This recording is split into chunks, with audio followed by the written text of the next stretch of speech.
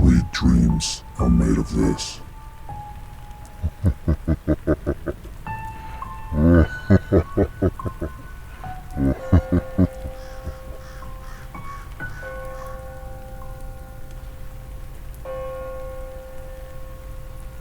So I was working at this hospital called Warren General in Warren, Pennsylvania, at about 90 minutes east of Erie, Pennsylvania.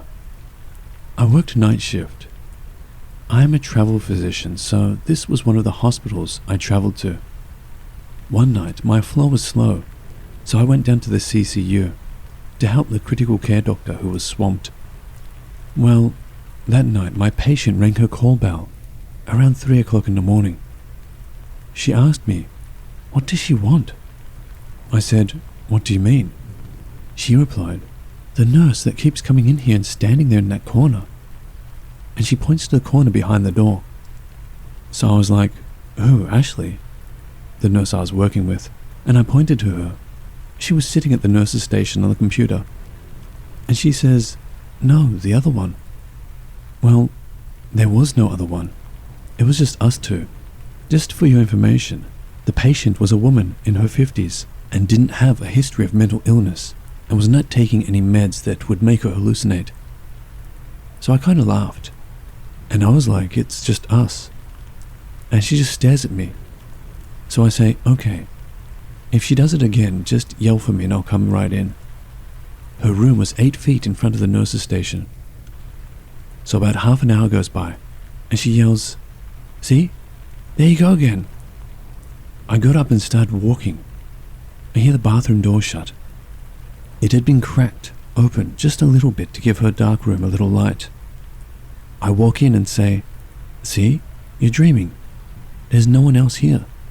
She says, "No, she went into the bathroom." So I open the door, lights still on, no one in there. Looking confused, I say, "What does she look like?" Because I thought someone was messing around. It's too dark to tell. I can tell it's a woman, but she's so dark I can't really make her face out. So when she says that, I get a little weirded out. But the night ends and I forget about it. 3 months go by. I get pulled back down to the same unit. I have the same room as before. This time, a man in his early 60s is the patient. Nice guy, alert and oriented, and very polite. Night is going good. It's around 3 a.m. and his call light goes off, which means he needs something. So I walk in and he says to me, "You are my nurse, right?" And I nod my head yes. And he says, "Well, why does that lady keep coming in here and standing in the corner? What is she doing?" I almost shit myself instantly. This was 3 months later. Same room, same thing. I said to him, "Honestly, I think it's a ghost, sir." And he laughs, and I say, "You're not the first one to say that." I started telling everyone about it, and then I find out that the entire second floor has a nurse that's seen every once in a while. I guess in the 1990s, a nurse who worked up there committed suicide. She shot herself in the second floor bathroom. She was just stressed out.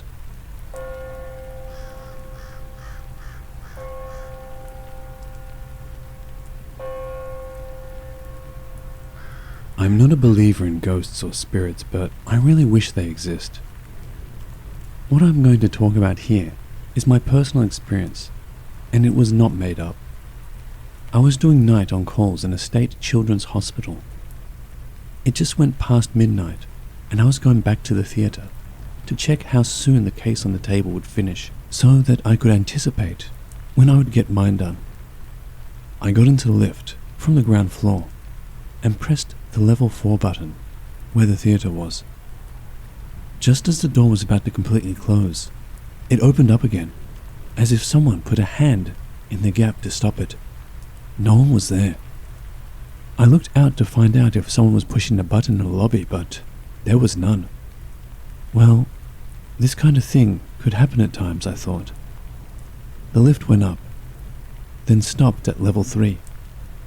But nobody pressed the button for that level. No one walked in. The door closed again, and the lift brought me up to level 4. I got out and felt it was quite a weird experience. Then this came to my mind. It could be a ghost of a child who was lingering in the hospital, who just shared the lift with me. Or just a malfunction of the lift on that night. Whichever you choose to believe.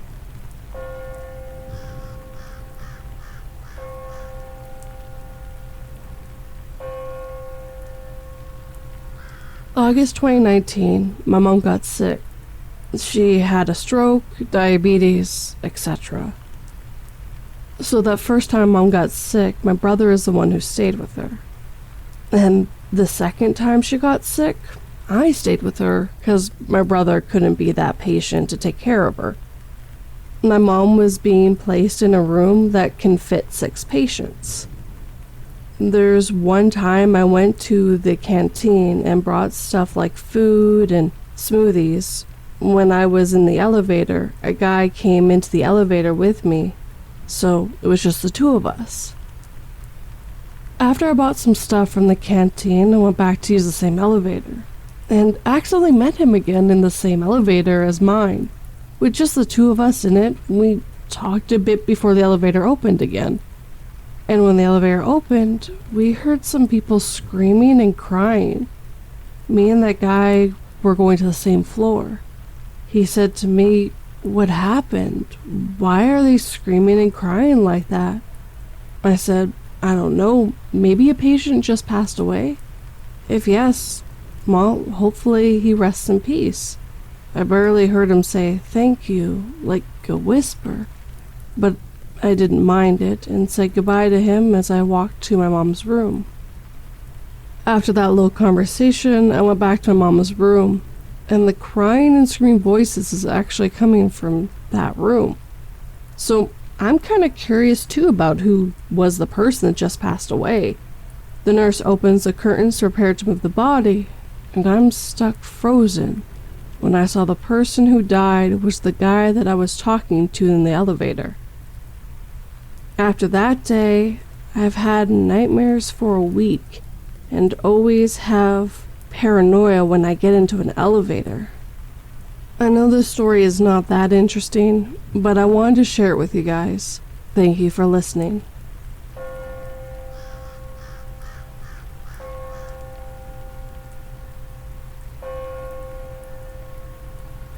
For some background, I've been a behavioral health nurse for about 12 years, and my first job was at a freestanding mental health facility in the south. This facility is pretty uniquely constructed, as it was originally a plantation owned by a wealthy Irishman who emigrated here sometime in the 1700s.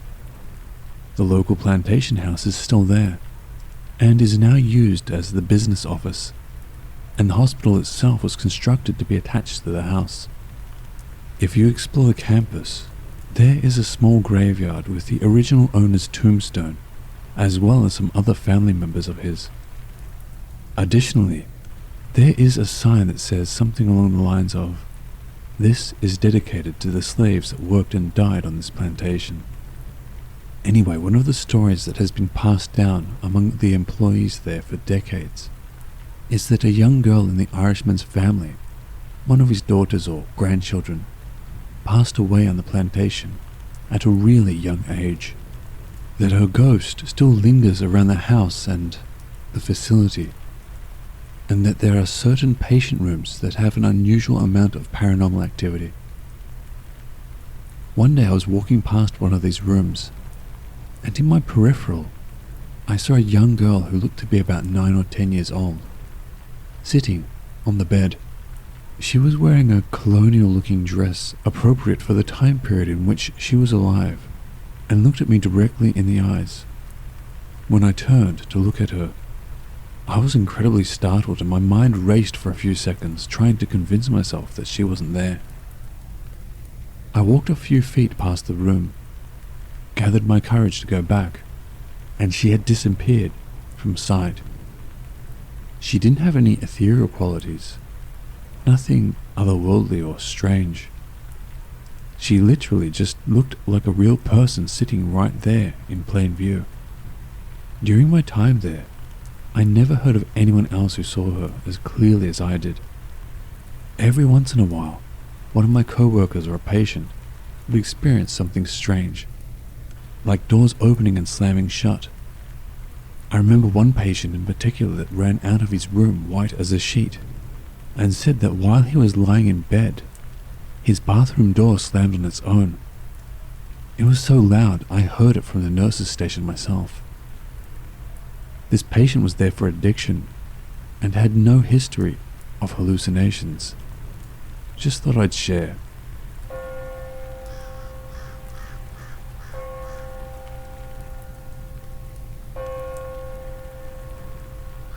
So, I've worked as a security officer for going on 4 years now in this hospital. It's a very old hospital, and only the ER is open 24/7. The rest of the hospital closes at 1900 hours. I've had several things happen that I simply cannot explain, but since I'm a skeptic, I always try to rationalize things. I've got several EVPs as well as have video, but don't want to self-promote, so let me know if I can safely post it. These are my true experiences and not fabricated. These are in no specific order. First story. Was coming out of my office when I spotted someone in all black at the very end of the hall. It was far enough away that I couldn't make out details. Just a black human-shaped thing. I laid eyes on it for just a second or two when it darted into a doorway, like really fast. I ran towards it and the doorway was empty and the door was locked. The only way in is with a key, and I was the only one in that part of the hospital that night. I of course went into the office, but no one was inside. Second story. One night, at around 200 hours, I was sitting at my desk in the security office. The office has a closet within arm's reach of where I'm sitting. Out of nowhere, there was two very loud and very distinct bangs on the closet door that sounded like it was coming from the other side. It was so distinct that I actually remember the noise coming from the upper right-hand part of the door. It nearly gave me a heart attack, and after I fell out of my chair, I opened the closet door and found nothing inside that could have fallen or hit the door. Just some old office supplies on a shelf. Still perplexed by this one the most. Third story. I was getting off the elevator on the 3rd floor of the hospital when I heard faint noises come from down one of the hallways. I followed the noise and it got louder. Turns out it was the last room down this hallway. The TV was on and set to max volume. This is an empty floor that is not being used during the day or night, so no one should be up here at any period of time. I turned down the volume on the TV and then switched it off. 2 hours later, when doing a round, the TV was on again and sent back to max volume. I repeated the routine and left. On my last round at 400 hours, I found the TV on and maxed out again. This time, I just unplugged it. Fourth story. During my night shifts, when making rounds, I would routinely get the feeling as if I'm being followed or watched. After looking into EVPs on YouTube, I decided to start recording during my rounds when that anxiety feeling hits me. I have caught both male and female voices on these videos. I can post a link or DM you if you want.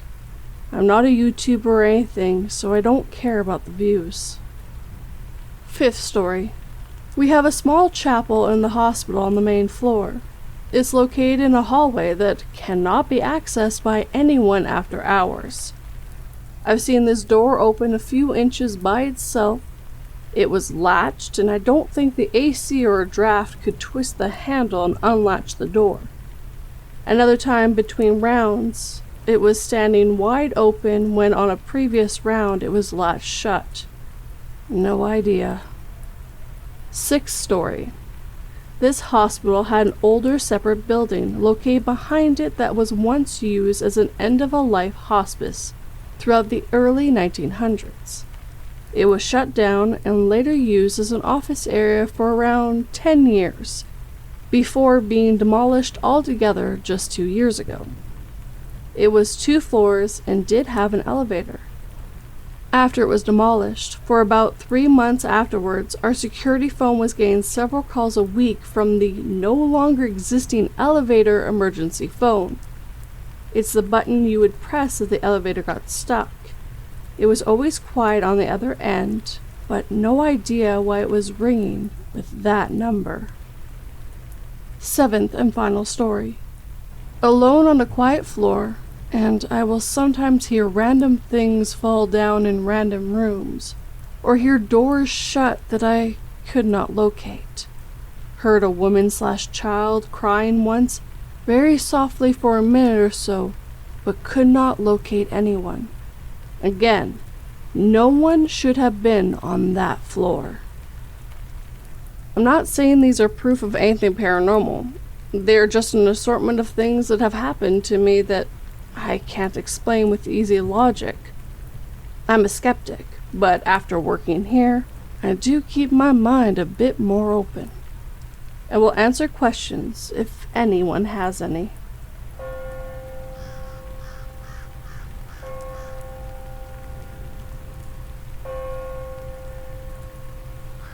When I was admitted to Tan Tok Seng Hospital for appendicitis, I recalled a horrifying tale told by one of the Indian Amma who always came into the ward I was admitted to clean the area. Due to boredom for staying in the hospital, I befriended her, and she told me the incident that she'd encountered at the old Tan Tok Seng Hospital, which she used to work at before. The old Tan Tok Seng Hospital, as we knew it, used to be creepy, with lots of big trees. The lights were very dim and the pathway was rather spooky, unlike now. It was at that night when the Amma was pushing a trolley along the sheltered pathway in the building premises. On the left side of the pathway stood a number of big and tall trees. The sheltered pathway itself was dimly lit, making the whole place look totally eerie. It was at this moment the Amma suddenly caught something moving about among the trees. The movement indicates that someone or something was running from one tree to another at top speed in a funny and strange running motion. The Amma thoughtlessly stopped and tried to focus her eyes on the area by staring at it. Finally, she caught a glimpse of the shape. The figure looked like a man, and he seemed to be holding a fan similar to one that people use to fan a satay. But the strange thing was, he had incredibly long legs, 2 times the length of normal human legs, and the creature was playing peekaboo with the Amma. It was so disturbing that the Amma left her trolley there and ran away from that place. She asked someone to collect the trolley later on. The Amma related the incident to a security guard, and the guard explained to her that it was probably a hantu gala, or pole ghost. I'm not sure if it meant any harm or not.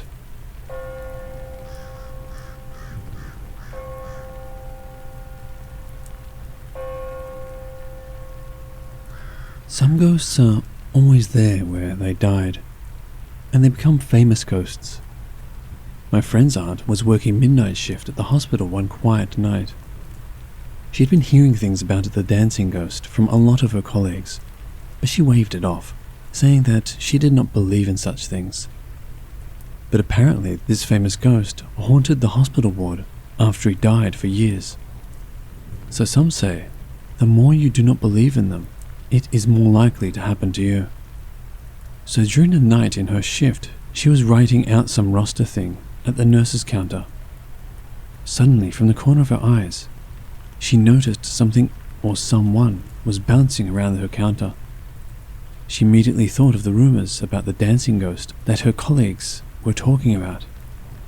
She was rather scared but decided to look up, thinking that perhaps it's just her imagination.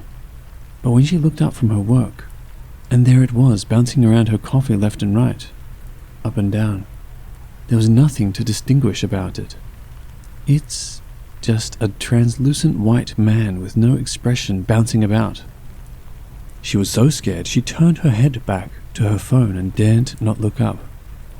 Then, the thing stopped bouncing and merely stood at the corner, just staring at her for the longest time. She was literally frozen in fear, that she kept her head bowed from 2 a.m. to 6 a.m. After then, she dared to lift her head back up, since it was already daybreak. The thing has left and she finally believes.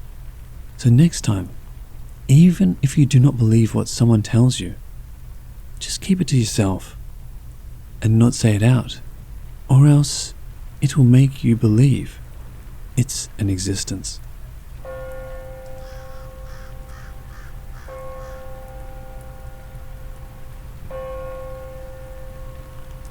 I recently moved to South Dakota for work, and last week my co-workers and I decided to drive down to Badlands National Park in an attempt to catch the Aurora Borealis. It didn't end up showing up, unfortunately. We arrived around 8 p.m. and stayed until 1 a.m., so it was pitch black the entire time we were there. Everything was fine until 4 of us decided to take one of our cars to look at a herd of bison that usually hung out several miles down the road. We didn't end up finding any, save for a couple of stray bulls, but that's besides the point. We ended up turning around to rejoin the others, and on the way back we saw something strange. Well, more accurately, everyone else but me saw it. This is a recurring theme, and part of the reason I hesitated to share this story. However, while I cannot back it up myself, multiple people saw the same thing at different times, without discussing it with each other, and their reactions seemed genuine. As we sped over the hill, the other 3 people in the car with me started freaking out. They started asking each other whether anyone else saw what they saw, and verifying exactly what it was they spotted. They all agreed.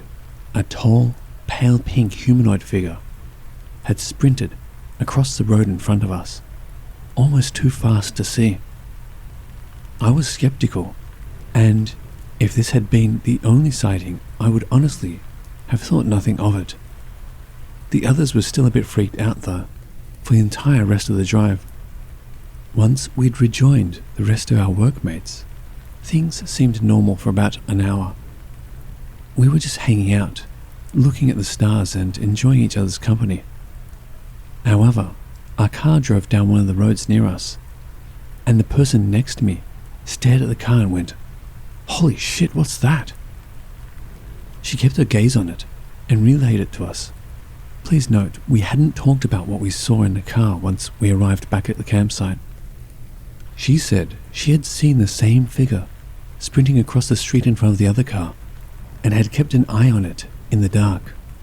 She also stated it had moved so fast it had travelled down the road in a mere few seconds. At this point, we were all thoroughly creeped out. The people who'd been in the car with me relayed our story about the figure that ran in front of our car. They agreed that they'd seen the same thing, and we all kept our eyes out for the rest of the time we were there. I do intend to head back there sometime, against my better instincts perhaps, to see if I can catch a glimpse of it myself. And I'll update this, if I ever end up doing so.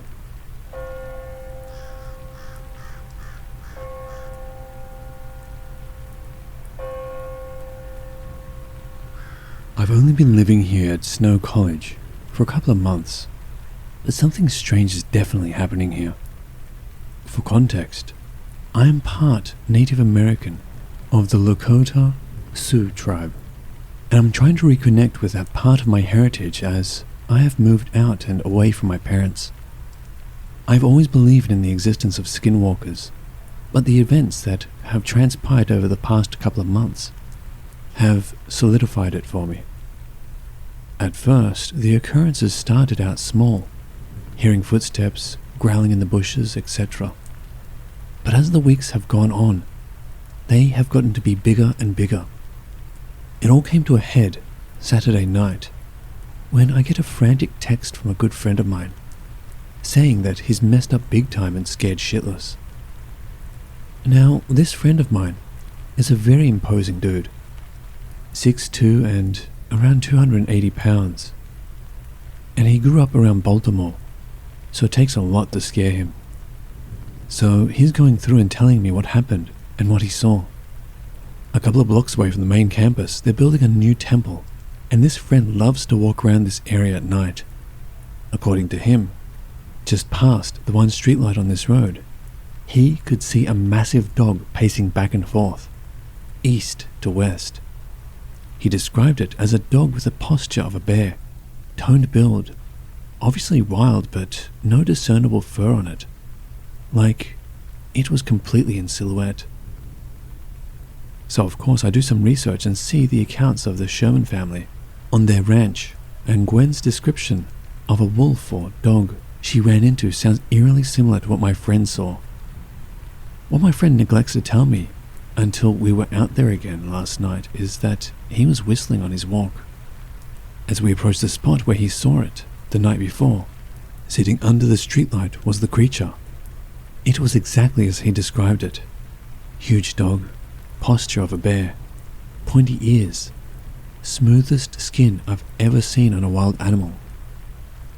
We're both rightfully spooked, so we head back towards campus.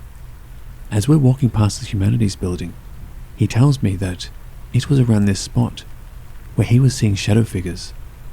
He described them as having distinct human forms and hearing what sounded like a huge animal running at him. He came across a bald eagle feather in the middle of the sidewalk. There haven't been any bald eagle sightings in Ephraim, from what I know. We hung out on campus for a while after our encounter by the temple grounds, and we were both able to come to the conclusion that there was almost like a line across campus, that the sightings would stop. Against my better judgment, I'm planning on going out there again, later tonight, to see if I could maybe get any pictures of this thing for concrete evidence that we both saw something, and that it wasn't just our nerves getting to us.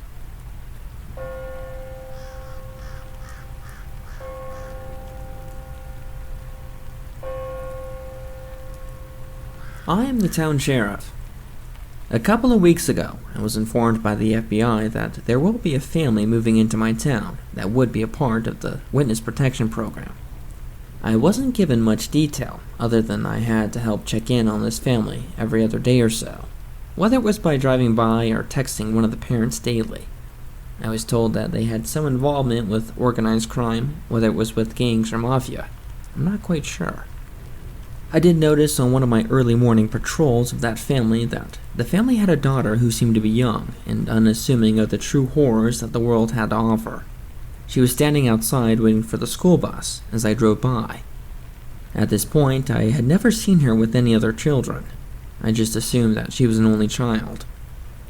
The family was assigned to live on the more outskirts part of the town that nestled up to a thick forest that ended our town boundaries. Having grown up in this town, I had heard stories of some ancient evil living in those woods, but growing up I was always skeptical. I was friends with the game warden, and he told me other than the occasional stray pack of wolves or the drugged out homeless people that would sometimes live out there was nothing really to be afraid of. However, it did make the housing costs for those looking to buy near the forest much cheaper. Every town has that one story that never seems to die.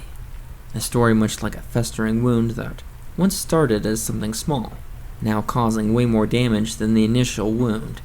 A story to cause all nearby locals to reconsider entering the woods, especially at night. In the late 70s, there was that one incident in the forest that resulted in a mass killing of cult members. I was only a child at the time, but my uncle, who was on the force, told my dad. My father ended up telling me that about 13 people were eaten alive that were tied to trees out in those woods. At least that's what he told me one night late around a campfire. Ever since then, the people in the town claim to hear screams coming from the woods at night, or even hearing their names being called. Apparently, if you follow the voices, then something is supposed to come and get you, but that's something I never did believe. Nonetheless, all the statements were something I could never verify nor confirm for myself. They were all secondhand stories that I've heard from other people. Seeing how the witness protection family had no idea about the dark history, it always seemed wrong that I couldn't technically inform them of what they were living next to. However, thankfully for them, they were taking the identity of corn farmers, and had a good bit of cornfields as a buffer between them and the forest. They weren't actually farmers, so they would have no business being out in those fields anyways. For whatever reason, the family seemed to be rather important to the FBI. I was given access to their security system that linked into my phone. It was supposed to be faster than calling 911. One day, seemingly out of the blue, the father of the family came by the station to inform me that he and his wife will be leaving town for the weekend, and wanted me to keep an eye on his daughter. Seeing how he was genuinely concerned, I informed him that I was already keeping a soft patrol on his family, but I could definitely beef things up for him since that there will be no parents at the house. I think it was out of my place to ask, but I did it anyways. Have you or your family had any issues living near those woods? I know the cornfields are much closer, but do you ever hear anything at night? The father looked surprised, and he told me that he and his wife hadn't really noticed anything. And his daughter, well, she was deaf. I don't know if you know this, but the folklore of this town is that there's something in those woods next to those cornfields. They try to call out to people. If you listen to the voices, then something is supposed to come and get you. The father gave me a light and wide smile. I could tell he thought less of me for believing in something as crazy as a creature calling out to you, but that was something everyone in this town believed. I just thought to get him on the same page. Well, what kind of creature is it supposed to be? He asked, almost mockingly. I shook my head and pulled out a pad and pen and wrote down the word, seeing that I didn't want to say it out loud. He read it and laughed even more. Really? Okay, well, I guess I won't say it out loud then. I think the look on my face convinced him that there must have been something terrible to have happened for me not wanting to say this simple word. We chatted for a few more minutes and he left. This simple conversation nearly evaporated as I went throughout my day of normal policing. One of my deputies got very sick that week and had to call out. I had to cover his area and totally forgot to assign someone to watch over the witness protection family. I didn't realize the blunder I made until it was too late. It was nighttime and I got a strange notification on my cell phone which I'd never gotten before. It was as if someone was calling me, but when I looked down at my phone, my entire screen was red. It showed an address which I immediately knew to be the witness protection family. The security system had automatically called the father who I'd spoken to only a few days prior. He answered immediately and seemed to have gotten the same notification I did. He sounded panicked. I told him that his daughter needed to immediately hide until we got there, but as I said this, he told me that he could see on his cell phone that there was already someone inside the house. I told him to call his daughter and to tell her to run into the field next to the forest. If it was a local intruder, they would know better than to follow her so close to the forest that late at night. If it wasn't a local, then let's just hope that the cornfield provides enough cover until I get there. He agreed and hung up the phone and I sped off to their address. I was the second to the scene since their distant neighbor, who was asked by their parents to stop by, was already there. The front door was broken down and the living room area looked to be trashed with muddy footprints all over. I assumed those to be the intruders. The boot print trail led almost immediately to what looked like the girls' room. The window to the room was wide open.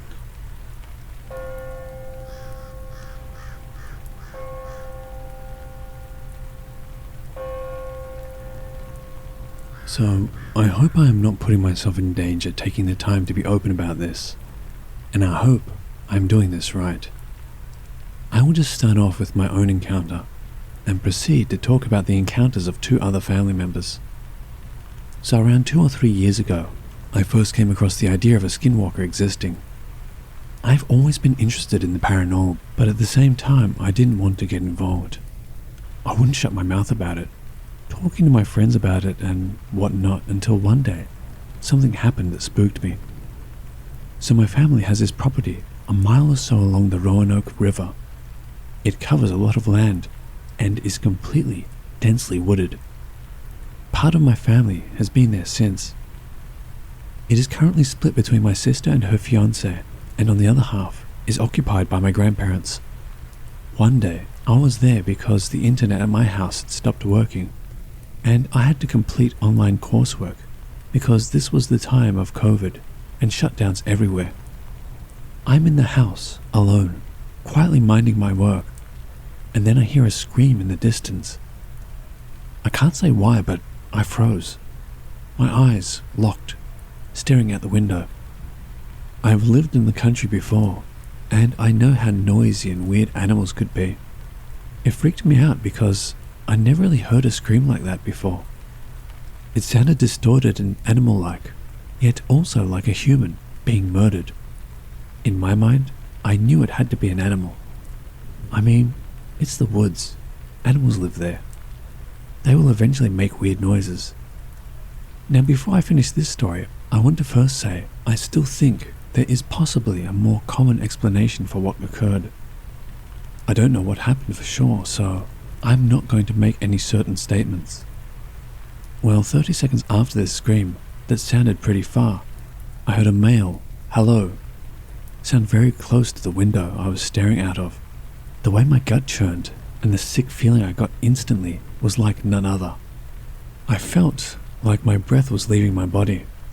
It was the tone of this hello. It was as if a friend was excited to see me, but I saw no one out there. My mind was just racing and telling me to get out. Likely chance of it being an actual person murdering people or something. I just need to get out of here and leave, so I did. I called up my family who were away at the time and told them what happened, explaining how they have either someone trespassing or something really weird is going on.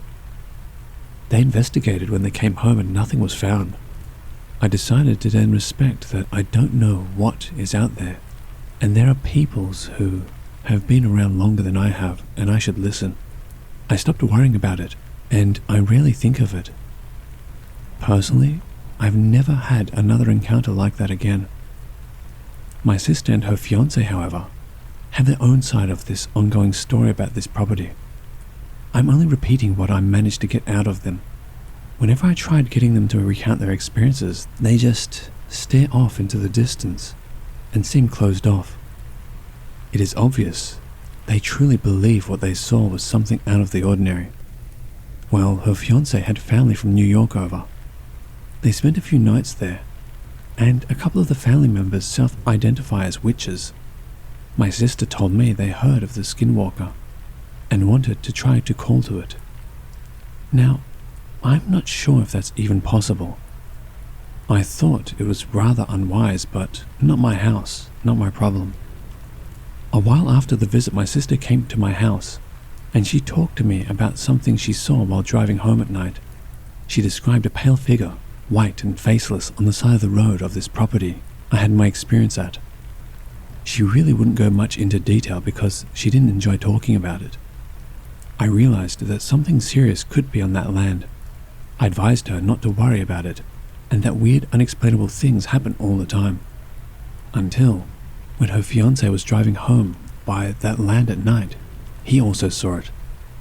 He went into more detail and described it as a faceless, white, bright humanoid. It sort of crawled in a skipping fashion and didn't stop, straight across the road in front of the car. I opened up about this to someone who runs a museum for all things paranormal in a nearby area. She advised me to get into contact with someone who may know a Native American spiritual leader. The only person I know, though, was my late grandfather, so that is a dead end. I personally allowed myself to be at peace, though. I've been ignoring it and refusing to dwell on it until writing this post, and nothing has bothered me. I'm going tonight to stay at that house again. What makes it even creepier is that, especially when it's cold, we hear coyotes howling all the time out there, and it sort of became a peaceful thing knowing that nature is as it should be. But when the sun goes down and those woods are quiet, I can't help but imagine what could be happening beyond what I can see. I would actually love to go camping one day and spend time outdoors, but something changed in me that makes me reluctant to leave the walls of the house when I'm there. I apologize for the length of this post, but I hope you find my confusion and terror entertaining. Any input on what you think these encounters could have been would be appreciated. I genuinely hope all you say is nothing, and that this is just paranoia. All I can really speak for is my own one encounter. I bet if I were present at the other two, I could divulge more detail. Again, thanks for any input on what could have happened. Still a little confused on this one.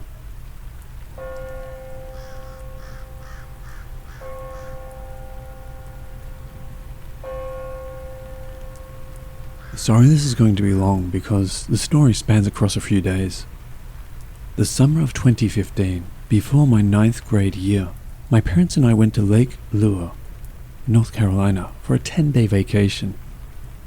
The day we got there, we went to a grocery store that was kinda in the middle of nowhere, surrounded by mountains. While my mum was buying groceries, my dad and I found a hiking trail on the other side of a parking lot and went on it. About a mile in, he got a call from my mum saying she needed help putting the food in the car, so we started heading back. I ran a little ways ahead over a hill and out of sight from my dad, coming across a tiny creek down off the side of the path. I went down to stick my hands in and watch the minnows while waiting for my dad to catch up, but soon I realized something was off. Everything was dead silent. The birds stopped chirping. The leaves in the trees stopped rustling. The creek wasn't babbling even though I could see the water splashing over stones with my own eyes. I couldn't hear my own breathing. I picked my head up, scanned the area and saw something, only about 15 feet away from me. I say something because I thought it was a cream-colored husky, but realized it was much bigger than any wolf-like dog I've ever seen. At the time, we had a German Shepherd, and whatever this was would have dwarfed her significantly. It was just standing there, looking directly at me, not moving or making any noise. I had not seen it when I went down to the creek. It's as though it had appeared out of nowhere. I don't know how long we stared at each other, but for whatever reason, to this day, I can't remember what its eyes looked like, and I was looking directly into them the entire time. An indeterminable amount of time passed, and then I finally heard something. My dad, still on the other side of the hill, calling out to make sure I was there. The thing's ears twitched in his direction, and then it just kind of huffed, turned away and took off, disappearing behind a ridge in 3 leaps. I was stunned. My dad approached me, asking what I was doing, and I told him, I think someone's dog is loose out here. He said there was no one else out here, so it might have been a stray. What did it look like? I described its appearance as best I could. Cream-colored, pointy ears, dense coat, fluffy tail, much bigger than our dog Maggie. The eyes, of course, I could not recall. He said it sounded like it resembled a husky, but was closer in size to a wolf. The only problem was, wolves are rarely solitary, and he was pretty sure there weren't any in our current location. Perplexed, we went on to help my mother with the groceries, and continued the drive to the little log cabin Airbnb we were staying in, having to chalk up the encounter as just weird. A few days later, my parents were going out to dinner, and I, being 14, stayed behind at the cabin to watch anime and get away from them. It was a shotgun-style cabin, meaning you could come in through the front door, take 10 strides straight ahead, and exit through the back door. Upon entering, you were in a combined living room and kitchenette, with the bedroom I was sleeping in to the left of the front door, and the master bedroom and bathroom to the right. It was a raised cabin, with stairs on the side by my bedroom leading up to the front porch that spanned the entire front of the house, ending on the right side with a railing It also happened to be literally on the side of a mountain. The driveway was at an incline where you always had to put the emergency brake on whenever you parked. As they were heading out, I was sitting on the couch that was against the front wall of the house, the front door to my right, and a giant long window behind me that looked out onto the porch. The back door was ahead of me, slightly to the right, just outside of the kitchenette area. If it hadn't been in my line of sight, I wouldn't have realized it was left unlocked. And I noticed that while they were backing down the driveway, so of course, being a paranoid 14-year-old, really into creepypasta and top 5 ghost videos to make you piss yourself, I immediately got up and locked it. I then double-checked the other door and all windows, closing all the curtains over every window in the process as well. A few hours passed with not much happening, which was relieving for me, since at this time I didn't have a phone, laptop, tablet, nothing to communicate with people, except for the landline in the cabin, and nothing but knives in the kitchenette to defend myself. But it was short-lived. That relief was soon replaced by unimaginable fear, as I heard rapid footsteps directly behind me, outside on the porch. They raced past me and stopped at the front door. Whatever or whoever it was sounded as if they were on all fours. It was quiet for a few seconds, and then the scratching began. It sounded exactly like when my dog Maggie wanted to be let back inside after we let her out to do her business. I found myself wanting to turn around and peek out the front window, or even go to the door, thinking maybe it was a neighbor's dog or a cute little raccoon. But for some reason, I simply could not move. And that was possibly the best decision my body made for me, as I looked to my right and I saw the handle on the front door slowly moving up and down, as if someone was testing it to see if it was unlocked.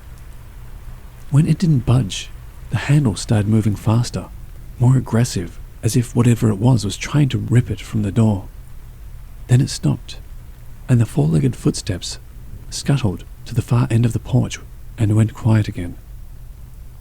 I sat there with the TV paused, not breathing, just listening, when maybe a minute passed, and 10 strides ahead of me on the back door.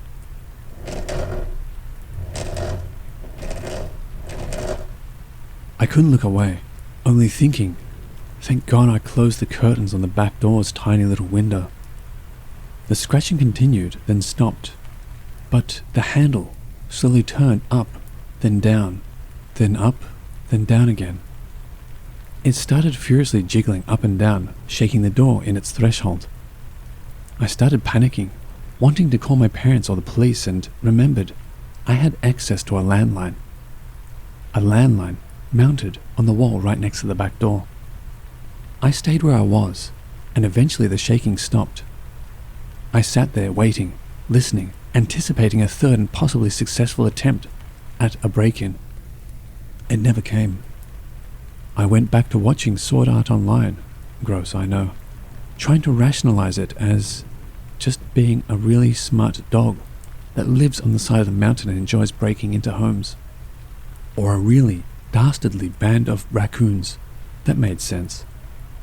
By the time my parents got home, I had just about convinced myself that I was crazy and making the whole thing up, when my dad pointed out scuff marks low on the outer side of the front door.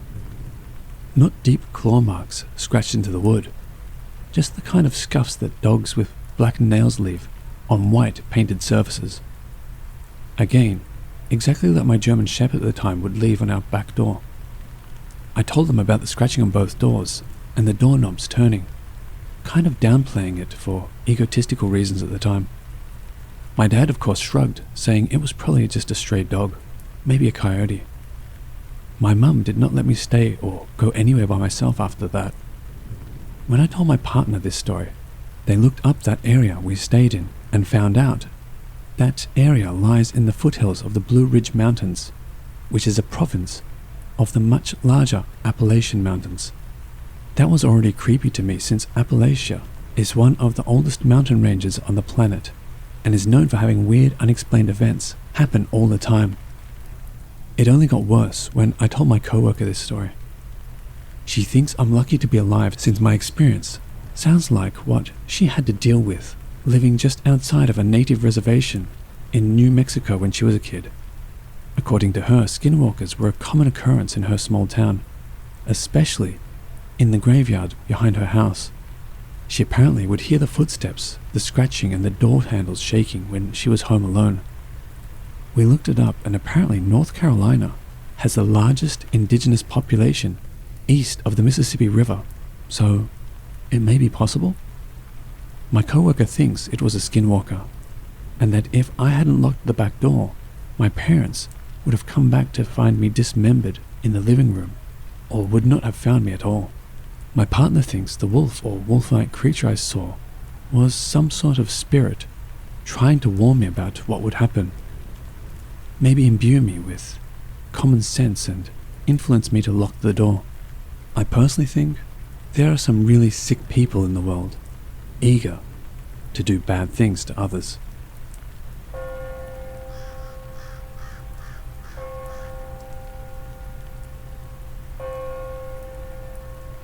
Typically, when you go through something so traumatic and horrifying, your mind has a way to block those events to keep you from further suffering.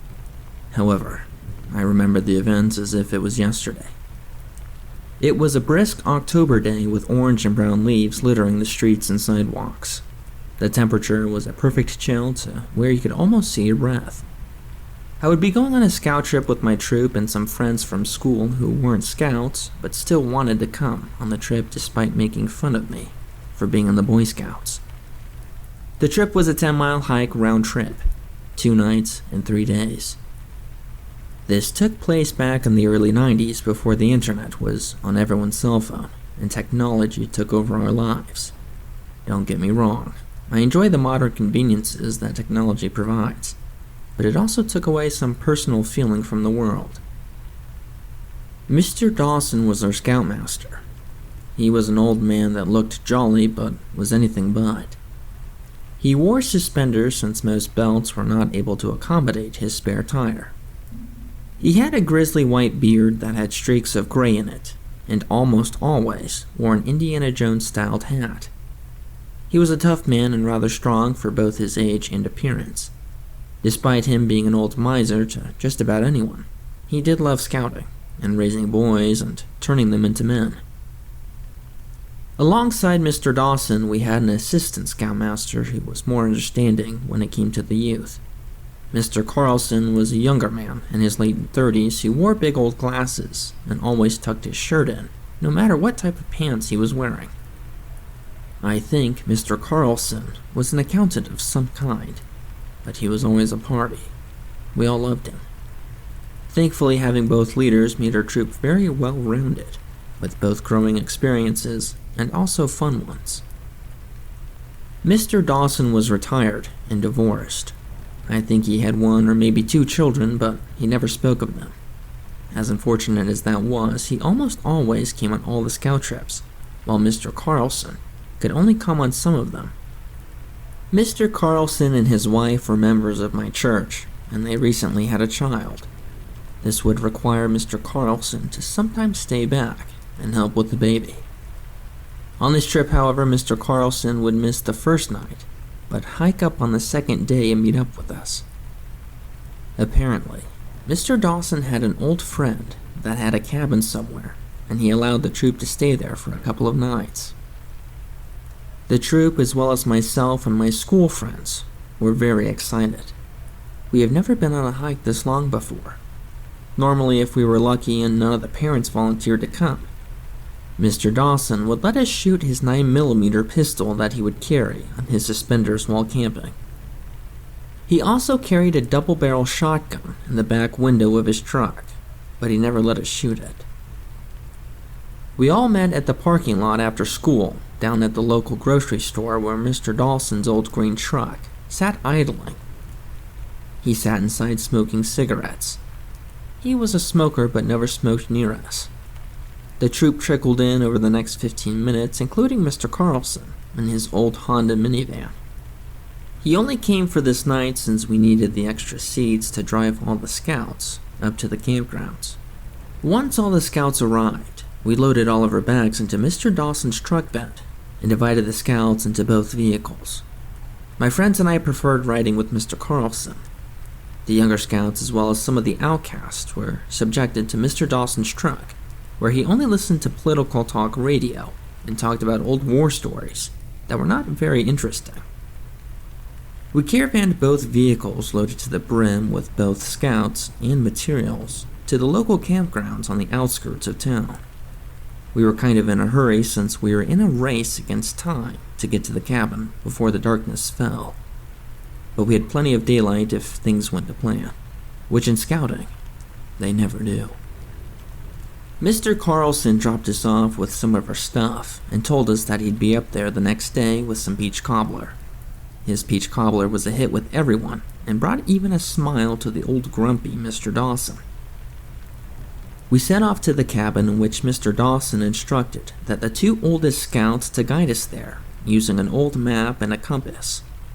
Mr. Dawson led up the rear to make sure that none of the scouts didn't venture off the path or fall behind. The thing about Mr. Dawson is that he knew the way to the cabin. He had been there multiple times, in fact, but he wanted to give the scouts an opportunity to earn the orientation merit badge. For him to do that, he was not going to interfere unless it was getting too late or someone was hurt. Unfortunately, we had plenty of time before the sun was going to set, and the two scouts leading us were not geographically inclined. The two scouts began leading us, and the rest did not contribute anything constructive in terms of directions, but we did liven the spirits with talks of sports and jokes. Mr. Dawson remained quiet. The path at first was clearly laid out and had signs for the first bit, but the further we went into the dense forest, the more things began to blend in. We finally came to a fork in the path. There was no sign signaling which way was north, which is where the cabin was. The two scouts tried using the compass, but both paths seemed to be going either northwest or northeast. After 2 minutes of exchanging the map between the two scouts, one of them spoke up and asked Mr. Dawson for a hint. He shrugged and chuckled. "I'm not the one getting the merit badge. If you want it, you gotta get us to the cabin before it gets dark," he said in his old southern accent. The scouts ahead of us eventually picked the path to the right. We continued hiking, but this time we were less sure of where we were going. Our packs began to feel heavy, and despite the cool air, I for one was beginning to sweat. It was around this time that the noise in the forest began to have a strange eeriness to it. The birds that were still out this time of year didn't seem to favor this part of the forest. My anxiety was climbing, more so from being lost rather than the change in environment that we were now entering. The path began to take a significant incline as we ventured further in. It was at this moment that we all began to hear a very strange sound. It was distant but familiar. My mind immediately jumped to the worst-case scenario. It sounded like someone crying out in the woods. The scouts and even the leader began to slow down as we didn't know what to do. The closer we got, the more we realized that this crying was coming off the path and into the woods. We could see not too far off that there was an old decaying cabin that seemed to be the source of the noise. Normally, most people would ignore this and continue on. Too many red flags. However, this was different. We were Boy Scouts, and we were supposed to help people. The cabin was the biggest concern.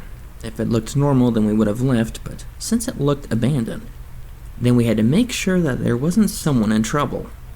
At this point, Mr. Dawson got involved. "I'm gonna take 4 scouts and we're gonna go investigate. The rest of you scouts stay here so we don't lose the path." We all agreed, and he picked me and 3 other scouts to come with him. The cabin was covered in moss and the wood looked old and twisted. The frame itself was slanted and looked unsafe to enter. The sound was more clear and it sounded like an infant crying. Mr. Dawson did something that I'd never seen him do before. He unholstered his pistol and walked around the cabin perimeter, calling out to anyone inside. No one answered and the crying continued. He went into the cabin and we followed. It didn't take us long to find the source of the noise, and to our shock, we realized that it was coming from an old radio that wasn't plugged in. One of the scouts turned off the radio and asked, "How is this possible?" Mr. Dawson looked around with a look of attentiveness. "We need to leave," he said. Right then the radio came on again, but this time it wasn't the crying sound. It played this eerie tune that I'd never heard before. The sound was unlike the crying, was distorted and warped, much like the rest of the cabin. We tried turning it off, but we had no luck, so we just left. When we got back to the trail, we were questioned by the other scouts and asked what was going on, if there was a baby down there. We told them that it was just this old creepy radio that we couldn't turn off. As creepy as it was, none of us really paid it any mind, especially since the one camping trip where an old woman was tweaking on drugs out in the woods, and we had to get the police involved. That creepy music kept playing, and Mr. Dawson took us back down to the fork in the path and led us up the correct way to the cabin. The hike took a bit longer than we anticipated, but thankfully, the cabin was prepped for all of us, so all we had to do was unload our stuff and gather some firewood to start the dinner. The cabin was equipped with a fireplace stove, so we didn't have to build a fire circle and cook outside. This made us feel a false sense of security, especially after the incredibly odd situation that we had just encountered on the trail. It didn't take us long to gather all the firewood that we could possibly need for the trip, since there was a good number of us and we were all hungry. As we were gathering the firewood, the sun slowly began to creep behind the horizon, abandoning us to what horrors the night had to offer. We brought the firewood to the cabin, leaving most of it outside since it would have made a mess. Mr. Dawson was quick in starting the stove, and we were cooking in no time. The stove acted as a heat source for the cabin, which was nice, since the early autumn coolness was beginning to be more chilling in the evening. It took all of us a couple of minutes to be able to cook all of our food, due to the sheer amount of scouts and the limited size of the wood-burning stove.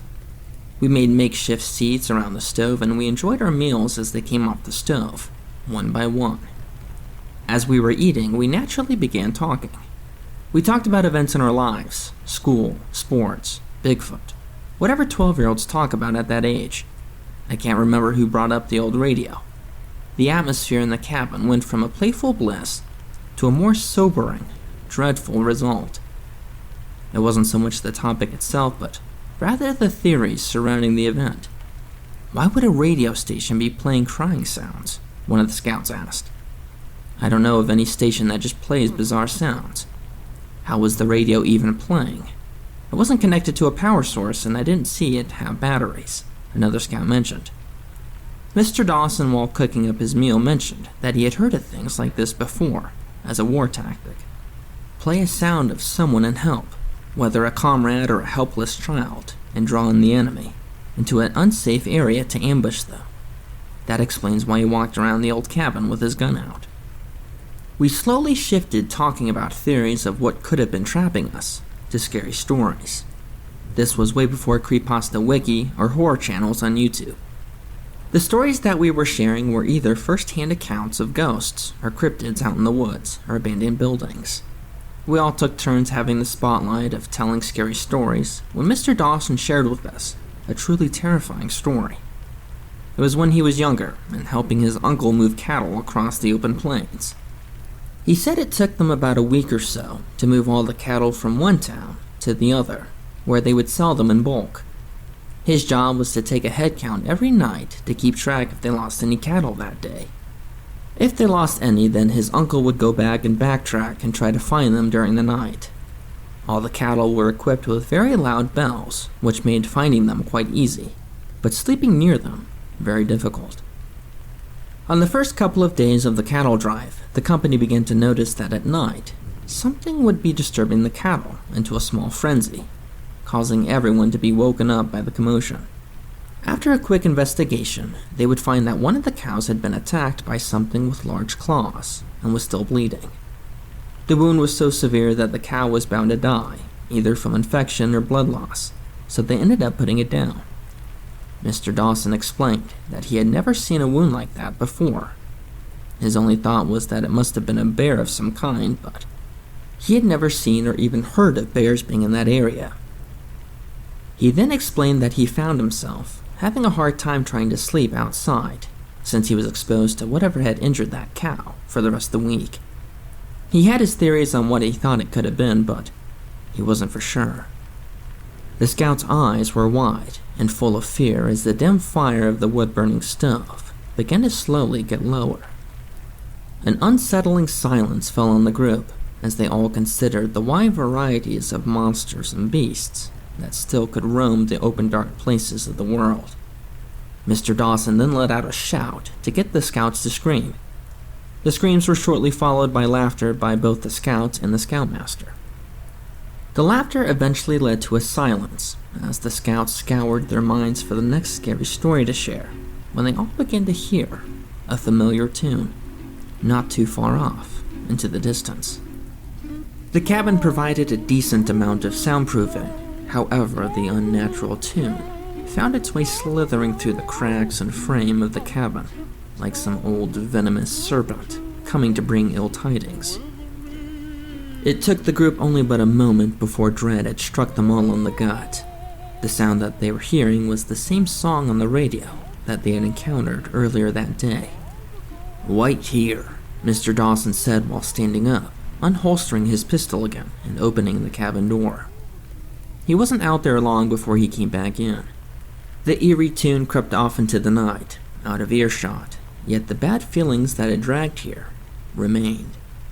All of our ears strained to hear more of the music, but it was gone. Out of earshot, yet the bad feelings that had dragged here remained. All of our ears strained to hear more of the music, but it was gone. At this point of the evening, we decided the best thing to do was to stock up on firewood, keep it near the stove, but most importantly, keep the cabin door closed. Mr. Dawson took the only available room to sleep in while the rest of the scouts spread out their sleeping bags around the dim but still warm wood-burning stove.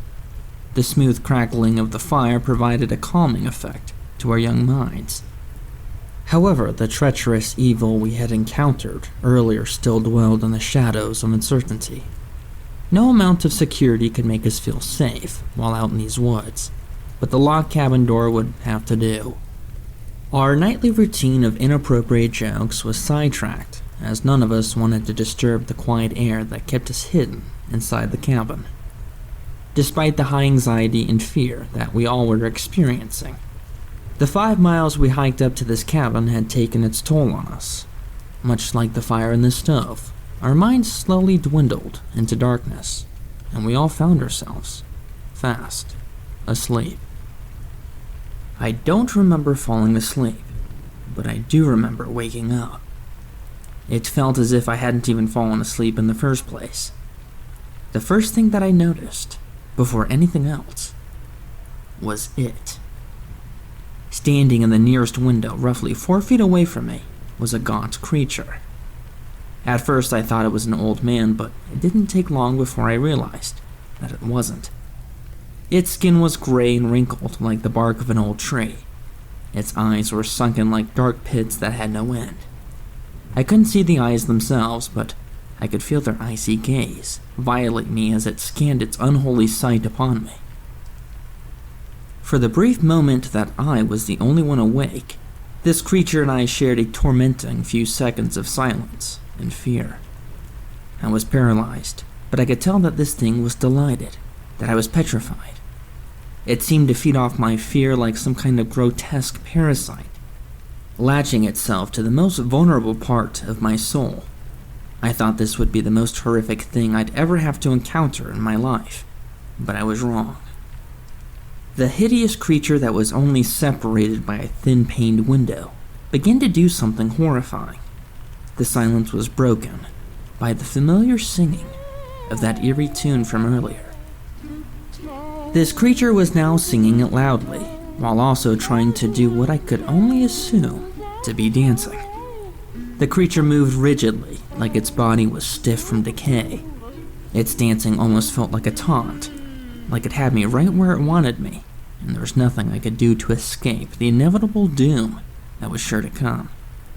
The singing caused me to break the trance of fear and allowed me to finally scream to alert everyone else. All the scouts slowly woke from their blissful dreams that granted them ignorance to the horrors that laid outside. It didn't take them long to see what I was screaming at, and they also followed in screams of terror. Mr. Dawson was a heavy sleeper. Even with the screams of the scouts and the creatures singing quite loudly, he lay tucked away in the other room. 2 of the scouts were brave enough to open the door to the other room and wake the old scoutmaster, to hopefully rid us of this terror. Once awake, the scoutmaster knew almost instantly what was going on. He hopped out of bed while only wearing his evening apparel, which consisted of some socks, old faded boxers, and a white t-shirt. He grabbed his pistol and made his way for the door. Our screams then turned to shouts and pleads to stay inside, but the old man was determined to do what he wanted. He unlocked the door, and before he opened it all the way, the creature stopped singing and rushed the door with an unnatural bolt of speed and fury that I'd never seen before. The door flung open, hitting poor Mr. Dawson right in the face, causing him to fall violently. The fall probably did more damage than the door, as he let out a loud huff of pain when he landed. His face streamed blood quite quickly, which soon began to run onto his t-shirt. Despite the door hitting him and having the wind knocked out of him, Mr. Dawson was able to sit upright and aim his pistol at the creature, whose figure now stood in the doorway. His aim, despite the blood obscuring his sight, was rather on the mark, as the gunshots briefly illuminated the cabin with flashes of orange light coming from the pistol. Chunks of the creature blew off, but the bullets didn't seem to faze the creature. The creature's quick burst of speed quickly closed the gap between itself and Mr. Dawson. The next thing we all knew, the creature's nails gripped into his head much like someone were to palm a basketball and lifted him off the ground. Mr. Dawson let out screams of pain as the creature then lifted the screaming scoutmaster, and then began slamming him down head first into the wooden floor. Mr. Dawson sustained 2 powerful hits before his screams were silenced. The creature continued until the floor began to break under the high force of slams. Once lifeless, the creature then dragged Mr. Dawson out of the cabin and off into the woods. All of the scouts were either screaming or crying. Our only leader, who was responsible for keeping us safe, had been viciously slammed into a pulp effortlessly, all right before our eyes. One of the older scouts jumped up and slammed the door shut while locking it. All the other scouts began to place furniture around the door to provide a barricade to our only line of defense of that creature. The hour was late in the night, but there was no chance that any of us were going to find sleep after this gruesome event that just unfolded in front of our innocent minds. It took the troop around a good 30 minutes before we began to calm down. It didn't dawn on us right then, but we eventually realized that our way back to town was a 5-mile hike in the very forest in which this creature lived. If we were to ever make it back out of here, we would eventually have to take the chance and hike back. An hour later, just when we thought things were going to be calm, we heard the same chilling tune off in the distance. Much like before, the creature was also dancing, except this time it began to twirl something. It had 2 items in each of its hands. The closer the creature got, the better we were able to see that the creature was twirling the arms of the scout leader that had been ripped off his body. The scouts began to scream again as the creature danced around the cabin. The creature wasn't trying to get inside the cabin. It was just taunting us again. The creature eventually threw the arms at the cabin, making a loud thud, and danced its way back into the woods. The sun eventually made its way back into our lives, as we spent the longest night of our lives waiting for the creature to come back to eat us. Once the sun came out, the creature had yet to make an appearance. The scouts began to theorize about the creature. Maybe it doesn't like light. Why does it sing that song? Is that a demon of some kind? These were the ideas that we all shared with one another. We finally came to the conclusion that the creature was a demon of some kind, from a dark place, and that it didn't like light. That's why we hadn't seen it since the sun came up. We finally came up with a plan to get out of here. We were going to split up into 2 groups and hike back. If the creature were to get one group, then the other would have a chance to get away. As we were getting our plans all figured out, we saw someone come out of the woodline. With the events of last night, we had all forgotten about Mr. Carlson coming up today. Mr. Carlson came walking towards the cabin while carrying all his stuff when another figure appeared behind him. Mr. Carlson was about 30 yards away from the cabin and was in the middle of us and the other figure in the woods. We all began to scream for him to run to us as we tried unblocking the door, for all the furniture was still there. To our surprise, the figure behind Mr. Carlson was Mr. Dawson. For a brief moment, we were all very confused to what we were seeing. Did Mr. Dawson survive the attack from the creature? Mr. Carlson stopped as he turned around to see Mr. Dawson standing in the woodline. Our shouts must have been muffled by the cabin as he seemed to ignore us and walk over to Mr. Dawson. Once we were able to get the cabin door unblocked, we were finally able to yell at Mr. Carlson to tell him to run to us. In response, Mr. Dawson began to dance and sing much like the creature we encountered earlier. This wasn't Mr. Dawson. It was the creature imitating him. We all left the cabin and sprinted to Mr. Carlson to pull him inside, but the creature began to transform back into that hideous form. Mr. Carlson watched in horror as Mr. Dawson transformed into the most terrifying beast he had ever seen. Like before, the creature grabbed the head of Mr. Carlson and dragged him off into the woods, as Mr. Carlson screamed for his life. Some of us took the opportunity to run back into the trail and hopefully make it back, while others ran back to the cabin. My fear overtook my body as my mind instinctively ran on the trail leading back into town. The 5 miles went by quickly as my adrenaline carried me most of the way back.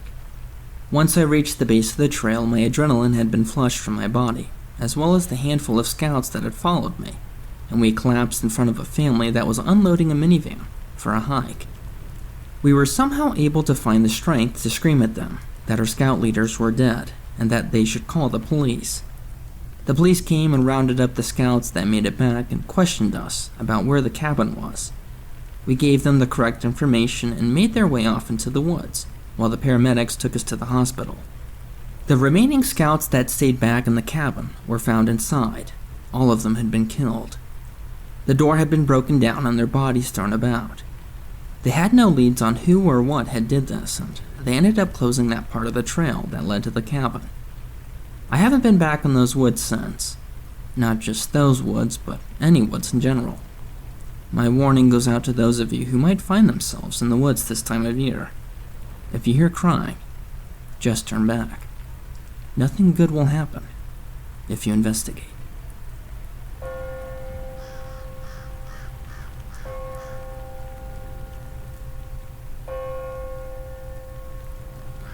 I come from the Philippines, and my province has an area called the Brookside Valley Border.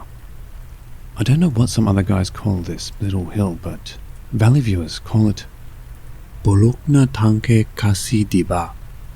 On top of this hill is this old, rusty, torn-up water tank with a lot of graffiti on it. On that hill is also a mango grove. They already built a concrete wall between the valley view and the Brookside. It sucks. I remember how my friends and I just come and go as we pleased back in the good old days. But anyways, here's what happened. When we were younger, we used to play with this boy who was a non-homeowner, or squatter. But as we grew older, we drifted apart and he went on to hang out with his junkie friends. Well, about 5 years ago, tragedy struck. We found out that this boy's body was found in Bulok na Tangke. And from what I heard, this boy suffered a great deal before he died. This boy was tortured to death. His ears and tongue were cut off. One of his eyes was hanging off of the socket. His murderers drilled holes in his inner thighs. Rumor has it that a fellow valley viewer did all this because he suspected him of stealing one of his goats. But it was so tragic. I felt bad for his family. My brother said that him and his friends were passing through BNT before they heard about his body being found, and his friends saw the blood-stained ground. Him and his friends then thought that it was the blood of some unfortunate dog. Little did they know that it was a spot where their childhood friend was murdered. Well, fast forward to 2000. I went back home last year to find a walled-up BNT. and with a new name, OL, overlooking. It has a pretty nice view. You have the Antipolo Hills to the east and the smog-ridden glittering lights of Manila to the west. One evening, my sister and her friends were hanging out at OL. All of them are from Valley View, except her friend Ral. He's from Antipolo. Well, according to my sister, Ral was so quiet most of the time they were up there. When they left, she asked him what's going on. Ral said that he was a bit of a psychic, and he said that while they were at OL, he kept seeing a guy in his teens staring at them from the tall grasses below them. He knows that this guy is not with the living anymore. He said, "Kawawa naman siya. Talagang nahirapan bago namatay. Poor him. He really struggled before he died." When my sister went home that evening, she told me about it, totally forgetting about the tragic incident that happened in their place years ago. So I said to her, "Diba dun pinatay si E? Is that where E was killed?" She got so scared when I reminded her about it. Ral never knew E. No one ever told Ral about him being murdered, his body being dumped over there. How sad, huh? E's earthbound spirit still restlessly roams the place. Sumalangi nawa ang iyong kaluluwa, E. May your soul go to heaven, E.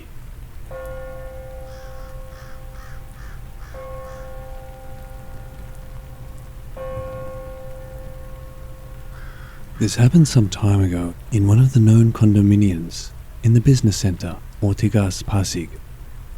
A year after I graduated from college, I was hired as an online English teacher of a Korean company.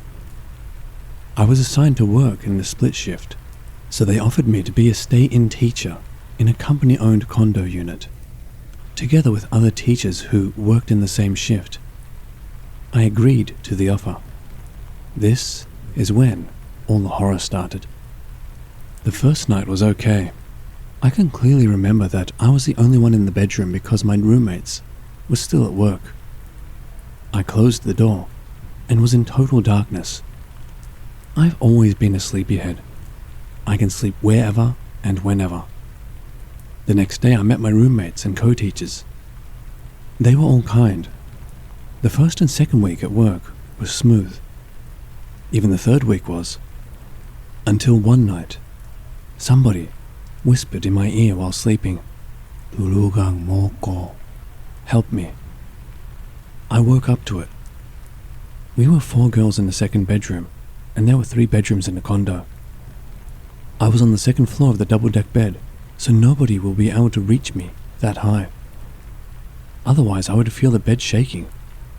I ignored this incident, but it had already been 4 nights and I still hear the same voice, disturbing my sleep. It was then that me and my co-teachers were having dinner in the condo. They talked about a kid whom one of my co-teachers would see from time to time. One of my co-teachers asked my other co-teacher, "Do you still hear the girl?" My other co-teacher said not anymore. That rang a bell, so I asked them what it was about. My co-teacher told her story about how she would hear a girl asking for help while she was sleeping. I couldn't believe how her story was similar to what I am experiencing. I told them that I've been hearing somebody whispering in my ears for the past few days.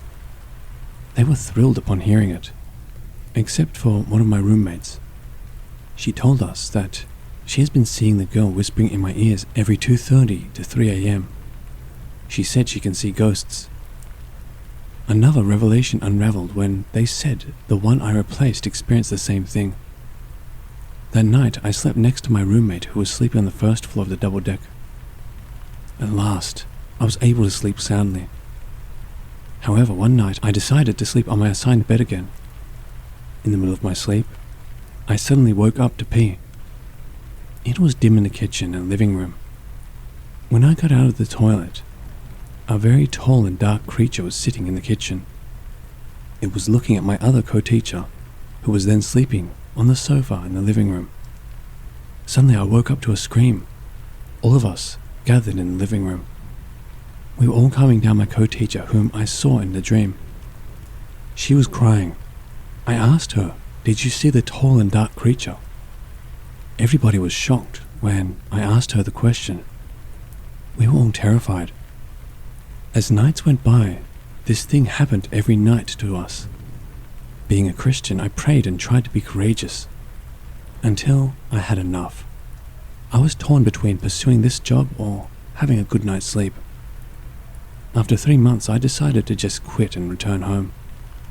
On my last day in the condominium, I told everyone that I will cook for them as a thank you and farewell.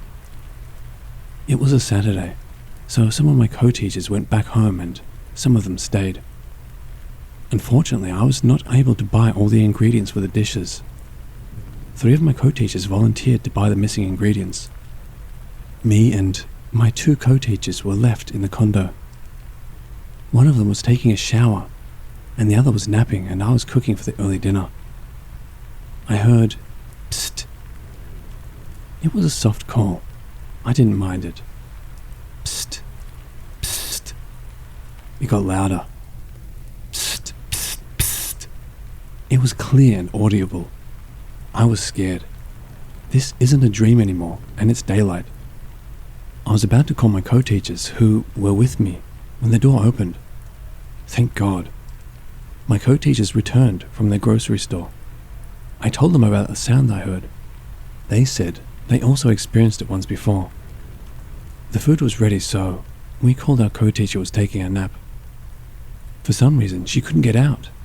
She got locked inside the room, which never happened before. Before 7 p.m., I left the condominium and didn't go back. The following week, I went back to the office to do some HR stuff. The HR asked me the real reason for my resignation. I told her everything. She said she could understand because it happened to her before, when she was still a teacher too. She advised me to never go back to the condominium as the entities might follow me. Up to now, I still do not know why these things happened to me and my co-teachers. Who these entities were and how the events connected to each other.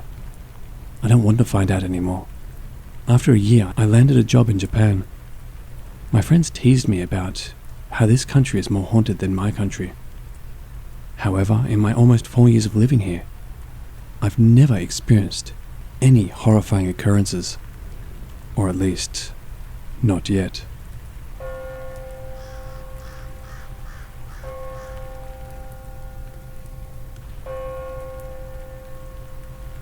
When I was a child, I used to see ghosts in our old apartment in Manila.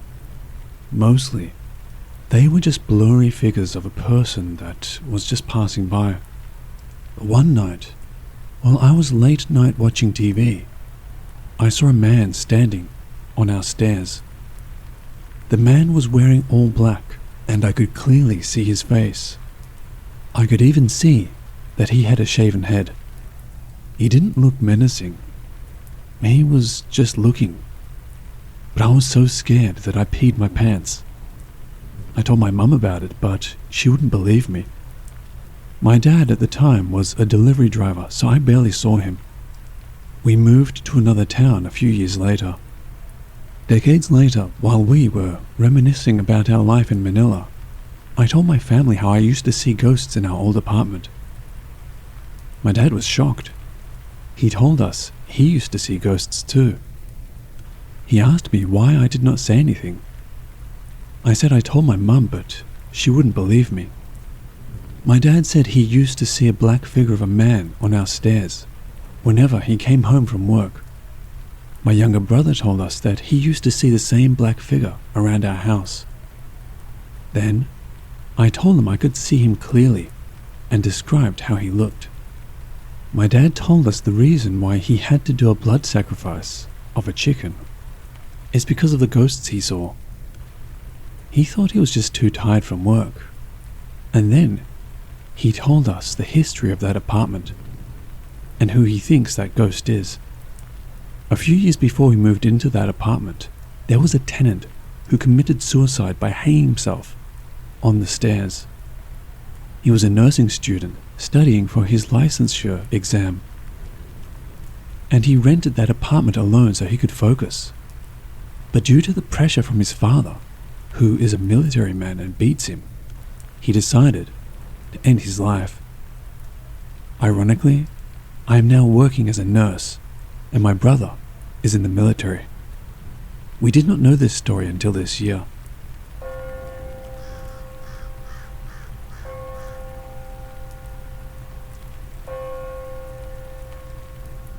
An aswang is a monster in Filipino mythology that preys on pregnant women. Unlike the grisly attacks usually shown in horror movies, however, these monsters apparently just prey on the life essence of the unborn baby until it dies and the mother miscarries. The scary part is that these monsters are also part human, meaning they could literally be anyone during the day. This happened in Metro Manila around 2011. My cousin told me the old man with the new neighbors asked me if you were pregnant. I was shocked. I never even told my family yet. I was 21 and worked nights in a call center. I never go outside when I'm home, and I was only a few weeks along, so I know I wasn't showing yet. How did this nosy old man know? The said neighbors were new in town, coming from one of the more popular provinces in the Philippines, where witchcraft and aswangs are still the norm. They were friendly enough though, so no one really had anything bad to say about them, other than the nasty rumor that they know about aswang. When I was about 8 months along, I was watching late night TV with my brother at around 2 a.m. Something big landed on our tin roof, strong enough to rattle the windows. My brother and I looked at each other with wide eyes as we listened to the footsteps. Yes, footsteps. Stop right on top of us. I was never a prayerful person, but at that moment I called on gods and saints and angels to protect my baby. Then I remembered my grandmother's story about how she escaped an aswang attack by placing a pillow between her legs to mask the baby's scent. So I did just that. We had no idea how long we waited. Seconds, minutes. But we heard another jump and then silence. Until this day, I was glad that my brother was with me to vouch for me. I still can't believe it happened, and it happened to me. Then I remembered the nosy old man. Could it have been him? Just something weird and mysterious, I suppose.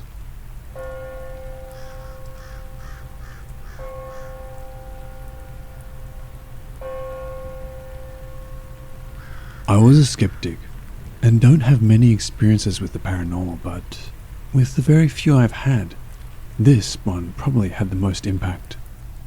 Back in college, I used to volunteer for a college group that organized regular recollection retreat weekends for college students. I live in the Philippines, which is primarily a Catholic country, so this was a normal thing. One of our usual venues was an old dormitory in one of our most prestigious universities in the Philippines. It's popular not only for the education they offer, but also due to their rich history. They've been around since the 1860s and have also played a part during World War II. The dormitory we used was quite small, just enough to make it easy for everyone to move around during the activities. It was a 2-story rectangular-shaped building. The first floor had the dining area and the kitchen. Most of the major activities were held on the second floor since it had both the conference room and the small chapel. These rooms were on opposite sides of a long hallway, while the bedrooms and comfort rooms were spread across the hall. There was one activity that was performed during the late hours of the night. All the lights were turned off, and the whole venue was only lit up with candles. The activity involved multiple stations for each participant to go around to. The final station of the activity would be the small chapel on the second floor. Each participant was to be accompanied by one volunteer so they can assist them in moving around the dark. But only participants were allowed inside the stations, while the volunteers would wait outside. It was already way past midnight, and we were on the last rounds of the activity. Most participants had already reached the final station. Also, almost all the volunteers were waiting in one place.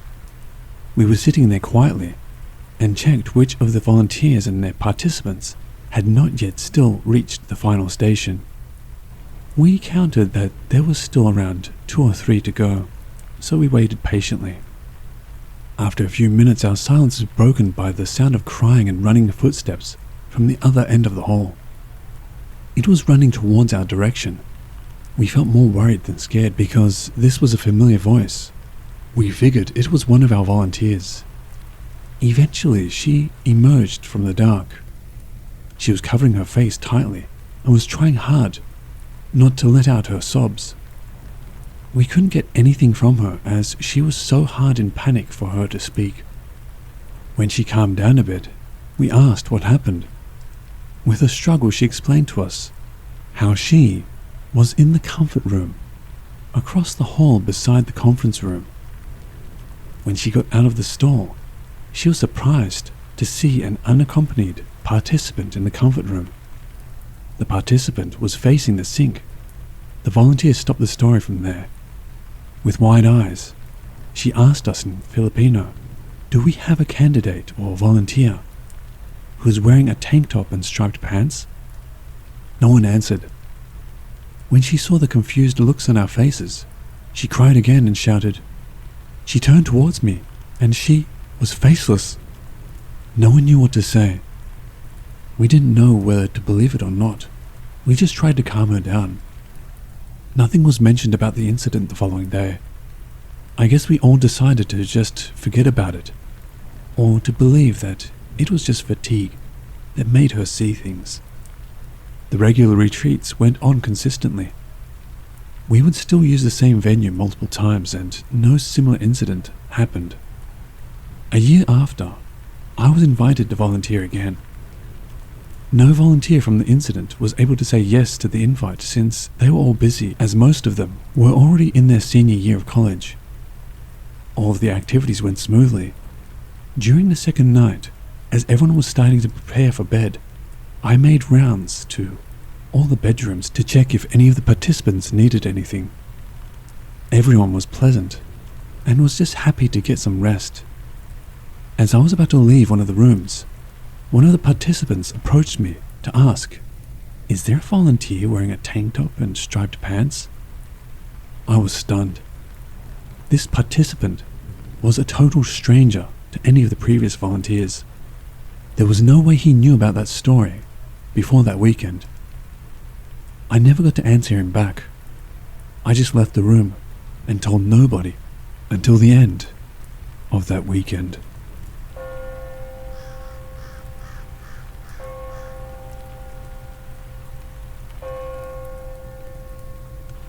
When I was still in the Philippines, my parents would take me and my other siblings to their home province in what you would call the countryside.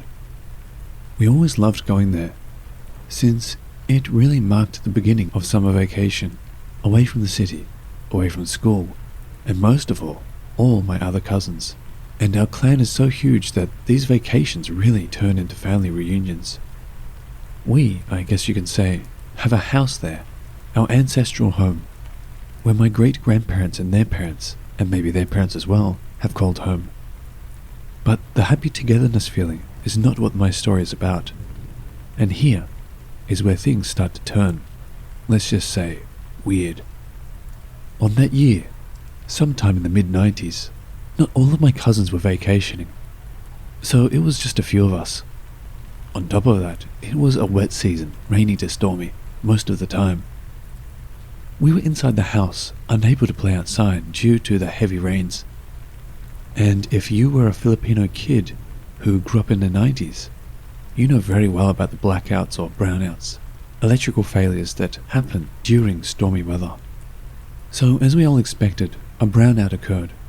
We children then hurried to light the candles and oil lamps to illuminate the sudden embrace of darkness. This would always turn into a very good opportunity to start sharing ghost stories. Now, I have always been a scaredy young girl, flinching at the slightest squeak or any small sound from a dark corner that I could not readily give an explanation to. My cousins enjoyed scaring the wits out of me when there were brownouts back then, and their stories are so ghastly that the images they conjured in my head were just too real. Well, on this particular night, I asked that they do not make their stories so horribly scary, to the point that I could not go to the washroom without somebody accompanying me. They would chuckle, but agreed.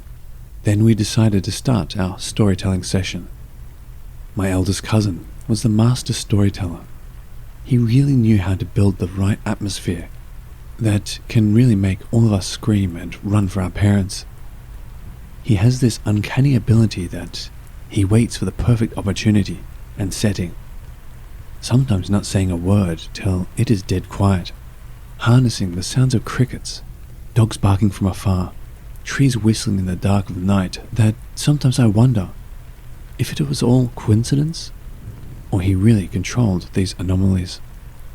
As the rain started to lighten, slowly and slowly, until not a single drop were to be heard, my cousin told us to listen as he tells his first story. It was about a young woman who was about to get married, who happened to be a resident of our town, Barrio, back in the days of the Spanish occupation. This woman was thought to be the most beautiful woman in town, that men from neighboring towns and even provinces would come visit her for a chance to woo her and perhaps win her heart. She was also congenial, never turning away a suitor. It was said that she had met with all her suitors during the time, and this only helped spread her identity farther. Until one day, a single man showed up in front of her house. It was a local town farmer of about the same age. He was simple yet humble, hard-working and religious. She immediately took a liking to him, to the dismay of most of her other suitors. One of her suitors happened to be a powerful Spanish plantation owner with direct ties with the church, and another who was a Spanish officer. They conspired to get rid of this simple farmer, and they did. They took the farmer down to a nearby lake, and was said to have shot him in the back of the head, and then left him floating on the water's surface. Upon learning this, the woman was very heartbroken, so much so that she drowned herself in the same lake, a lake that happens to be not far from where our ancestral home is. To make things worse, before her tragic end, she was said to have vowed to never bring peace to the lives of the descendants of the two Spanish gentlemen responsible for killing her beloved farmer. And then, my cousin suddenly mentioned, today happens to be the day she died 300 years ago, and in case you all didn't know, we have Spanish blood in us. And we live close by this lake. Think about it. That quickly sent chills up our spine. Me personally could not move from where I was seated. But then again I thought, it was just a story. After this story was told, my other cousins decided to get some water to drink. Then from the dark living room, only lighted by one candle, I saw somebody emerge from the left, approaching me.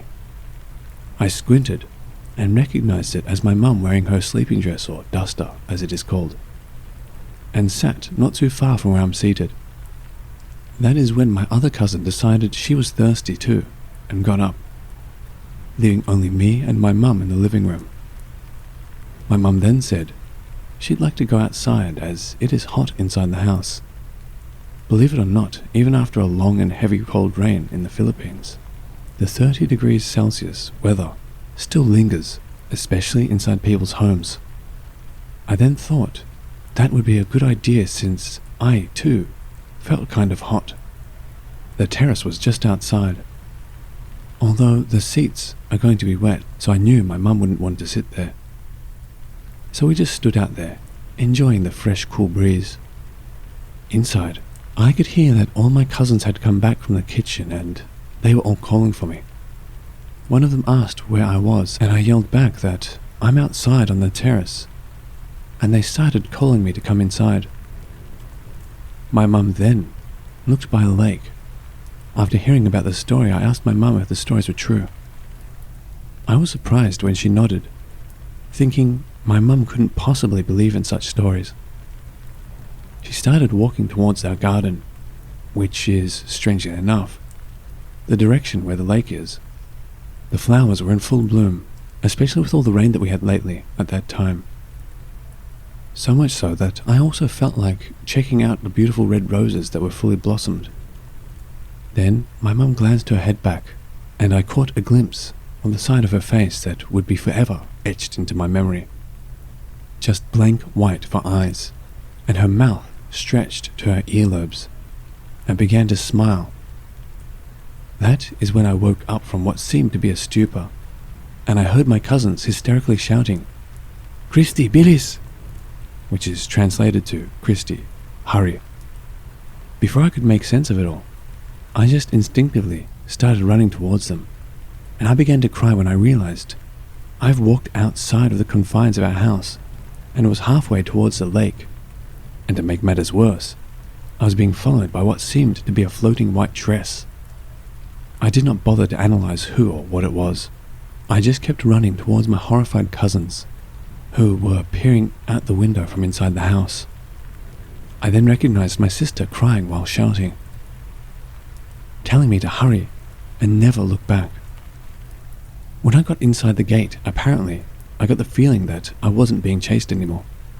My aunt's dogs were suddenly baring their teeth, growling at whoever or whatever was behind me. Being a religious family, the gate was also adorned with crosses, and by the time I got inside, we all heard the most sinister laugh, a laugh that I suddenly remembered as I wrote this story. Not something you'd want to hear, believe me.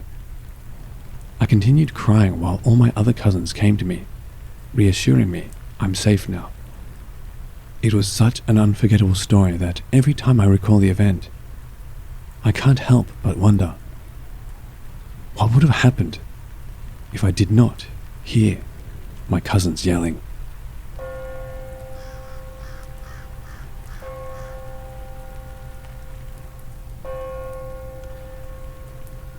Hi all. Thought I'd share something interesting that happened to me about 15 years ago.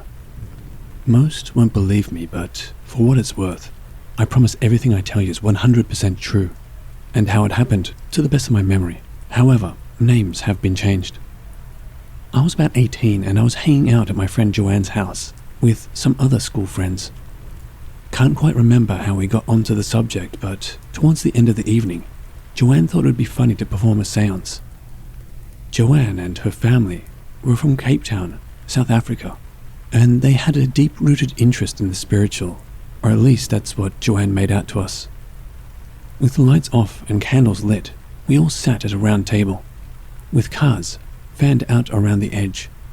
Each card had a letter of the alphabet arranged A to Z, and a shot glass placed in the middle. Joanne starts, speaking out to the spirits in Afrikaans. I remember pulling a face and rolling my eyes. It was too dark for anyone to take offense. At the time, I was an insufferable, enlightened, atheist teen dork. You know the type. Cringy, 4chan edgelord, who thinks any form of spirituality or religion is beneath me and my superior intellect. I never wore a fedora, but I was damn close. However, what was about to happen made me question everything. It started mundane enough. A few questions were asked, and the shot glass we were resting our fingers on started to move to and fro, until eventually one of my friends asked the spirit if they were associated with anyone in the room. The shot glass moved directly towards me. Incredulous, I asked the spirit, if you're associated with me, then what's my mother's maiden name?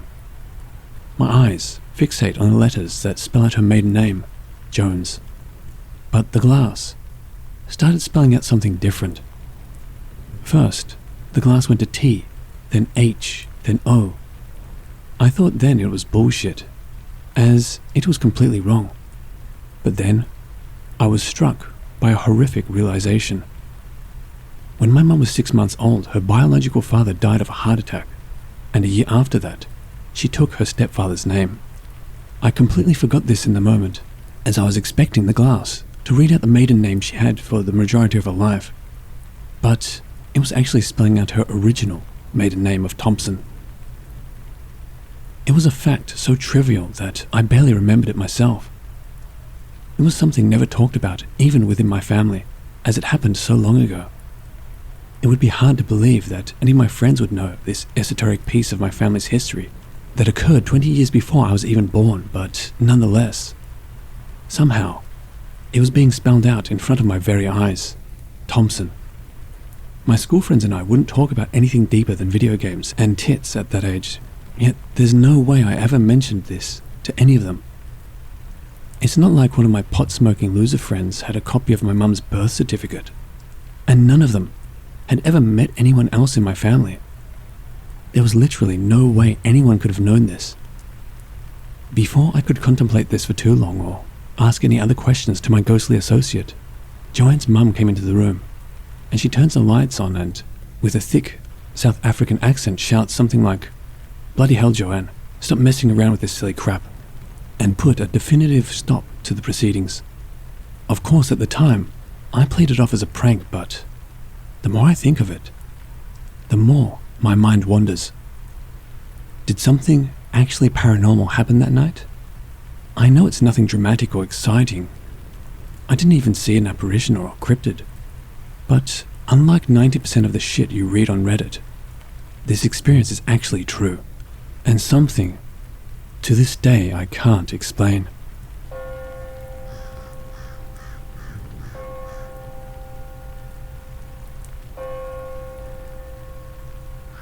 When I was in college, I had a roommate who was really sweet and gentle. I loved her. She was a great person, but extremely simple, if you know what I mean. One night on the weekend, we decided to make a Ouija board because we were bored. It started out pretty much not doing anything, but after a few minutes, it started moving, except only when my roommate was touching it. It wouldn't move at all for me. I know it wasn't her doing it because I started asking questions about myself she wouldn't have ever known, and it was answering everything correctly. It spelled out my mother's name, who I didn't even talk to, and had never told her or anyone there about. It knew what city I was from, even though I had just told everyone I was from Boston because it was just easier. It knew my father's name, who died when I was only 9 months old. It knew everything. After a few questions though, it started to spell out strange stuff like people and places that weren't really local or relevant to either of us. According to the board, it was supposedly a kid, and they said they died on a river, and all this stuff. But it started turning dark, so I just cut it off, and was like, we're done. I said my goodbyes and decided to put it in the trash. But my roommate was still acting weird. She had this, dark demeanor about her, which is literally nothing like her. I was like, what the hell is going on with you? She just said it was nothing and laid down on top of her covers and everything. So I shrugged it off and went to the lobby of the dorm to watch TV. Later that night, when I went to bed, she was still laying in that same position. But I just decided to ignore her and go to bed. That night, I couldn't sleep and kept seeing a black figure pop out of the bathroom doorway that was placed directly in front of my bed, so eventually I got up and got a Bible from the RA. That apparently didn't help my case because the little shit started moving around on my desk to the point where I went and slept on the couch in the lobby. My RA really didn't want to let me, but I told her I'm not going back in there until either God himself shows up or sunrise, because we messed up and something isn't right. Eventually I did end up back in my room, and I did fall asleep out of pure exhaustion. But that girl literally never went back to being that sweet little mouse she always was. And even to this day, she's just so different. I feel bad because nothing happened to me the way it affected her. But I didn't intend on anything to happen like that. I felt literally nothing when we touched the board, except a weird rocking back and forth in my body that wasn't visible to my roommate. When I touched the cup we used, I felt nothing, and it didn't move or anything, only for her. Very weird and will never happen again, as far as I'm concerned.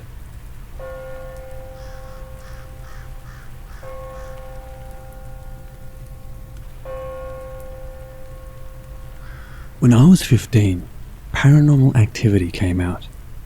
My friend and I decided to try the Ouija board. We spoke to this guy named Frank, and I remember he used to say messed up things like, My mum is standing behind you, and she doesn't like you. and I'll overdose on pills. just weird dark stuff. But my friend and I both thought we were messing with each other, trying to freak each other out. A few weeks later, I was sleeping in bed. I had a shelf above my bedhead that had my graduation teddy from primary school sitting on top. The teddy has sat there for years without being moved. And there was a dresser with a mirror at the end of my bed. I woke up to the teddy falling on top of my head, and when I would wake up, I would be waking up looking directly into the mirror. There, I saw a girl brushing her hair in front of my dresser. I rubbed my eyes numerous times, and instead of her disappearing, she became more clear. But the more I stared, it was like I was looking at myself when I was even younger, like 6 to 7 years old. As she had thick auburn hair, but was wearing a very old-style type of nightgown. I soon realized it wasn't.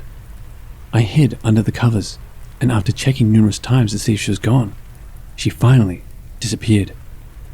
This fully freaked me out. Anyway, we stopped doing the board, and did other things normal teenagers do. I never told anyone about what I saw, except for a few friends, but put it down to I was seeing things and I was still dreaming. Fast forward 11 years, I'm now 26. I picked up my sister and was driving her home, and she randomly starts talking about when my friend and I played the board. And she's like, Josie, my other sister, and I swear you brought something into the house. I shrug and I'm like, why do you think that? And she's like, we used to wake up seeing a girl brushing her hair in front of us. I slammed the brakes and was like, WTF? And she's like, yeah. She didn't say or do anything, just brushed her hair. And then I fessed up that I saw her too, but I thought I was dreaming. Anyway, we both haven't seen her for many years, which I consider lucky because I don't want anything in the house. But I must admit, it does still freak me out, and I really don't want to see her again.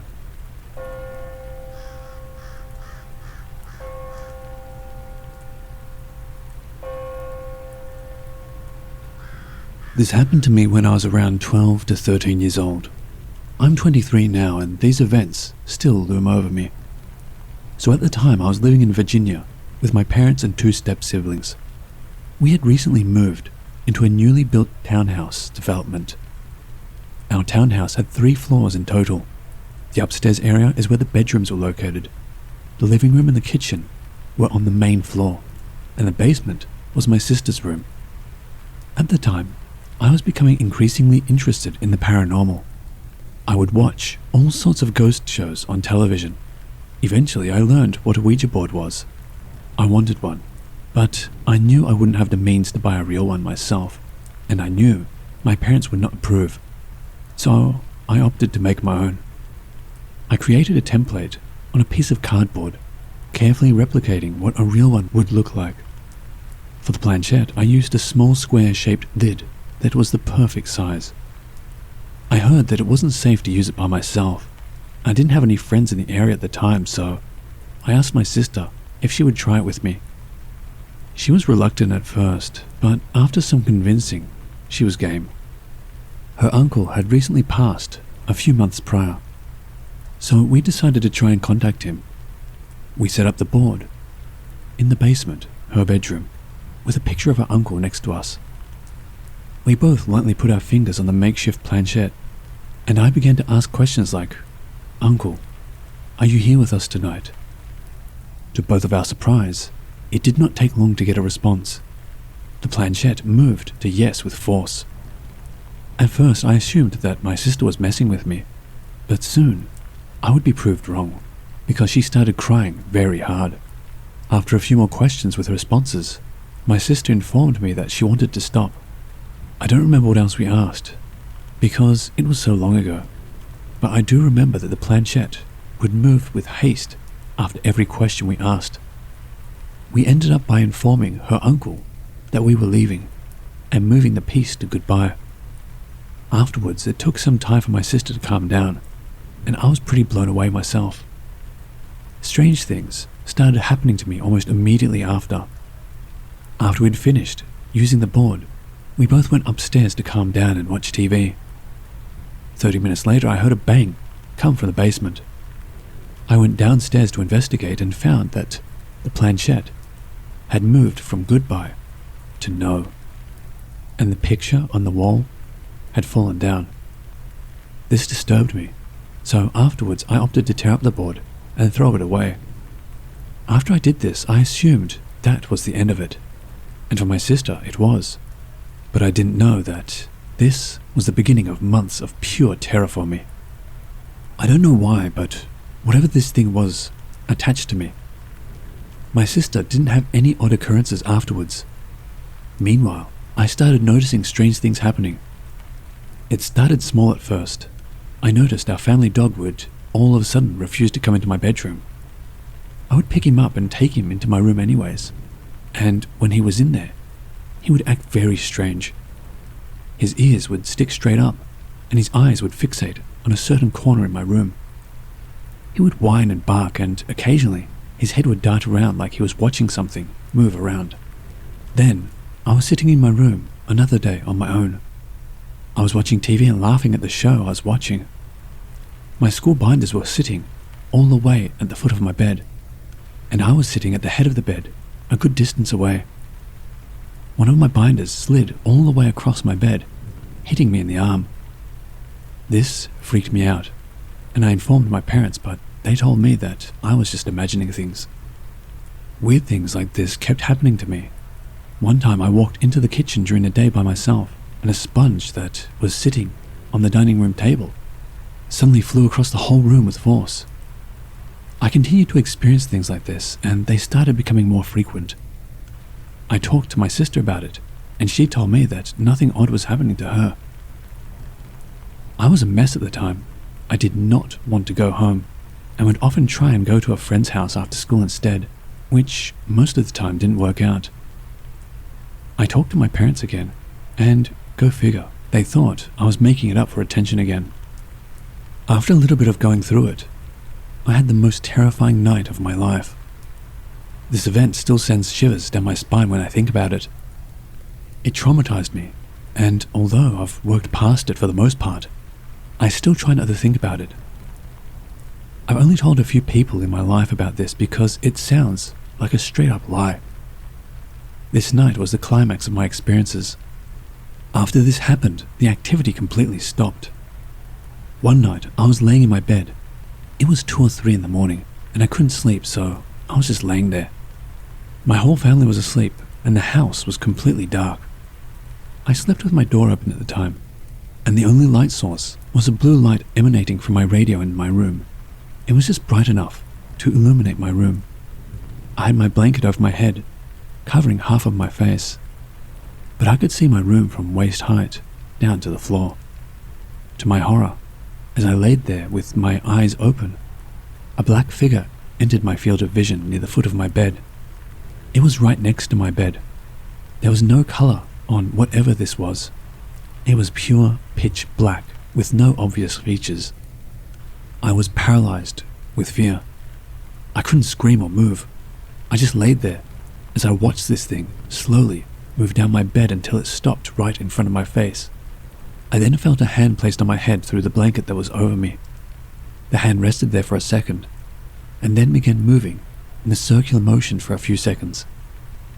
Eventually the hand lifted, and I watched the dark figure slowly move away and then out of the room. This was the last thing that ever happened. After that, it just completely stopped as fast as it started. This whole ordeal has had a huge impact on my life. This is the first time I'm sharing this story online. I haven't tried until now because I did not want to type it out and relive it. But now, I'm more curious as to what the hell happened to me and what that thing was. I think that I should also add that aside from anxiety and depression issues, I'm mentally sound. I've never experienced hallucinations or delusions. and I know that what happened to me was real. I'm posting this not only to share my story, but to also gain insight from others. What do you think this could have been? Could it have been a demon? And has anyone listening to this had any similar experiences?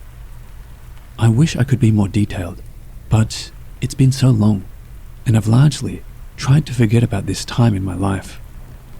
Thanks in advance.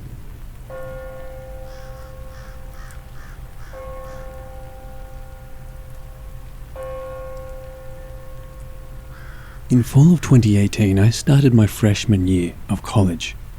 To preface, the dorm building I moved into was a renovated seminary building, aka a school where men would go when they wanted to become a priest, on the banks of the Mississippi River.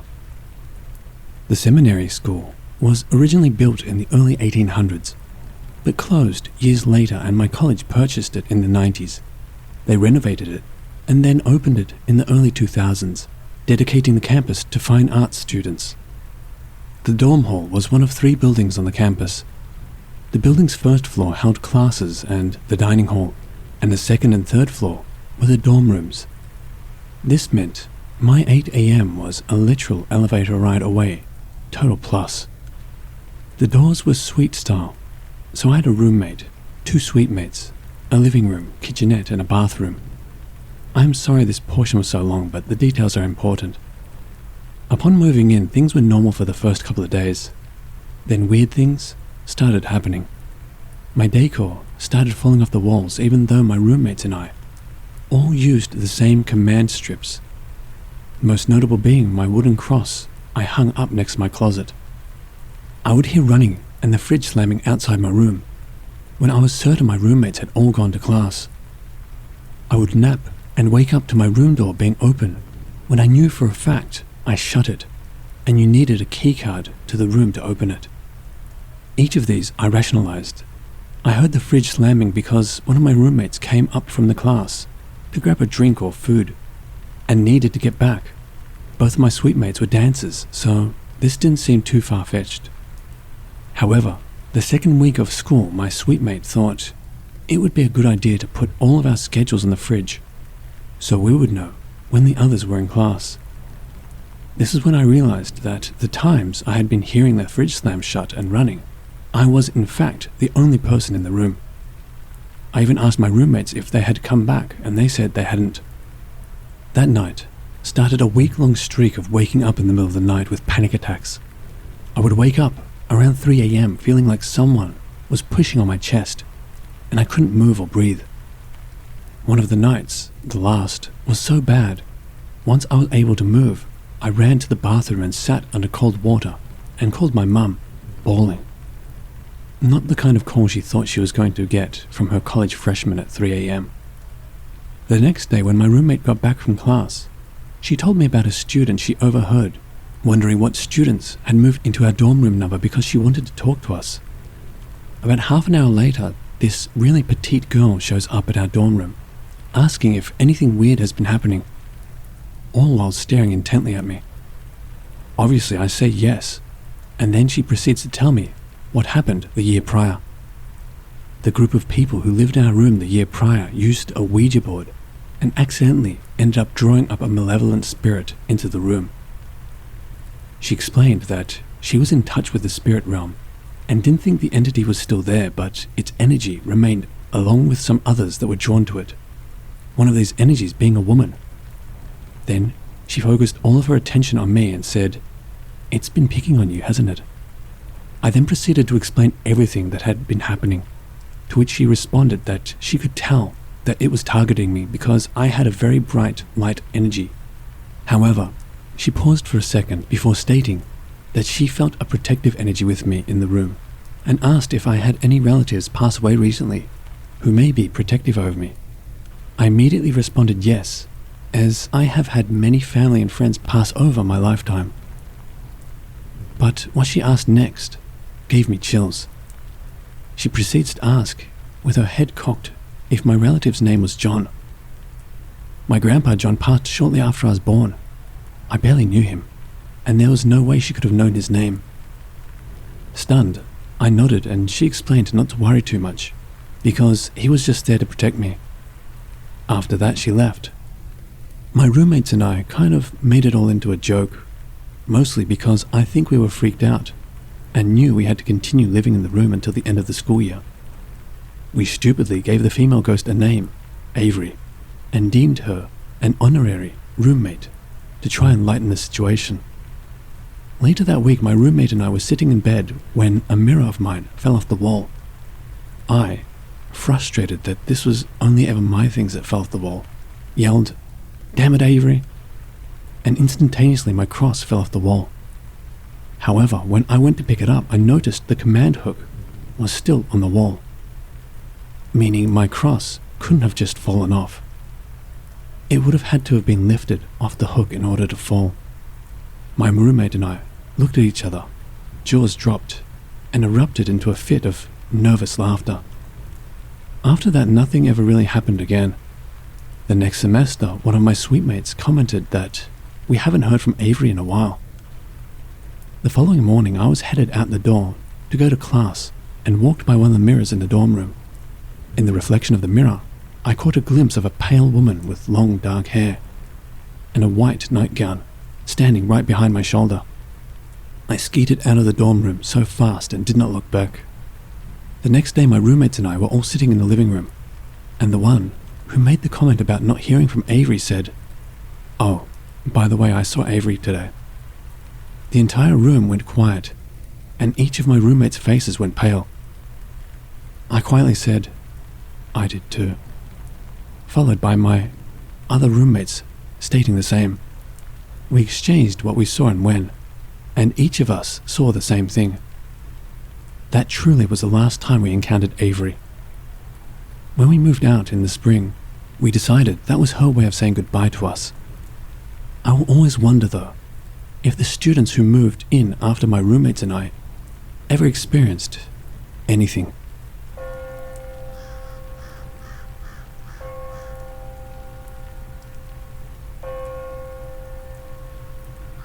So, about 2 years ago, my nana brought home a Ouija board that she found at a yard sale. I've always been a true believer of the paranormal, and it's always been one of my peak interests. I've heard and read enough stories and watched enough shows to know not to mess around with a Ouija board, and quite frankly, they kind of freaked me out, so I wanted nothing to do with it. My nana, on the other hand, doesn't believe in the paranormal whatsoever, and thought it would just be a fun game for myself, my brother, and the oldest of my 2 cousins. I left it on the dining room table for days before she made me put it away. I ended up sliding it under my bed in hopes of just forgetting about it. My brother, 11, and my cousin, 12, bugged me about it constantly because they wanted to play with it, and I wouldn't let them. I tried to explain to them it wasn't just a game, and that it shouldn't be messed with, but they were preteen boys who couldn't help but do things they shouldn't do. One day, after I got home from work, the boys were there, and I had this sneaking suspicion they played with it. I looked under my bed, and it was there, but I had this odd feeling about it. That's when I went downstairs and interrogated them about it. At first, they denied it, but I saw right through them, and they finally admitted that they had played with it. I asked them if they had said goodbye when they were done, and they said they did. My cousin likes to over-exaggerate stories big time and make things up and be overly dramatic. So when he told me about a couple of things that supposedly happened, I didn't believe him at all. Also, they were boys who liked to mess with each other, so I assumed that's what was happening. Anyways, a couple of nights later, I got into bed, and as I lay there trying to fall asleep, I get this feeling that I'm being watched. I look over at the closet, which has 2 sliding doors, and I notice one of the doors is slightly opened, leaving a small space between the doors. It creeped me out for some reason, so I turned and faced the other way, trying to ignore everything and fall asleep. I finally fell asleep, and the next thing I know, I'm woken up by what felt like someone or something hitting me in the back of the head. I was laying on my back, so the back of my head was fully on my pillow, which made it even weirder, and it wasn't a light hit either. It freaked me out so much I was shaking. I look around my room and don't see anything. But then, all of a sudden I hear my floor creaking like someone is walking around my bed. I'm so freaked out at this point, it wasn't funny. After laying there for a good little while, I finally got the courage to get up and grab my phone and book it to the living room. I sat down and tried to calm down. I could still feel a tingling, pulsating sensation on the back of my head. I turned on my phone and realized it's 3 a.m. I called my boyfriend, now husband, with tears streaming down my face from being so freaked out. He didn't pick up, and I swear I called him another 15 to 20 times before I finally gave up. I sat in the chair until my nana got up around 6. I didn't tell her what happened because I knew she wouldn't believe me and would say I was acting stupid. After she got up, I had breakfast and then called my boyfriend again, and he finally picked up. He told me he had his phone on silent mode, so he didn't know I had been calling. I gave him so much crap for this, let me tell you. I told him what happened, and he felt so bad and felt like an idiot for having his phone on silent. He told me he would have come in a heartbeat to comfort me and was so apologetic. Later that day, he came over and we took the Ouija board to a junkyard to get rid of it. My husband is the only one in my family that knows what happened, and I didn't experience anything again after I got rid of the Ouija board. Moral of the story? Ouija boards should not be messed with.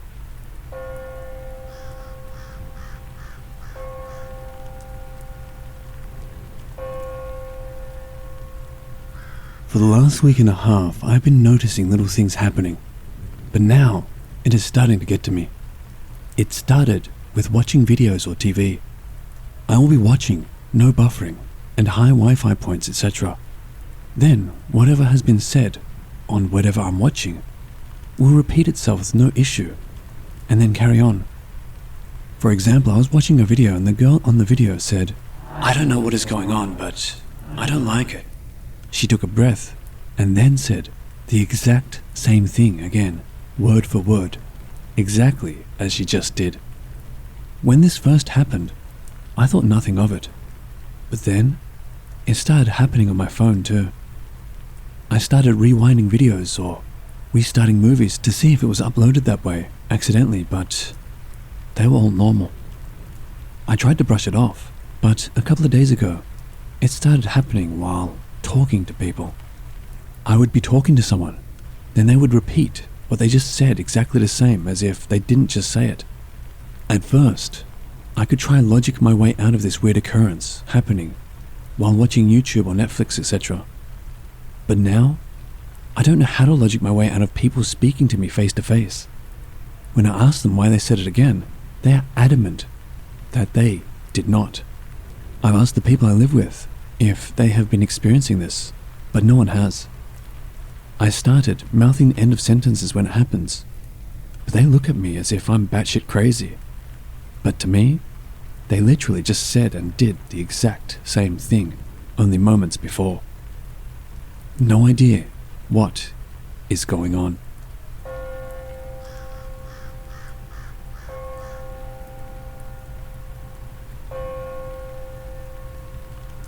This happened about 3 weeks ago.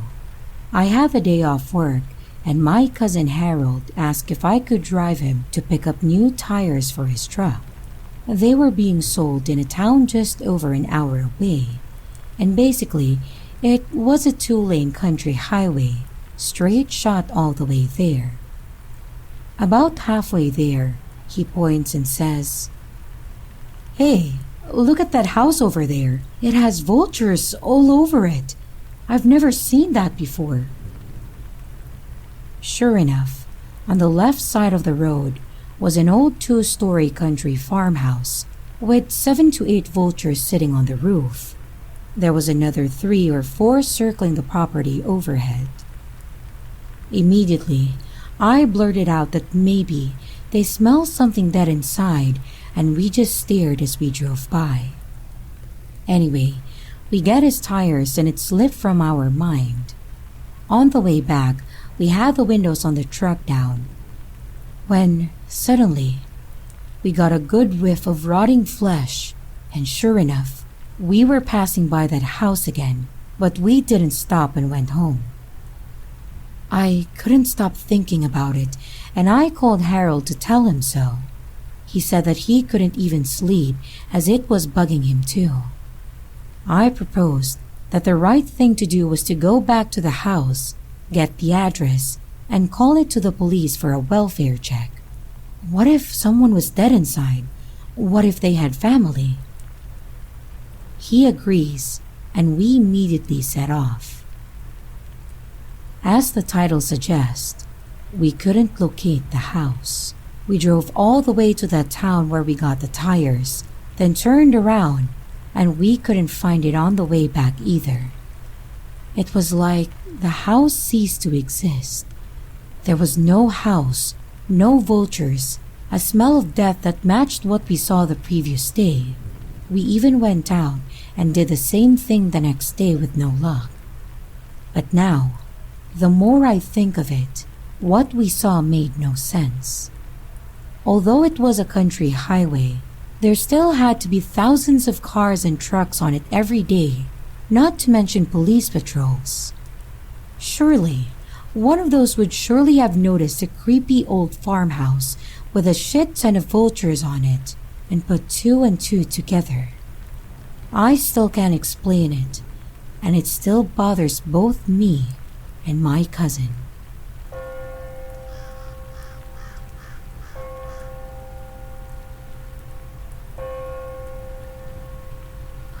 I live in very rural southern Appalachia, and yesterday I was going over to the next county to look at a lawnmower. It's an area I'm very familiar with, although I haven't been to the area in over a year. While on the way, I came upon a town that has never been there before.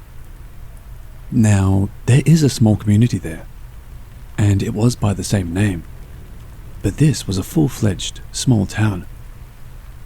Had a couple of red lights, a main street with probably 15 to 20 storefronts, everything. I was so taken aback I stopped in the middle of the road. After a few moments, a car behind me honked the horn, so I pulled into a parallel spot and got out. Now, the small towns in my area are all the same. Tiny, dingy, run down. Had a heyday in the 50s and 60s, but all have fallen into disrepair. Not this one. Everything was pristine and new looking. Swept sidewalks, shiny windows, and clean brick. The people I saw were dressed in modern clothes and had the same appearance that most people in the area have. Healthy but weather-beaten and aged beyond their years. The vehicles I saw were fairly modern, new to 20 years old, nothing out of the ordinary. I walked into the little restaurant, Cream of the Crop Cafe, and it looked like every other little restaurant in the area. Booths and tables, a bar top with a register, and the kitchen behind it. Some cheesy James Dean and Marilyn Monroe pictures on the wall. I walked up to the girl at the counter and asked her where I was. She seemed puzzled, because I could tell she knew I was local by my attire and my accent. But she said, Minneapolis. I said, so this is Minneapolis. When did they build all this? Again, she looked puzzled and said, I don't know, the 1800s sometime?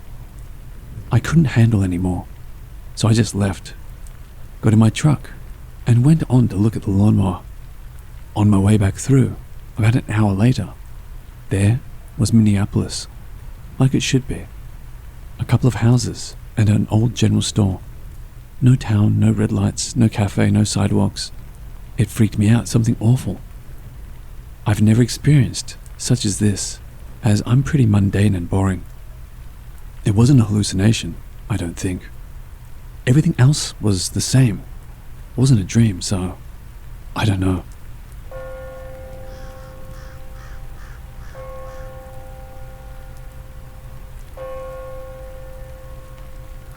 So, 3 years ago in 2019, my husband and I were talking about the Mandela effect while we were at a kids' museum.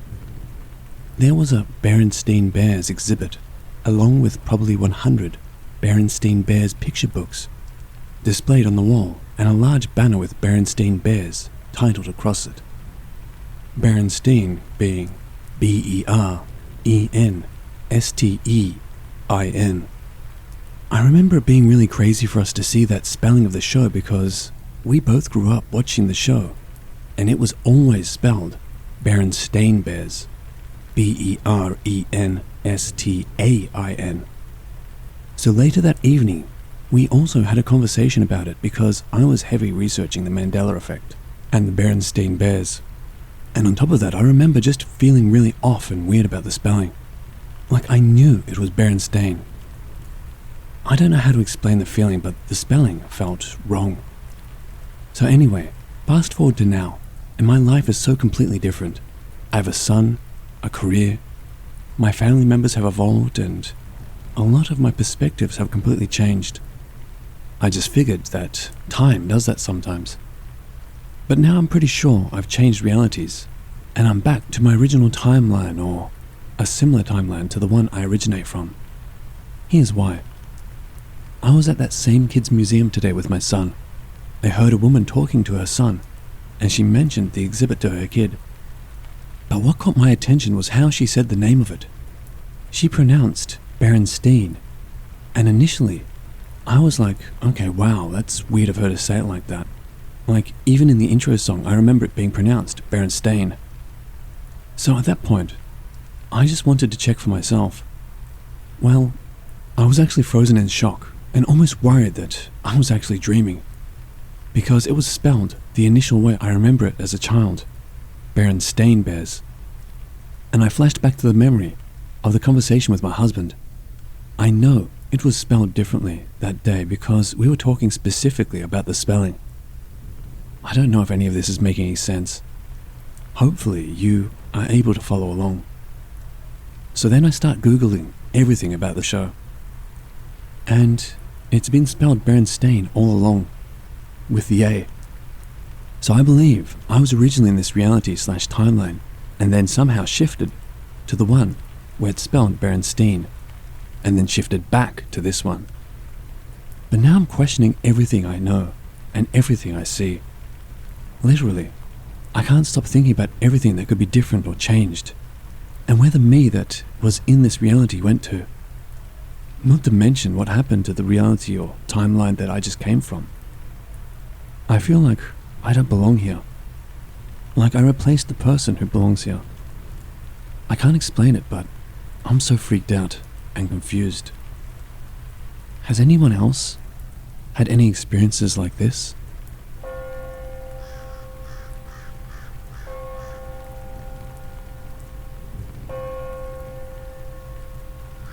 When I was in 10th grade, my classmate Julia asked me to accompany her to meet her friend in a different class. The class was quite far, and after a while, we returned to our class. Since the hallway was so crowded, I walked behind Julia and was about a meter apart. I saw Julia enter the class, and when I was about to enter the class, suddenly, I was already sitting in my chair with Sarah. I don't remember how I made my way to my seat, but I was suddenly eating chips with Sarah. I saw Julia enter the classroom, and Julia screamed when she saw me. She was very pale and kept saying that I should be behind her. But suddenly, another memory entered my head. I walked out of class with Sarah and bought some chips in the cafeteria when the bell rang. We went back to the classroom and ate some chips together. Before I could say anything, Sarah told Julia that she had been with me the whole time.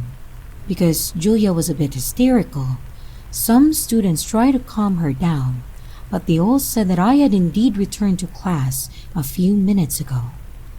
I didn't say anything about me actually remembering that we went to another class together, because I didn't want to be thought of as crazy, and I didn't know about the glitch's existence at that time. Julia's friends in another class didn't see me because I didn't enter the class, and I just played on the phone in front of the door. But she remembers Julia telling her that I accompanied her there. None of the other students saw me going with Julia during that time. Julia and everyone thought that this was a ghost story, and Julia got a lot of amulets from the temple that day. I don't know what happened that day, but I certainly can tell Julia that I actually went with her. Everyone, what do you think really happened?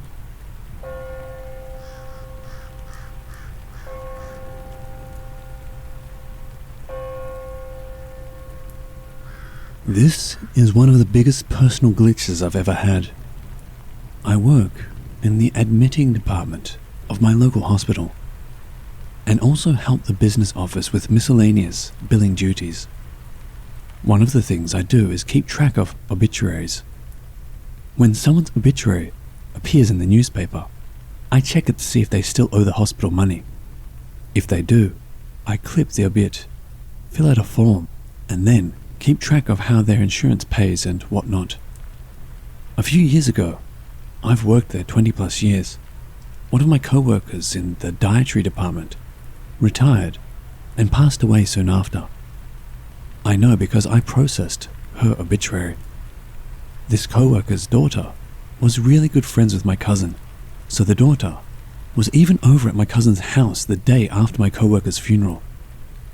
They had a big wake for her mother and everything. Today as I'm working ER registration, the daughter comes in and says her mum is in the ER. I was brought up short. I thought, what?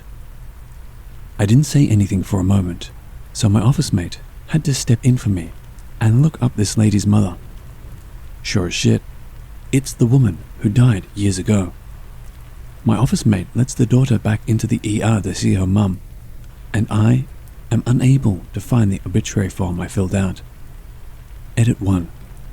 I heard back from my cousin, and he's as weirded out as I am. Co-worker's daughter has no memory of the wake or anything, but she said she's been getting this stuff from the people around her for the past few days. People remember her mum dying, even funeral details and the like, but co-worker's daughter doesn't remember any of it. Plus, her mum is right there. It's freaky. Edit 2. Spoke with my cousin instead of texting him. Co-worker's daughter said it was her dad that died and not her mum. But she also said that it's not the way any of the people who run into her remember it. They're asking where her dad is, how he is today. He's not answering his phone or texts, etc. And to her, the man has been dead for over 10 years. Edit 3. I've been asked if I had any close calls or moments where I could have slipped from one universe to another. And yes, there was one. It was a little over 2 years ago. I was getting my evening medications together, but I was tired and screwed them up. I ended up taking an entire full bottle of glipizide, which is a medication that lowers your blood sugar. I accidentally took enough to kill a horse. I realized it right as I laid down for a nap due to the extreme exhaustion, and I felt really weird going to sleep. Looking back on it, I think I fell asleep forever there and woke up here. Edit 4. While the vast majority of you all have been lovely, I've been getting some really angry replies and private messages about what happened with the glipizide. I'll post here what happened to me with the medication, and I don't know what more I can add.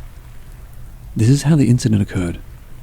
If you don't believe me, that's fine, but take your vitriol and anger somewhere else, please. Here's what happened. I take a lot of meds for a lot of stuff, epilepsy, diabetes, etc. So I have a lot of empty pill bottles lying around. That day, I had an empty pill bottle with the label still on it, so I figured I'd just grab all of my evening medication doses out of my bedroom, take them to the dining room, and just swallow them with dinner. I've done it loads of times before. Like I said, I was tired that night, so when I pulled out my bottle of glipizide, I got my dose and then accidentally closed the bottle with my evening meds in it, put it back where the bottle of glipizide went, and then took the full bottle of glipizide with me to the dining room. I wasn't paying attention. I didn't look at the bottle when I took my meds that evening, I just threw the pills back and swallowed them with dinner. The pills were tiny, and all I noticed was that they didn't feel quite right in my mouth. Because the idea of taking a whole bottle of pills seemed ludicrous to me. What kind of idiot would do something like that? Well, me apparently. When I stumbled back into my bedroom, I checked the bottles because something was very, very wrong. I discovered the rest of what should have been my evening meds in the bottle I had mistakenly put in the glipizide place. That's when I saw I had downed a full bottle of glipizide. I wanted to grab my husband, holler, shout, do anything, but my body was made of lead. I could only crawl over to my bed and flop on it, and when I woke up, everything was fine. That's what I mean by going to sleep there and waking up here. I don't think I woke up there. I think I died there and woke up here.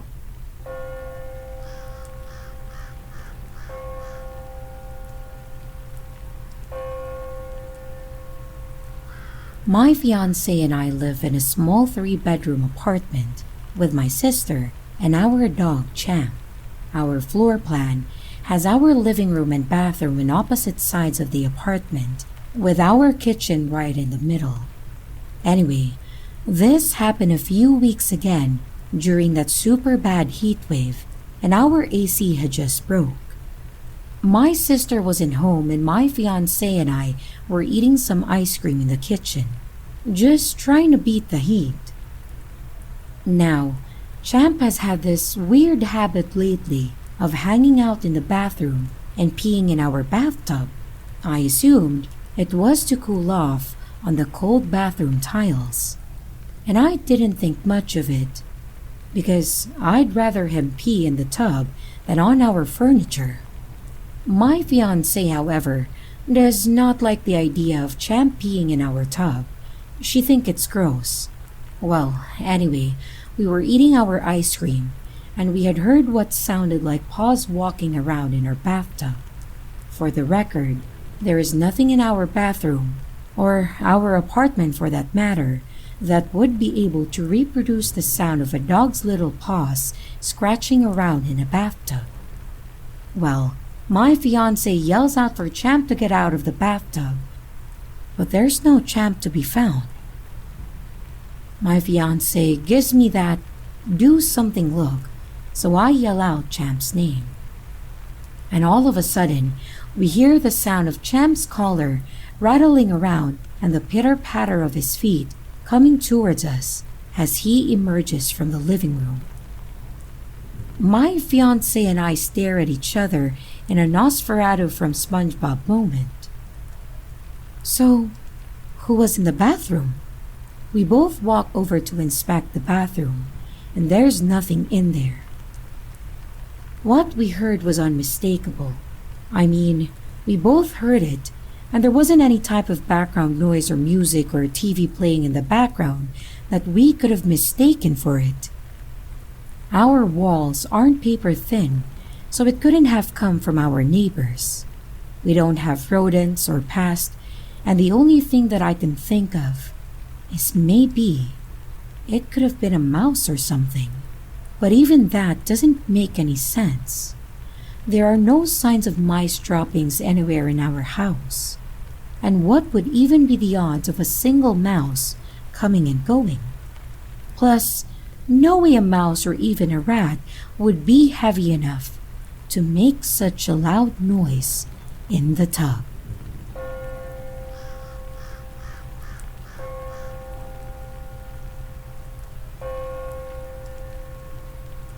I hope I don't sound crazy and someone can help me here. It was a late night. I don't remember the exact day, but it was around October of last year. I was in my girlfriend's basement.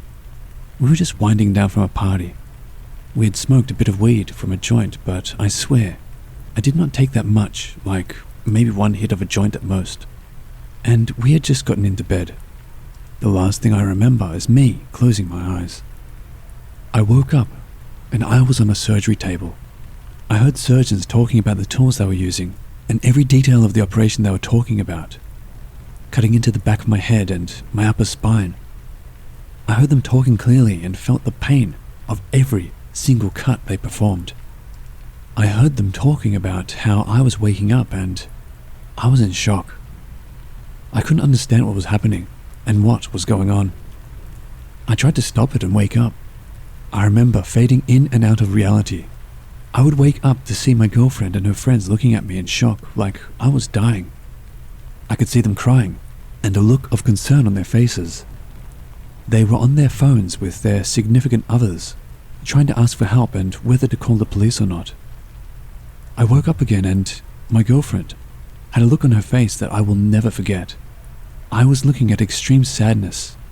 It looked like she had seen me die and was holding on to me as if she was saying her final goodbye. I was now in even more shock. It was becoming concerning. I would drift in and out of this state and back into my surgery and back into reality where the people closest to me were trying to wake me up out of this. I would feel the real pain of getting cut open and the pain of seeing everyone concerned for me. It was a lot to comprehend at once. It got worse before it got better too. It was at the point where what my friends were saying would be different from what I heard. I would hear one of them say, "I need 20 milligrams of something." Like they were nurses and they were talking like they were surgeons at a hospital. It was scary to me to hear that. I would look at them weird, and they would look back at me and laugh. Things just kept on shifting, and all of a sudden, I heard the sound of a drill and felt an extremely sharp pain in my back, and I screamed. And then I just felt nothingness and was in a daze and stared at the ceiling for a minute or two. Then I felt like I finally woke up and a wave of relief slowly came over me. I heard my girlfriend say, "I love you." I looked at her and she was crying. After that, the night proceeded as normal. Little did I know, this would not be the last time this would happen. I didn't talk about this to many people as I feared no one would believe me and just brushed it off as a nightmare while I was awake. This almost exact scenario happened once again a few months later. Only I was at a friend's house and heard these two doctors talking about their shifts and what was happening on the weekend, their plans. And I saw my friends moving in ways that, once I questioned if had actually happened, it hadn't. I again felt the pain of being opened up. I felt my shoulder and bones cracking under pressure. I felt my head being cut open. After that night, I seriously questioned if that was just a dream. I told people, and no one believed me. They thought it was a nightmare and started to question my sanity. Third time, at a restaurant almost a year later, this happened very recently.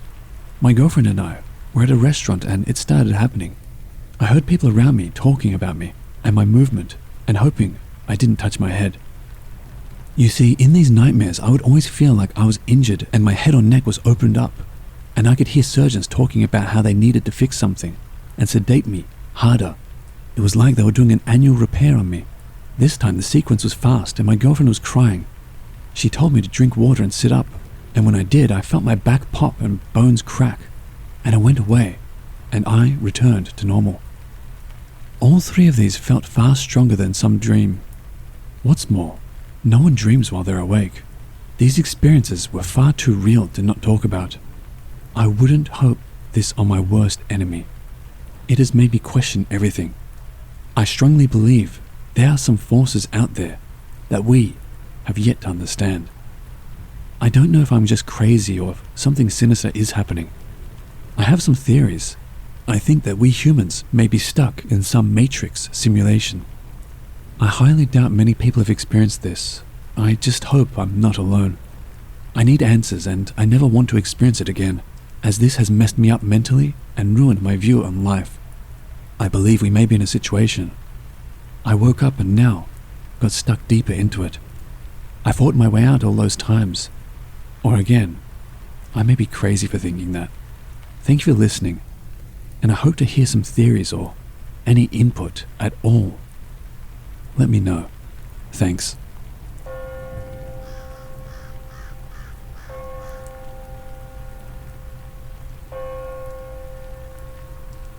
So today, me and a few of my friends wandered around the old pre-K building.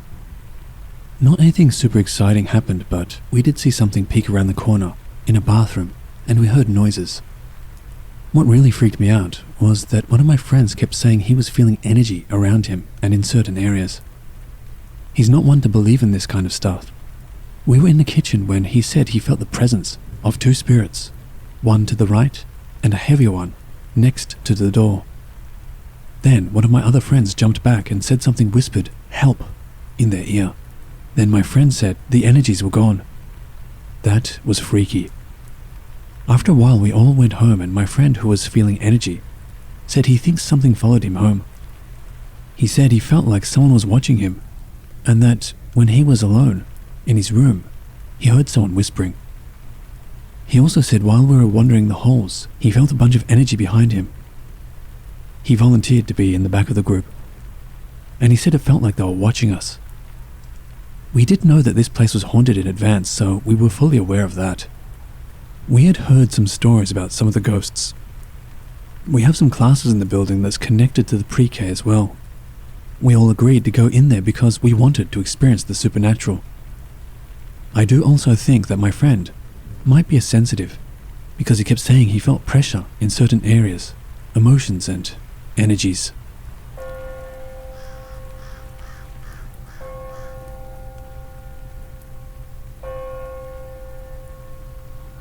I'm fairly certain my high school theatre was haunted.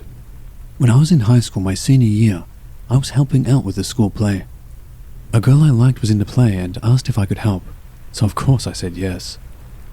One night, after rehearsals had concluded, I stayed back in order to organize the prop room. I had major OCD back then. A few minutes go by and I hear the door to the stage slam shut. Something to note about this door is that if you closed it without propping it open, you'd surely lock yourself in and be screwed.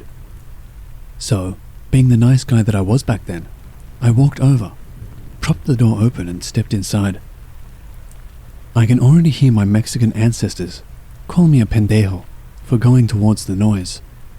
Anywho, I walk onto the stage and start calling out, asking, "Hey, anyone here?" Everyone already left, so time to go.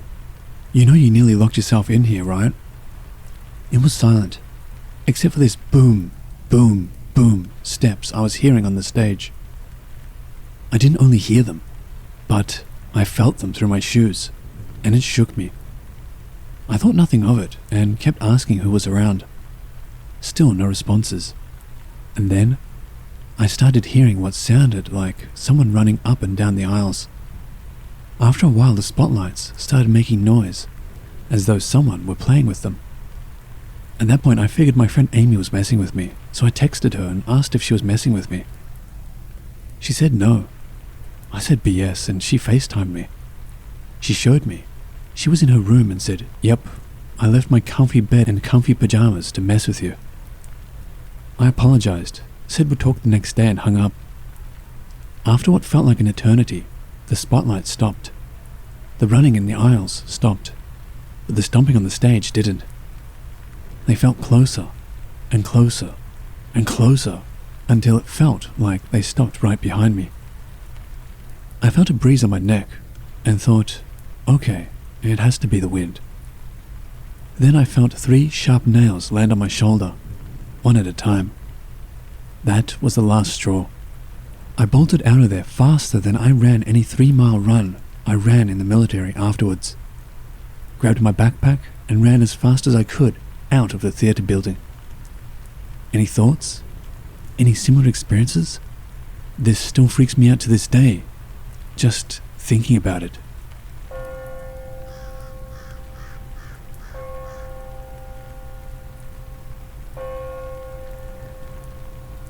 This is something I experienced back in 2019 while studying in secondary level. Before I start, my school is really old, and it should be considered as a historic site. During the Japanese invasion, bodies were buried beneath our school floors. Already chills are sent down my spine writing this. It was around 1 p.m. after lunch break. I wanted to collect my books from my locker, which is situated at the highest floor of our school. Before entering, you will see the statue of Mary glaring at you, scrutinizing your every move. It was already frightening to see her haunting face, but the location itself was already isolating. When you reach there, one side of the hallway is filled with lockers and the other is a storeroom. In front of you is a science lab. Anyways, I went to the further end of the hallway to collect my books. As I was walking, I felt dread weighing over my shoulders. I felt that something was amiss. I ignored my instincts, which will later cost me eventually. I sat on the floor, taking my sweet time removing books from the locker. I heard footsteps made from a heel within the science lab. The sound was extremely loud as the floors are made of wood. I paused and really tried to focus on the sudden noises. It grew louder with each passing minute before coming to a halt. I peered into the classrooms and the lab, but nobody was there. The sky grew gloomy. I stood there, waiting for someone to appear, but after minutes of waiting, there was no sign of teachers. In fear, I paced towards the exit. After a few steps, I heard voices of children laughing and running around right behind me. This was odd, since children should not even be here, as it was a secondary school. The noise wasn't even from the outside, since it was a Monday, and there isn't any physical activity on the first day of school. I sped up my walk. Suddenly, all the lockers in unison were making loud and brash noises, from the inside, not the outside, the inside. I jumped 10 steps, almost broke an ankle and ran back to my classroom. I cried in front of everyone. Everyone thought I was hysterical. I never went back up there again. I told my classmates to bring my books from upstairs. In my final year, my locker was situated on the lower level as well, but a different building.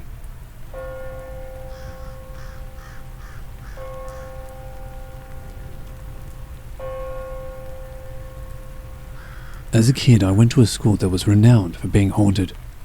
It was built in the 1910s, but somewhere in the mid-1950s there was a devastating fire that burnt the whole top floor, and many children died that day. They rebuilt the building without the top floor, making it a 2-story building with a really creepy basement.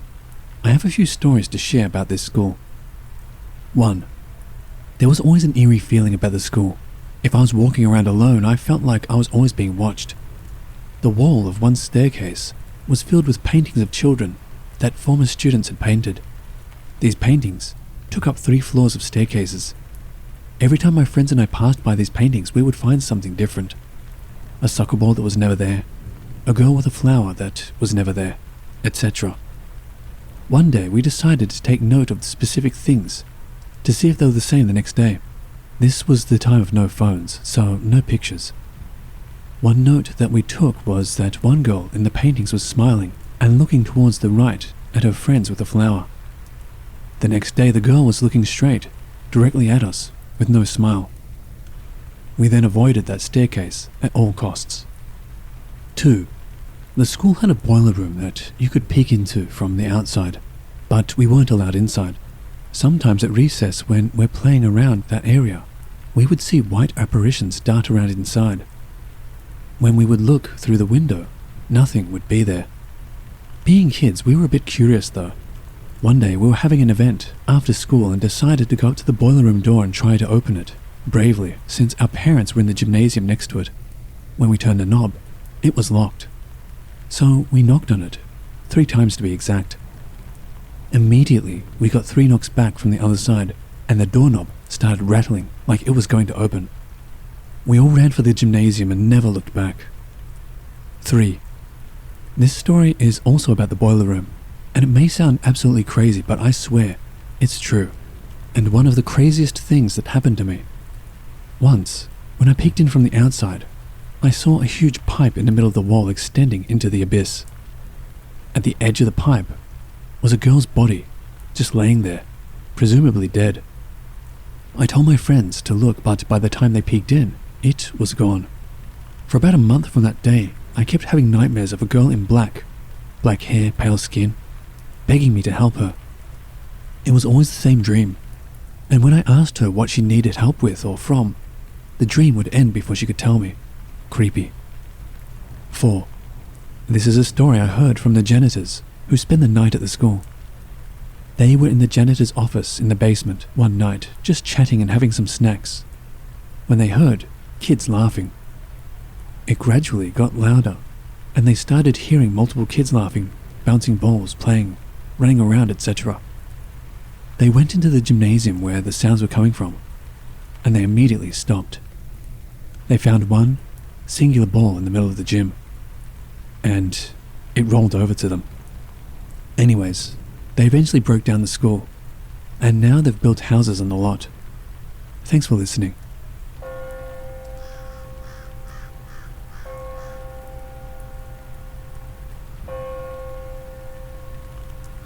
I work as a shift lead / lifeguard at the local high school pool. The pool isn't very old. It's been built in the last 15 years or so. I know there haven't been any drowning deaths there, but there is a rumor that somebody slipped in the men's locker room and died from head injuries, but I've never found out if that was real or true. I've worked there for just over a year now, and I've experienced weird things all the time. Lights turn on and off, toilets flushing in bathrooms when nobody is there, strange noises and thuds heard. Basically, a lot of things that skeptics could pass off as natural occurrences, faulty lights and whatnot. My first story starts very early in the morning. Every morning we open at 5:30 a.m. I don't know why people want to swim so early, but whatever. I showed up at 5 a.m. to unlock the pool and do morning setup. Around 5:15 a.m., I hear a knock on the front doors and see a guy standing out there. He was quite underdressed for the cold weather, but I didn't care. I opened the door and told him we didn't open till 5:30. He responded, "Can I come in and change anyway? I won't get in the pool until then." I figured that was fine and let him in, and he came to the front desk and pulled out his punch pass and scanned it. The program prompted me that his pass was expired. I told him that it was expired and he responded, "Oh, it was a punch pass. Do they expire?" I explained to him that the punch passes do have to be used within a year of being purchased, and then told him not to worry about it, and he could just go in today without paying. He said thank you, and then took his swim bag to the locker room. A little bit later, my co-worker texted me saying he couldn't come in today because he was super sick. I knew he was lying, but whatever. Now, over half an hour has passed and nobody else came into the pool. I looked through the office window into the pool deck. Our pool is indoor, and our office is right next to the deck, and is glass, allowing us to view the deck. The man wasn't out there, and I could see that the men's locker room motion-activated lights had turned off. I went out onto the deck and looked around. He wasn't there. I feared for the worst, and ran into the locker room. The lights turned on and revealed nobody was there. No bag, nothing. I was a little freaked out at first, but then realized maybe this guy left out the doors on the opposite side of the pool without me knowing. Maybe he changed his mind about swimming. This story is kind of creepy, but could be a coincidence. The next story was at the same pool, this time at night. We were closing and I was with one other co-worker. I was in our office counting the money we had made for our report. My co-worker went to check both locker rooms and turn the lights off. Moments after she went to check the men's locker room, I heard a very clear, long whistle. A long whistle activates our emergency action plan, essentially meaning that someone is hurt and the other guard needs to assist. I dropped the money and ran to the locker room. When I rounded the corner to the locker room, my co-worker was walking out and was frightened when I was running at her. I asked her why she blew her whistle, and she kept saying she didn't. Turns out, she left her whistle in the office. She was convinced that I was messing with her, but I know I heard a whistle. The second story here still puzzles me, and I have no idea what happened. Some of my co-workers have reported having a guy coming into the pool and going into the locker room, only to never come out. I don't know if anyone here could explain to me what could possibly be happening, but honestly, I still hate working there alone. It scares me.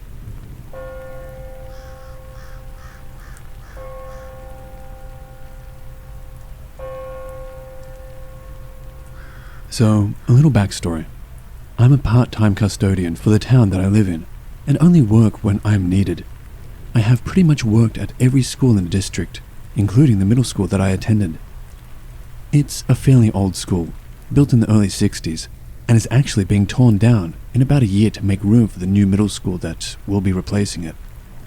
I love that school, and never want to see it go, but it is kind of a dump. But every time I get the opportunity to go back and work there again, I always accept. I have always been a firm believer in ghosts and have had a handful of experiences, but had never experienced anything at that building before, until last winter. I was working a 3-night stint in the old middle school on the 2nd floor from about 2 p.m. to 9 p.m. Quite frankly, I didn't need 7 hours to go about the nightly routine of cleaning, but I was fine with that. On the first night, I went about my business knowing I could pace myself, but was still flying through my work. I'm not overly social when I work the night shifts. I actually like them better because most people are gone by 5 p.m, and I can just have my headphones in and listen to music, podcasts, etc. It was probably around 5 p.m. when I was sweeping classroom floors in the science wing. All the doors were shut and locked, which is mandatory in the science wing, with the lights shut off in the rooms, meaning that all the teachers had gone home for the night. Now, this detail is important. I have a system when it comes to cleaning rooms, and it's very simple. When I've done everything that needs to be done in a room, I shut the lights off in that room. But when I know I have to go back into a room, for whatever reason, whether it be a stain on the floor that needs to be mopped or a rug that needs to be vacuumed, I leave the lights on in that room as a reminder to go back at some point. There was one room in that wing that needed a wet mop pretty badly, so I left the lights on and the door open, and figured when I was cleaning the bathroom floors in that wing later on, I would make a stop in that room and give it a quick mop. At this point, it's probably around 7 p.m. and I have just finished taking a break with my co-worker, Jeff, who works on the 1st floor. I go upstairs to my closet and gather my bathroom cleaning supplies. About 30 minutes later, I make my way back to the science wing to clean the bathrooms and classroom floor. When I get down to the classroom, I notice that not only is the door shut with the lights off, but the door is locked. Now, I know this wasn't me. I never close the classroom doors until I go around to shut the hallway lights off at the end of the night, just in case I need to go back into a room. I'm also positive that no teachers were left in the building. I unlock the door and the lights are flipped in the off position, so I flip them back on. I then immediately ran downstairs to ask Jeff if he had been in the science wing at all in the last hour or so, and he said no. I then asked if there had been any teacher meetings in the main office or teacher's lounge. The answer was also no. I told him what happened and he wasn't surprised at all, saying that he thinks that the building is haunted. We talked for another minute or two and I went back upstairs to the classroom. And what do you know? The lights are off again. I always try to debunk every experience that I have, but I cannot for the life of me think of anything that would have caused these things to have happened. It was the middle of December and the building was always cold, so there were no windows open, and I made sure of that. I have no explanation for the lights flipping off twice, and no explanation for the door locking on its own. I walk around the entire upstairs, looking in every classroom, trying to find any sign that some teachers could have still been in the building, but I found nothing. I went back to mop the classroom floor and finished the rest of my work for the night. Night 2 was uneventful, but night 3 was the most eventful in my opinion. The whole night I had a feeling of someone watching me, and not your normal feeling of being watched, but also as if I was being followed, especially once all the faculty and students were gone. One could normally chalk this up to paranoia, but this feeling only got worse once I thought I heard footsteps around me a few times. Not heavy footsteps. They were more like a light shuffling. I ended up back at the science wing bathrooms. Now, these bathrooms are faculty only, and the doors are always shut. They both open by just simply pushing the door. No knobs or levers to turn, but the women's bathroom on the left doesn't normally shut all the way. It stays propped open on its own by about half an inch unless you pull it closed all the way. I always start with the men's room on the right. I go in and out of the boys' room a few times to grab things off my cart. At one point, I open the boys' room door and take 2 or 3 steps in when, suddenly, the door to the girls' room slams shut. It wasn't a normal slam. This was loud, to the point where I jumped, and I don't scare easily. I go back into the hall and the door is shut. I open the door to the girls' room, certain that nobody is actually in there. But just to be safe, I do my normal, "Hello? Is anyone in there? Custodial needs to come in," with the door just cracked open. No response. I open the door fully and both stalls are open, and there's no one inside. I lean back into the hallway and shout for Jeff, thinking he somehow pulled a prank on me, slamming the door and then running away into a nearby classroom. But then it occurred to me, these bathrooms are pretty far removed from any classrooms in both directions. So if it was Jeff or a kid playing a prank, I would have seen them. A few seconds after shouting to whoever may have been listening, I swear I heard faint whispers. The problem was, I couldn't tell what direction they came from. It was like they were all around me. I asked them to speak up and they suddenly went silent. I must have spent 10 minutes playing with that door, trying to figure out what could have caused it to slam so hard. There are no windows that could have blown it shut, and the only vent in the room is on the other side of the room and does not blow hard enough to move the door with that kind of force, if at all. I quickly finished my work in the bathrooms and swept the hallway floors so I could finish up for the night. Once I was finished, I took one final walk around to shut off any classroom lights and lock any doors that may have been left open, as well as to shut off the hallway lights. While doing this, I made sure I did not have my headphones in. If something wanted to get my attention, I was going to make sure they got it. Nothing happened while I made my final rounds upstairs, so I went downstairs to find Jeff. I asked him about the bathroom door slamming and where he was around that time. He told me he was in the 6th grade classrooms by the kitchen, which is on the 1st floor and on the opposite side of the building. He also said that he had never experienced that bathroom door do anything weird before. But then again, he had never worked the upstairs wings before. I walked with Jeff, talking to him about random stuff as he went around shutting off his lights. It's probably around 9:15 p.m. at this point. Yes, we were there a little late at this point, but we didn't really mind. As we made our way down, near the music wing, something urged me to look back down the hall from which we came. So I did just that. I turn around, and I still get chills and smile like a madman when I think about what I saw. I saw a dark, grey, transparent figure, shaped like a person, walking from left to right down the hall towards the gym. I immediately started running down the hall to try and see it again, but played it off to Jeff like I thought I saw a real person and was going to direct them out of the building. But I know what I saw. There were no people in the building. There were no basketball practices, no extracurriculars going that late. There should have been absolutely no one else in the building at all. I turn the corner, and I don't see anyone. I check all the bathrooms and no one is there. I checked further down the hall, around the corner, and there was no one. I looked outside to the front plaza, and there wasn't a soul. No people, no cars, nothing. At this point, I honestly got teary-eyed. Not because I was upset or scared, but because I was happy.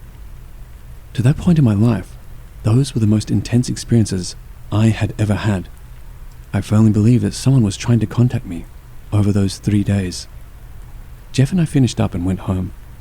I have since been back to that school a handful of times, but unfortunately, have not had any truly great experiences like I did those 3 nights. Other than the shadows that we all sometimes see in the corners of our eyes. But who really knows for sure if those are spirits? They were nothing like the walking figure that I saw, so I chalked them up to my mind playing tricks on me. But like I said, who can be sure? The woman who normally works the upstairs wings of that school doesn't believe my stories. She has worked there for 11 years and says she has never experienced anything in that building before. But she is also one of the most closed-minded people I've ever met. She doesn't believe in ghosts, and won't even ponder the idea of aliens or life outside of our planet. She says that I only saw what I wanted to see, and experienced what I wanted to experience. But quite frankly, I think that is bullshit.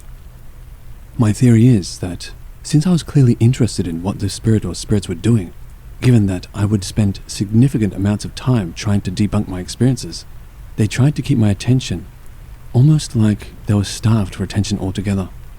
I also think it's possible that since I was in a middle school, the spirit or spirits may be that of middle school aged kids, and they were doing juvenile things just to mess with me, like shutting me out of rooms and scaring me by slamming the door. And then when I call for the voices I was hearing, they go silent, like students sometimes do when they get yelled at for talking during a test. It's all theory, but I think those ideas make sense, and I hope that they make sense to whoever may be listening to this. I know these aren't the scariest encounters, but they are very near and dear to me. Like I said, I've always believed in ghosts, and I've had some smaller encounters with what I believe were ghosts before, but up to that point in my life, these were the most intense encounters I have ever had.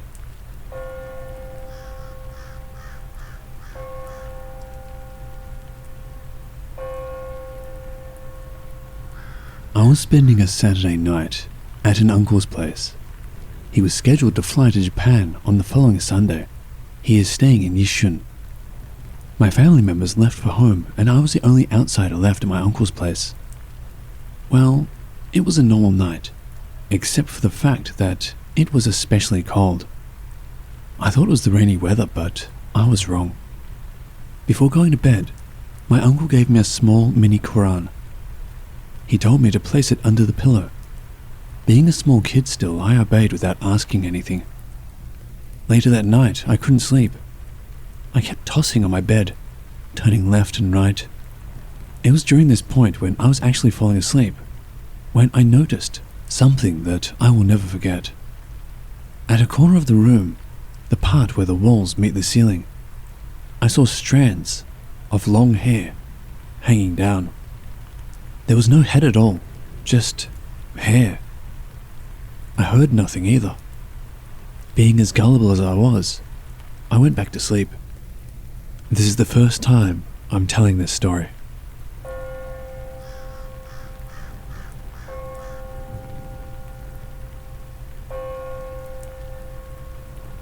I was around 12 years old when I first heard this story. Whether it was true or not, I guess that's up to you folks. My uncle, upon buying a house in an old area at Boonlay, he lived there with his family.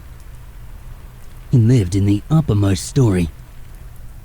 Late one night, while watching TV, his wife heard flapping sound from outside their kitchen. My uncle's theory was that the flapping sound could be from the birds, ones that have built their nests on the roof. Remember, they lived in the uppermost story. But then again, the flapping sound, it seems too loud and too strong to be a bird. To prove his theory right, my uncle went to the kitchen, and brave that he is, he rushed back to the living room. He told his wife that what he saw was a black figure trying to get into the house through the kitchen window, and the black figure had wings.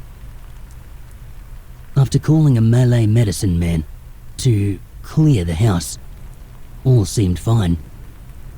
However, weeks later, my uncle had to work until late in the night, leaving my auntie to sleep alone.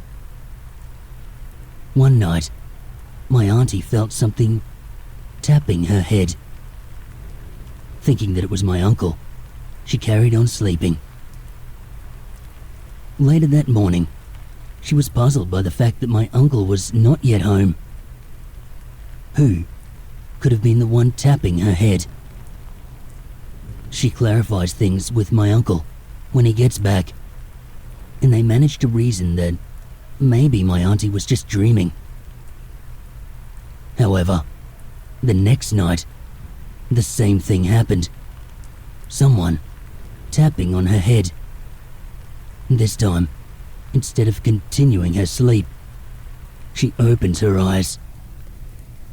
To her horror, it was the black figure, flying around above her. She fainted, right then and there. Again, a medicine man was called upon, and the house was cleared of evil.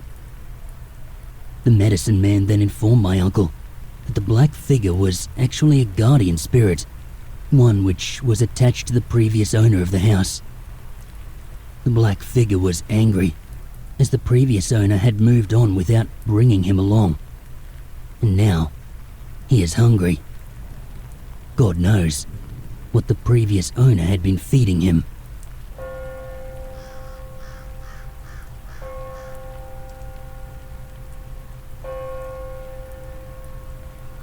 There are lots of strange things about my house, and I would like to begin with my first experience.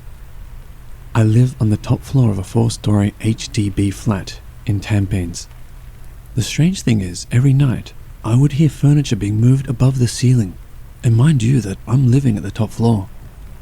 Sometimes, the sounds of marbles bouncing across the ceiling would be heard, followed by the sound of a bowling ball rolling across the ceiling. Another strange thing is that the flat next door is empty, and it has been like this for years. Whenever I'm in the room studying, I could hear some thumpings on the wall. Even my brother, who was with me, heard the thumping sound. I used to think someone was trying to test my patience, so I would usually knock back on the wall, and strange enough, the person replied by knocking back. There was this one time when I got frustrated and took a hammer and started hitting the wall wildly. And suddenly, there was a moment of silence. Then, there was a really loud thud, which sounded as if the person was really angry. There was this one time when my parents were sleeping in the master bedroom when they heard this loud thud under the bed. And even I could hear it from the next room. At first, they thought it was the lizards, but no lizard could cause a thud like that. Recently, we could smell a weird but sweet fragrance across the house, and it usually happens at night. So one day, I decided to wait for the smell to float across the house again. And when I could smell it, I took note of the time. Now, every time at 9 p.m. sharp, the whole house is filled with that fragrance, and it's damn weird. I have no idea where it's coming from.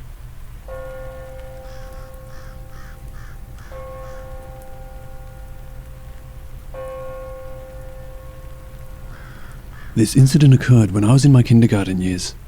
At that time, I had not moved out to my current house yet.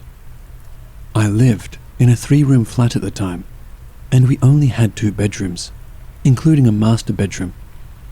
The kitchen was directly facing the living room. I remembered that my grandmother had just passed away, but my grandfather happened to stay over at my house for the time. As we only had 1 bedroom, which me and my siblings shared, my grandfather suggested that we, kids, slept with him in the living room, just to keep him company, and this went on for as long as he stayed with us. There was one particular night when my sister and I simply could not sleep, although the weather was very calm. We were teasing each other when my sister suddenly told me not to look at the kitchen, which was facing us. She said to me, "Kay, don't look at the kitchen, there's a ghost in there." However, me, being a curious little girl, decided not to listen to her. I climbed over her and took a peek at the kitchen. Sure enough, there it was. With no lights on, the thing appeared as a frail and thin-looking old lady, sweeping away in the kitchen late at night. She was very dark and wearing a headscarf. It appeared to me like an old Indian lady, and she just concentrated on what she was doing. Why on earth was an old lady sweeping away in my kitchen at night with no lights on? I got scared and quickly went to sleep. The next morning, I told the incident to my mother, and she was actually terrified, and quickly told my father to say some prayers over me for fear that I'll get possessed by that thing. Up until this day, I still cannot figure out what or who that thing was. Was it my late grandmother? Or was it just another wandering spirit?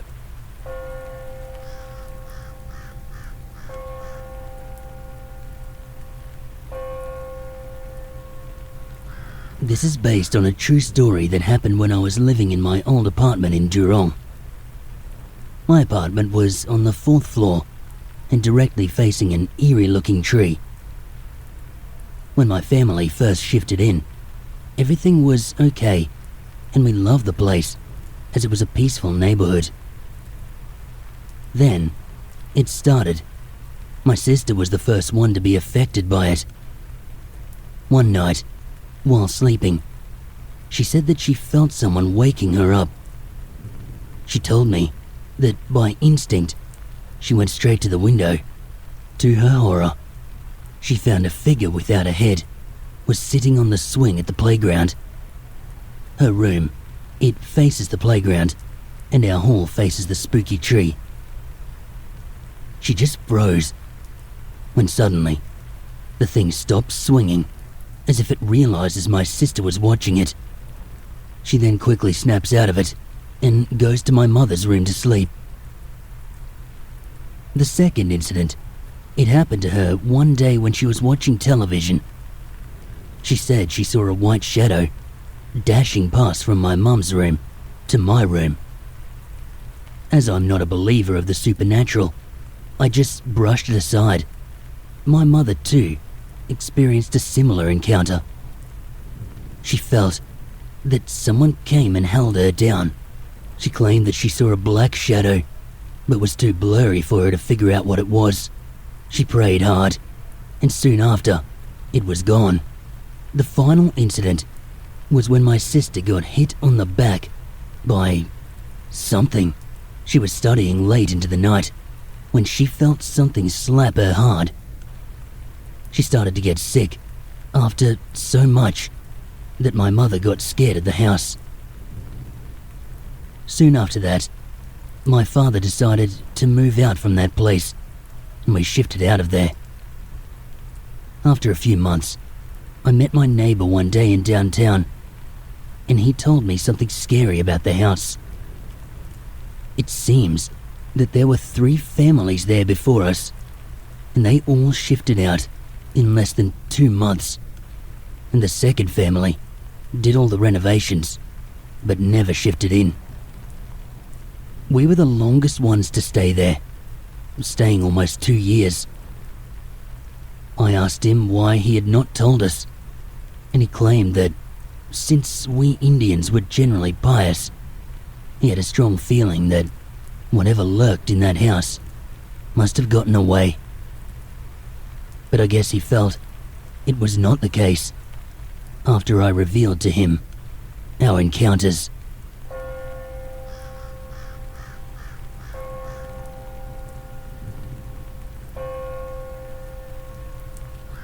Okay, this did not happen to me, but to a friend who lives somewhere in Jalan Tenaga. She was telling me about how she thought she saw her mother in the dark at home. It happened a few years ago. My friend, N, lives in a corner house. Should be a 5-room flat. Anyhow, the study room in her house has been converted into a TV or leisure room, since that is where all the hi-fi and stereo systems are. The room has no door. It's sort of bare. Anyone outside can see anyone inside and vice versa. On one particular night, N was in the TV room, listening to some music. Only the room was lighted and the rest of the house, e.g. the living room, kitchen, etc., were dark because the rest of the family were asleep. Well, she was listening to music when she suddenly realized that her mother was standing near the sofa in the living room, which was across from the TV room. The sofa was directly outside her mother's room, so N thought her mother just woke up from sleep to go to the kitchen. N called out for her mum. "Mum, if you go into the kitchen, can you please get me a glass of water?" Somehow, her mum didn't reply, and N wondered why. She was thinking, that's her mum right there in the red t-shirt, because her mum was wearing red on that day. But something struck N as weird. She couldn't see her mum's face properly in the dark, because 1, the only light that was there was from the TV room, and 2, somehow, her mum was also wearing a black tudung. And why the heck would her mum be wearing a black tudung in the middle of the night? N then realized that it wasn't her mum standing there, but something else. And then it started walking towards her. N just uttered some verses from the Quran and closed her eyes. When she opened them, it wasn't there anymore, thank God. N attributed the incident to an earlier incident a couple of days before. She was walking on the path leading to her block, having returned from NCC, when she passed a couple of mango trees. She then heard someone calling her name, so she turned around. But there was no one there, and concluded that perhaps whatever had called her had probably followed her home.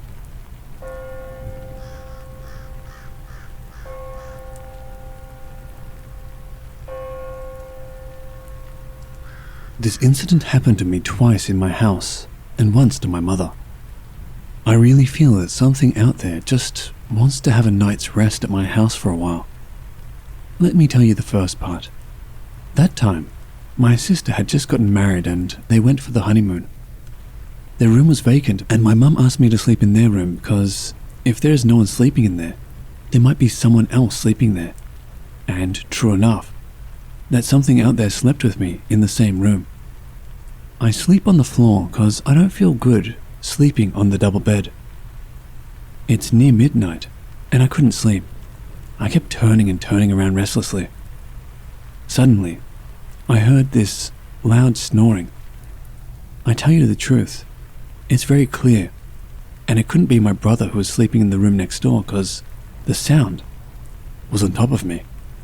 I mean, on the bed. I was in shock and tried to hear the sound properly, and the snoring sound was so hard. I quickly closed my eyes and covered myself with a blanket and prayed hard until the next morning. Then I told my mum, who did not believe me. The second time was in my own room, and that time it was only a few months after the first incident. And it was only me and my brother-in-law who was in the house. He was sitting outside in the living room, reading newspaper, and I was trying to get some sleep in my room. Suddenly I heard the snoring again, and this time I'm very sure that it could not be my brother, and no one else was sleeping at the time. The sound was at my feet. I slowly curled myself up and covered myself with my blanket and prayed hard. The next morning again I told my mum. This time she had to believe me. The third time, my mum had heard it herself. My father was sleeping on the floor next to her, and suddenly she heard the snoring at her feet. She asked herself whether it was my father or not.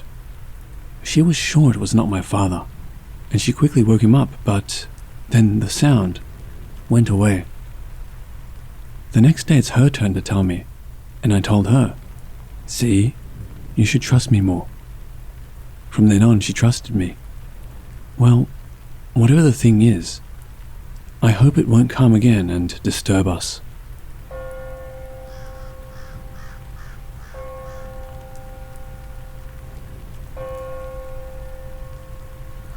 I was awake one night, thinking about the day's events.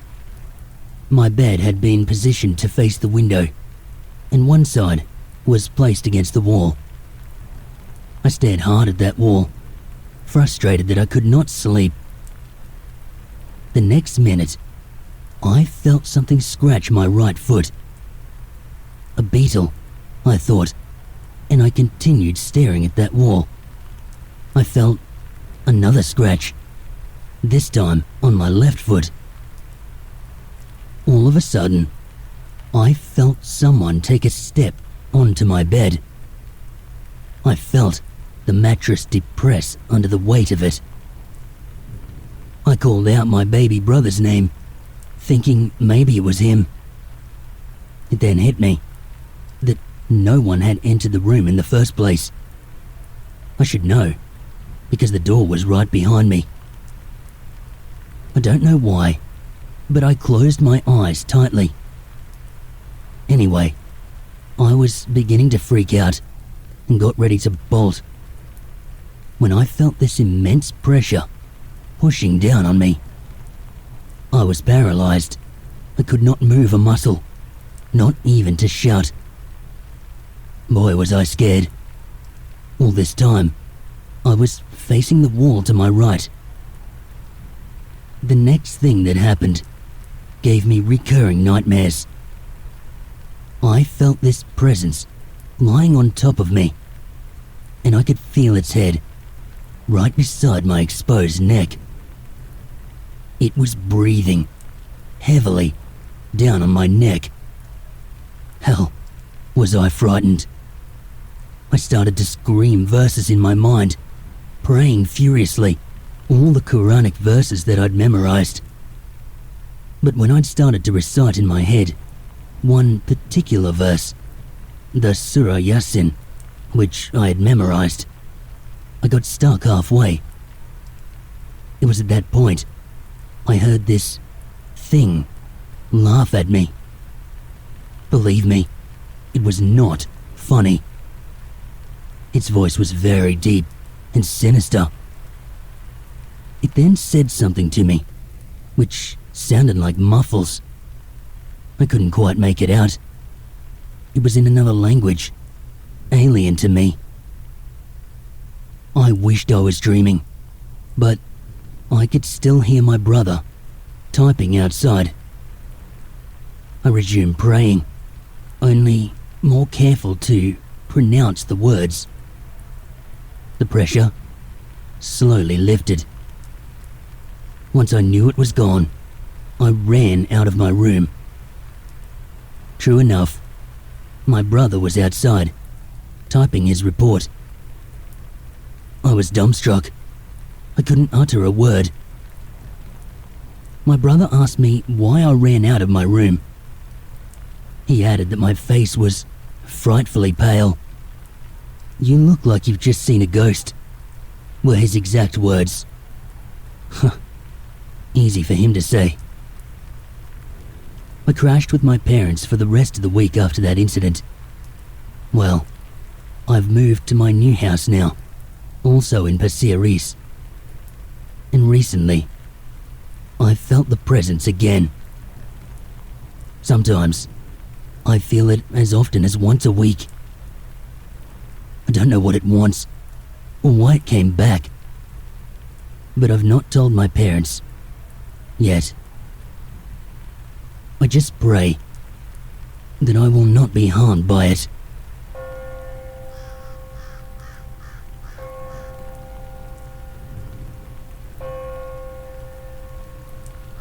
The story I'm going to tell you is true. It happened at my previous house at Intro.Myuu. I shall not expose which floor I actually live so as not to frighten the existing occupant, just in case they hear this story. This incident happened many years ago. When my parents got married, they bought this unit, and a year later, they had me. At first, no eerie incidents happened, but the moment I was born, all the nightmares began. You see, my parents were young at the time, 25 years old, and still working. So most of the time, they're not at home. Sometimes they sleep at my grandparents' house. But only after they got me, they started to spend more time at home, and my mum resigned from her work to take care of me full time. According to my mum, when they first brought me home from hospital, I refused to be in the house by crying hysterically. But my parents ignored the signs and brought me in without having a second thought. And on that night itself, something happened. At around 3 a.m, my parents, who were sleeping in the living room with me, heard clinking sounds of keys, as if worn around the waist of somebody in the kitchen toilet. The sound grew louder, and water was gushing out from the tap in the toilet as if someone was doing their business there. Then the toilet door was heard to swing open, and footsteps walking towards the living room. My mum and dad were terrified, but kept cool, and recited all the prayers they knew. My mum managed to keep her eyes slightly open because she was curious to see who it was. To her shock, there, standing at the kitchen door, was this tall, shadowy man, staring down at her with his bright red eyes. He remained throughout the night, and disappeared by dawn. Due to that incident, my mum was down with a fever for many days. Even by then, I was still crying day and night. Even some of the neighbors popped in to ask what happened to me. I guess my cries have caused some inconveniences in their sleep. My mum told them she did not know why I kept crying. Then came to the revelation of the strange happenings in the house. According to one of the neighbors, a Chinese family resided here, and the grandfather committed suicide by hanging himself in the room, which is my room. They moved out of that unit because one of the grandchildren actually saw their grandfather walking through the kitchen wall. That explains why, during my primary school days, I always wonder why there is a kind of nudge, a metal hook, on the ceiling in my room. Come to think about it, maybe that is the place where he hanged himself. Well, this is not all. Wait till you hear what my dad encountered.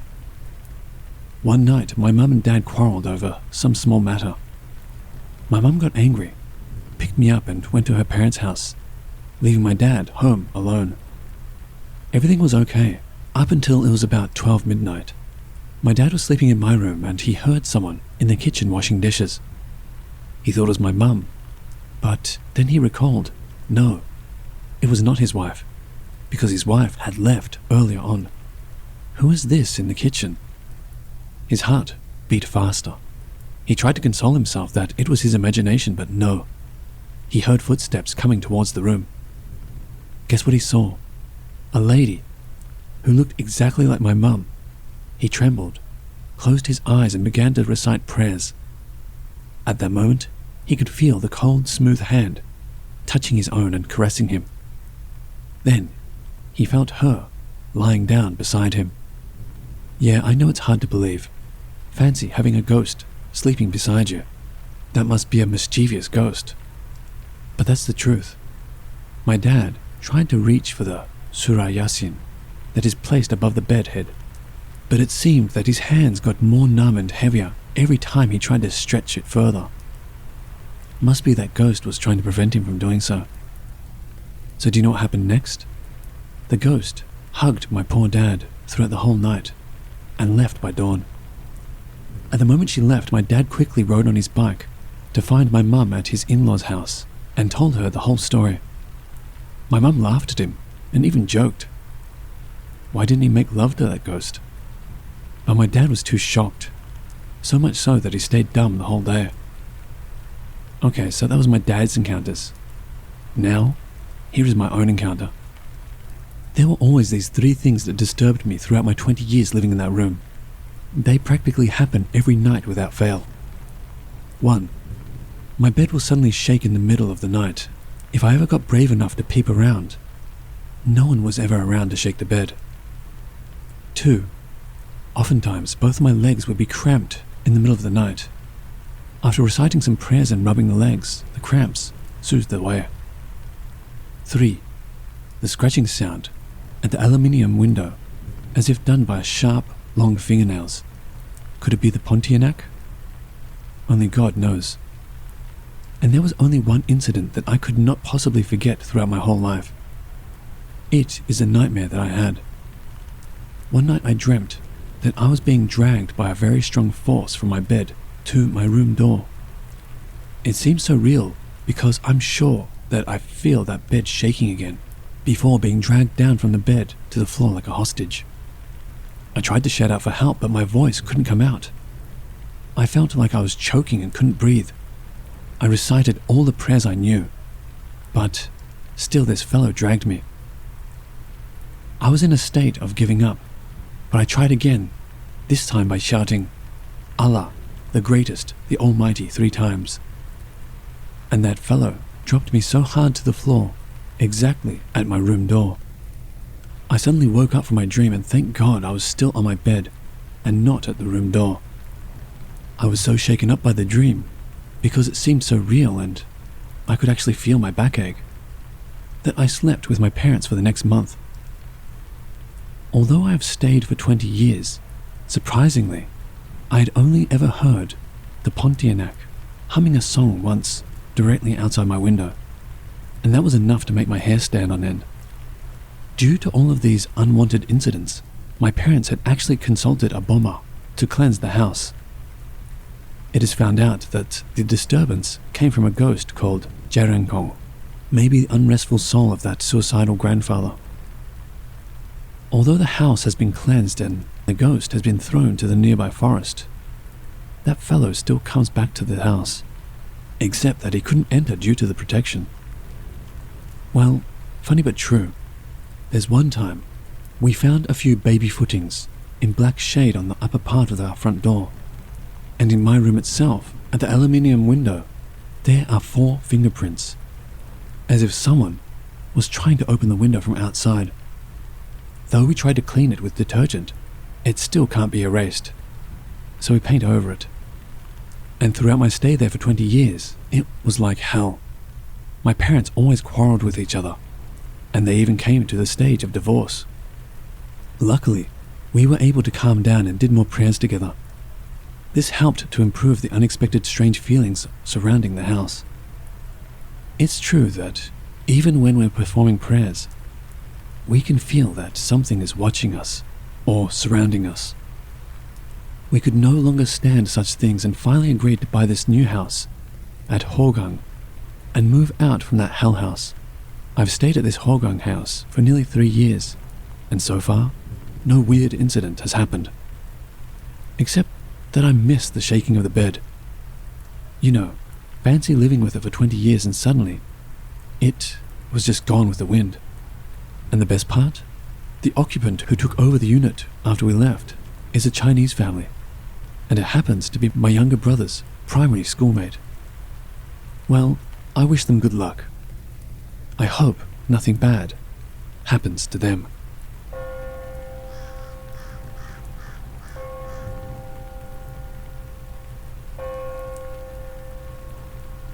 This was back in the 90s. My co-worker was at her best friend's house when they were about 8 or 9. They were upstairs in their friend's mother's master bedroom playing by the dresser. When you walked up the stairs, the bedroom was to the left. When you walked into the bedroom, the bed and dresser were on the right, and that's where the girls were playing. So you walked through the door. You would pass the bed and then reach the dresser. The mum had an old 80s style bed that had a mirror and lights on the headboard. The lights never worked. So they're up there playing, and they hear the friend's mother call to them to come downstairs. The second the mum calls them, the bedroom door, which was open, slams shut super hard and loud. This freaked them out, and they looked at each other, wondering what the heck just happened. Her friend, thinking it's her brother, shouts at him to stop scaring them. At that moment, the non-functioning lights on the headboard started flickering.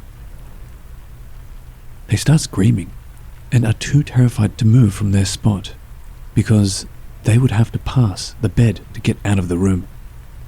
They finally get the courage and run out of the room, screaming down the stairs, and the mum is all irritated, wondering why the girls are slamming doors and acting crazy.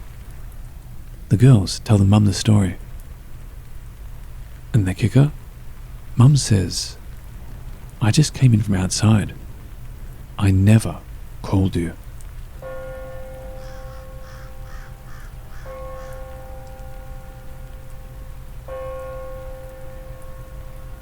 When I was in my teenage years, around 15 or 16, I had my one and only paranormal encounter. On Sundays, my parents and siblings would go to church, then stop by my grandparents for lunch. They'd usually be gone for 4 hours or more. I was a rebellious teenager at the time, so I would choose to stay home instead. So I'm laying on the living room couch, watching Dragon Ball Z clips on YouTube, when suddenly I need to go to use the bathroom. So I get up and head that way. I get to the bathroom, close the door, then proceed to sit on the toilet. I've been in the bathroom for about 5 or so minutes, still watching YouTube, when suddenly something starts knocking on the bathroom door. Now, I know it was coming from the bathroom door because, for one, it was fairly loud, and secondly, because the door shook from each knock. These knocks were about half a second apart from each other, and no knock was louder than the other. I'm not a badass now, and I definitely was not a badass back then, but for some reason, I pulled up my pants, walked over to the door, and yanked it open. Nothing was there. The knocking stopped the moment I yanked the door open. I quickly go around the house and check to see if all the doors are locked. All of the doors are locked. Then I check all of the rooms and closets to see if anyone is in the house. No one. By this point, my adrenaline is starting to wear off, and I'm beginning to get really scared. There was just this eerie vibe floating in the air. I felt like I was being watched. Don't remember much after that. My family got home a few hours later. No one believed me after I told them, of course, but I knew for a fact that I was in that house alone when the knocking occurred. I knew for a fact that the knocking stopped the instant I opened the door. There was absolutely no time for whatever it was to get away in that short amount of time.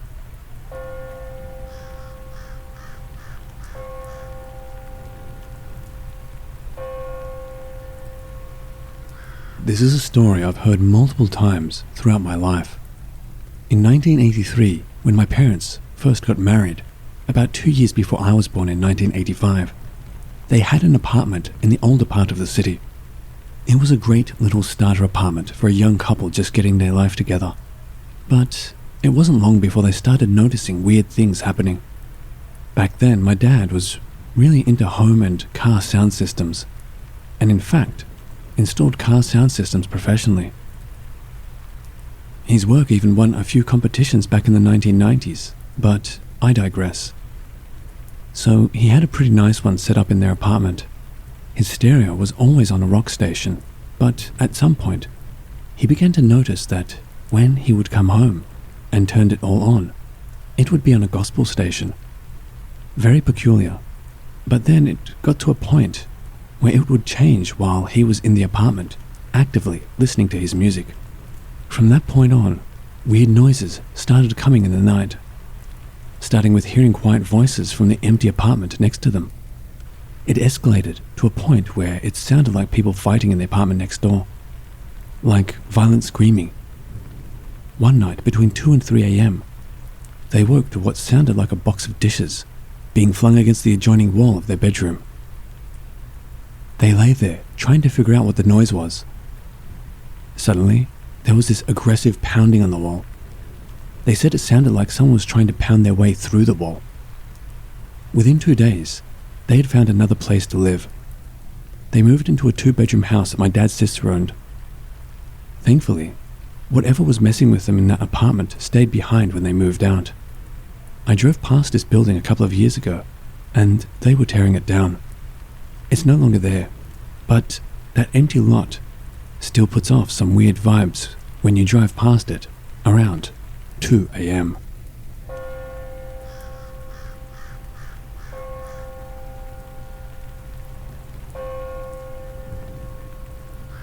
This is the story of my time living in a truly haunted house. It was the scariest, most terrifying paranormal encounter that I have ever had. To anyone who is a skeptic, I don't blame you, but I would testify in court to the events that happened in that house without blinking an eye. Before we start, I want to say that I have no history of mental illness, nor is there a history of it in my family. I rarely drink, usually only socially or wine with a good meal, and I do not do drugs. At the time I was under some stress, but isn't everyone? And any attempts for me to explain these events away have failed miserably. I am a very logical person, and no logic could ever prepare me for my time in this house. So strap in, hold on, because this is a crazy ride. I moved into said house after going through a long, drawn-out, extremely messy divorce from my abusive and controlling ex-husband. It took me 1.5 years to finally escape him, and even after our divorce, he continued to hound me, even with me living 3+ hours away from him. I loved my new job, I loved dating again, and I loved the city that I was living in. I really began to feel alive for the first time in 8 years. Just for clarification, we were married for 11, together for 15, but the last 8 was when he became extremely abusive. While I was still trying to move on and find out who I was, it was the strongest and happiest I had felt in a really long time. So those attempting to blame my divorce on any sort of mental break, it was just the opposite. I do admit that jumping back into the dating scene after 15 years of monogamy was absolutely nerve-wracking. It was also exciting, fun, and exhilarating. It was around May when my father called me out of the blue. He had fallen again, the biggest thus far, in a series of falls, and he couldn't care for himself properly in the state he was in. A few years prior to this, he had fallen and broken his back, making tasks painful and difficult to complete. cooking, cleaning, and even bathing were problematic. And so, as he broke down on the phone with me, the phrase, "I just don't know what to do anymore," dug into my heart. My lease was up in a month, and so I made the decision to move 8 hours away so I could help care for my father. I explained my situation to my job, put in my 2 weeks, gave notice on my apartment, told the guy I was dating steadily about the move, and bought a crap ton of moving boxes. Over the next month I packed, worked, and packed some more. I started moving things down to my dad's on the weekends to make it a little easier on all our backs, and by June I was driving a U-Haul moving truck with the rest of my belongings down to South Texas. The day I moved in, I was really exhausted, mentally, physically, and even a little emotionally. I had worked really hard to get to where I was at the time of the move. I had my dream job, a comic book appraiser. I had recently gotten my apartment just how I wanted it. I had started dating a guy exclusively, and I had made some really amazing friends. It was tough leaving all that behind me to start over, but my dad's happiness was so worth it. Anyhow, after getting the essentials sorted out, bed, toiletries, charging cables, computer setup, I called it quits for the day and went to take a shower. You know how most ghost experts say that hauntings don't start immediately? That it takes time for the spirits to come out because they are shy? Yeah, that is a bunch of rubbish. That house had the most outgoing spirit in the world, and they were in no way shy of making themselves known. As I was melting under the surface of the sun temperature water, I heard what sounded like footsteps above me. Not heavy like someone stomping, but more like a child running back and forth, back and forth. I know what you were thinking. It was a critter that got into the upstairs area of the house. And this would have been my thoughts as well, except there were a few things wrong with that theory. First, I have heard cats, dogs, raccoons, squirrels, rats, mice, and even snakes in upper rooms and attic ceilings before. They each have unique sounds, and none of them sound like a child running back and forth. Secondly, there was no room, attic, or anything above my head but a roof, so I listened quietly, perplexed by the little feet sounds I knew couldn't be there. And after a while I shrugged and began soaping myself up again. Almost instantly after dismissing the noises, I was plunged into darkness. I stood there, the water beating down on me, soap held like it was going to save me, and eyes as wide as they could go just staring into the darkness. This bathroom had a single tiny window that a child would barely fit through, and being as it was dark outside, it offered no assistance in illuminating the room. I called out to my dad since he was in the room directly beside the bathroom, and also because I thought he might be pranking me somehow. See, the light switch to the bathroom was outside in the hallway, a design choice I will never understand. In my head, it was the only reasonable explanation to why the light was off. My dad was being silly on my first official night here. It wasn't really like him, but it was the only logical answer. Unfortunately, he did not respond. I called over and over, progressively getting louder, and finally I could hear shuffling and my dad's door opening. Being tired, I didn't really put anything together at the time. I was just glad when my dad's voice called out asking what I needed. I told him to please turn the light back on, and to please not turn it off again, since I didn't want to fall and kill myself in the shower. He laughed and turned it on. Then I heard him say he was going back to bed. I took his laugh as confirmation of the prank, and finished up my shower. As I settled down into bed a little later, I watched the ceiling and thought about a lot of things. Eventually, I began wondering how my dad had opened and closed his door without me hearing during the time I was in the darkness. While it didn't make any sense, I chalked it up to my calling out masking the sounds of his retreat to the bedroom. Eventually, I drifted off to sleep. The next morning, I woke up, sore, tired, and dreading the rest of the unpacking process. I could smell fresh coffee and happily followed the alluring scent to the kitchen. My dad wasn't in there, so I grabbed a cup and went to sit outside with him on the front porch. This was his morning ritual, and he did it every single morning without fail. As we sat talking about asinine things, I started hearing the pitter-patter of little feet again. I was confused because we were outside, and it was so loud it sounded like they were on the awning over the porch. I asked my dad if he could hear the noise and what it was. He pointed to his next door neighbor on the right of the house and basically told me that the mum lets the kids run around like crazy animals all day and night, that the mum never disciplines them, and they don't have a bedtime. He said that since the house wasn't underpinned, that the sound of them running around constantly echoed over to our house. The explanation sounded plausible, and I wrote it off as fact for the time being. That night, I went to sleep just as tired, sore, and mentally frazzled as anyone who has ever moved will know. It wasn't anything physical that would bother me this time, though. It was my dreams that were absolutely horrible. The most disturbing thing about this dream is that it was so vivid. It felt so very real. I was lying in bed with my eyes closed, just thinking about all the things I still needed to do, when the door began opening. The door to the room didn't creak or make any noise itself, but the room had a ceiling fan. When you would open the door, the difference in air pressure would make an audible, contrasting sound. So even if you had your back to the door, you knew when someone entered. Hearing this distinct change in air, I turned my head to the side and was terrified to see the black shadow of a person. I began gasping and tried to escape by crawling across the bed to the other side.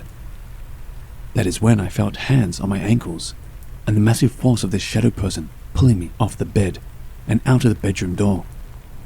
I began screaming and attempting to grab onto anything I could reach, but as soon as I got a hold, the entity would rip me away from it, breaking my fingernails and forcing me towards the front door. As they dragged me closer to the door, the front door had a large oval window in it. I could see my dad sitting on the front porch smoking a cigarette, oblivious to my screams or the situation unfolding.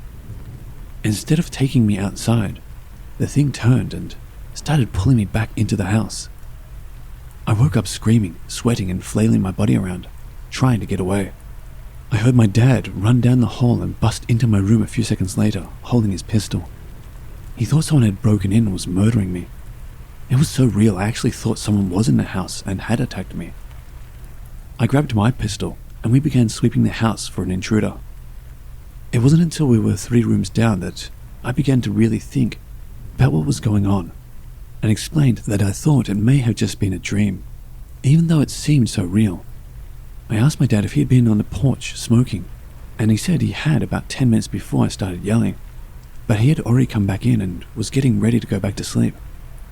He then gave me a hug and walked me back to the bedroom, but still went and finished sweeping the house after I laid back down. I had this dream almost every night for a month, and it only stopped when Agador, not his real name, moved in with us. Agador was my steady boyfriend from before I moved, and he decided to join my father and I down south after being away from me for a couple of weeks. For some reason, however, when he arrived, the dreams never came back. Not that I'm complaining. To replace the dreams, however, a lot of other things began happening. I had partially unpacked boxes lying in the hallway that led to the bathroom, and we would hear what sounded like someone rifling through them. I thought maybe it was just mice or rats, even though there was no proof of any pests. But eventually, hearing the actual boxes moving disproved the rodent theory. Items would just disappear into the thin air.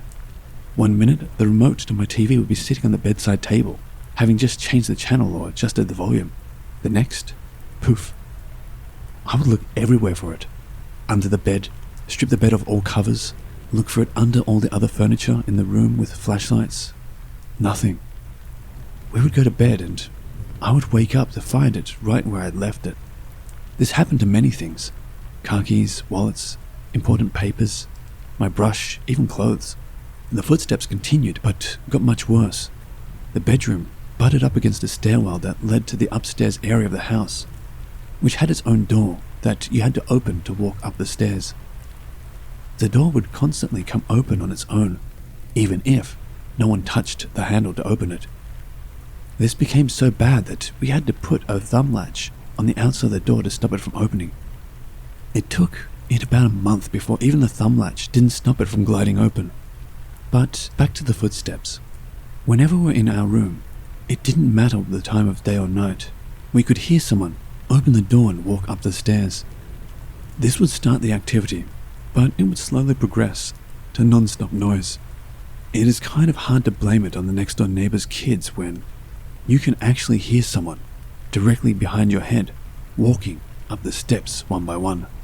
Then we would hear them walk back down the steps, stop directly behind where our heads were at, then rock back and forth, making the stairs creak slightly as they did this.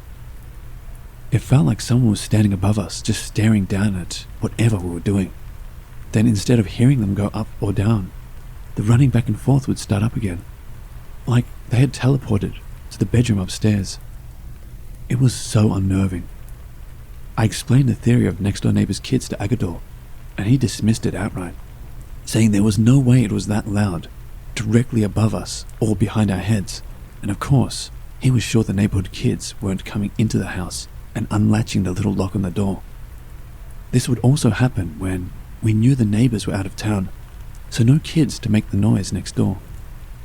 We would check multiple times on the noises, but there was never anyone or anything there when we did. One day, we had relatives coming down for a holiday, and I was upstairs trying to put together beds. I didn't mind being in the room upstairs. There was no heavy aura or anything like that, so I was going about my business trying to make sleeping space for everyone. We had quite a few kiddos coming, so I was putting together a set of bunk beds for them. I leaned everything up against a wall, where you would have to lift it up and pull it forward for frames or mattresses to topple over. If they did stand any chance of falling, it would be for the bottom to slide out and it to glide to the ground. This is not what happened. I'd put one of the frames together and had already gotten a mattress from the stack of mattresses next to the frames. As I cleared the unused frames, not touching them, I pushed the mattress onto the bed I had just put together. When I heard the sound of clanking, I turned around just in time to see the frames lift off the wall and crash directly down onto my right foot. This is the point in which I mentioned that I had broken that exact foot twice within the past year. Now, it would be 3 times. Yes, the frame just happened to land exactly where I'd broken my foot twice before, and this time it shattered it. I had to go to the hospital and be put in a big, ugly boot and all.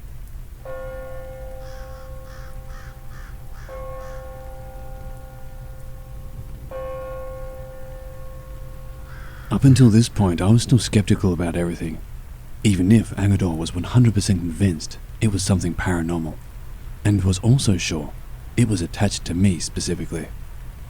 But watching those bed frames lift up with nothing there to shift them, and then push them forward, that scared the hell out of me.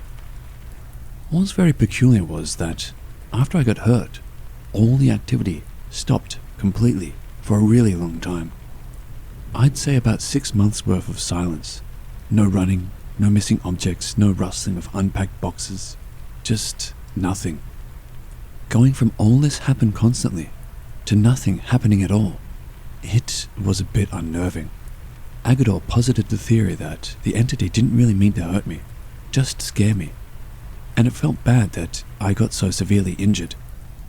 Slowly, towards that 6-month mark, things began to become missing again. Then all the old activity launched into a second campaign of craziness. I am a huge nerd. I am probably one of the nerdiest people you will ever meet. I like both Star Wars and Star Trek. I collect comic books and storybooks. I have a library of both. The sci-fi fantasy genre of literature, movies and TV is my favorite, and I have an entire wall of movies to prove it. I also love anime and regularly cosplay as either an anime toon or my favorite sci-fi or fantasy character. I love playing games, be it cards, board, video, console or PC, and tabletop games. My house is filled with action figures, plushies, art from these genres, and costume pieces from my cosplays. I'm a huge Renrat, LARPer, and Historical Society player. Half of my closet is nothing but Ren Fair, LARP, cosplay and historical garb. Why is this relevant? Well, whatever this entity was, I'll give my guess later on. They loved playing with my action figures and plushies. I would constantly find my action figures toppled over, turned in different directions or missing. We would find them in other rooms, usually upstairs, and they would be set as if a child had gotten cold for dinner and just left them abandoned. I have this one original Ewok plushie from 1984 that I have had since I was a child, and it absolutely loved that thing. I kept it up on the top shelf of my action figure shrines, since it is very old and kids loved trying to grab for it when they would go into my room. The Ewok would either be missing, usually found upstairs on its side, even though it had its own special stand, or we would witness it being pushed off the shelf to fall down onto the floor. Now, the stand wouldn't be with it, just the doll, which is, well, physically impossible. The fan was not strong enough to cause this. There were only floor air conditioning vents in the room, and there was nothing that could have pushed it off. It would just make a flying leap off the top shelf randomly. TVs would turn off or on by themselves all the time. Not just mine, but also the one in the living room. This happened with multiple witnesses on numerous occasions. Once, my father and I were sitting watching TV in the living room, and a cardboard tube for posters or documents was sitting on the couch opposite us. Randomly, it lifted up like it was sitting on the couch, not laying down anymore. Then it was flung forward off the couch towards us. As soon as it launched itself towards my dad and I, the TV turned off. Also, if we were zoning out watching a movie, the pots and pans on our pot rack would begin lightly banging against each other in the kitchen behind us. Digital clocks would also constantly be wiped of their times, and the really crazy thing about it was, they didn't all go out at the same time. If it were something with the electrical or a power outage, all of the clocks would reset.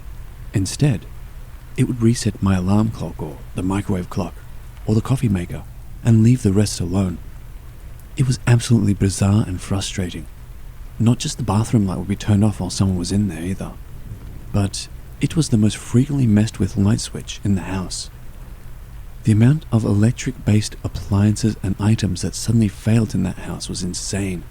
I had just purchased a new computer prior to moving to my dad's house. While there, my NIC went out twice. My power supply, numerous fans, and eventually the hard drive bricked. It wasn't just mine either. Both my dad's computer and Agador's had components that just started failing out of the blue. My Xbox 360 died to the red ring of death, and my Blu-ray player would only play very specific movies. All of these items were plugged into surge protectors, and some of them were still under the 1-year warranty. It was like the house was a place where electronics came to die. Towards the end of my stay with my dad, my brother decided to move in instead of me being there. The activity got so much worse. As soon as there was any discussion of me moving away, the entity went absolutely nuts with activity.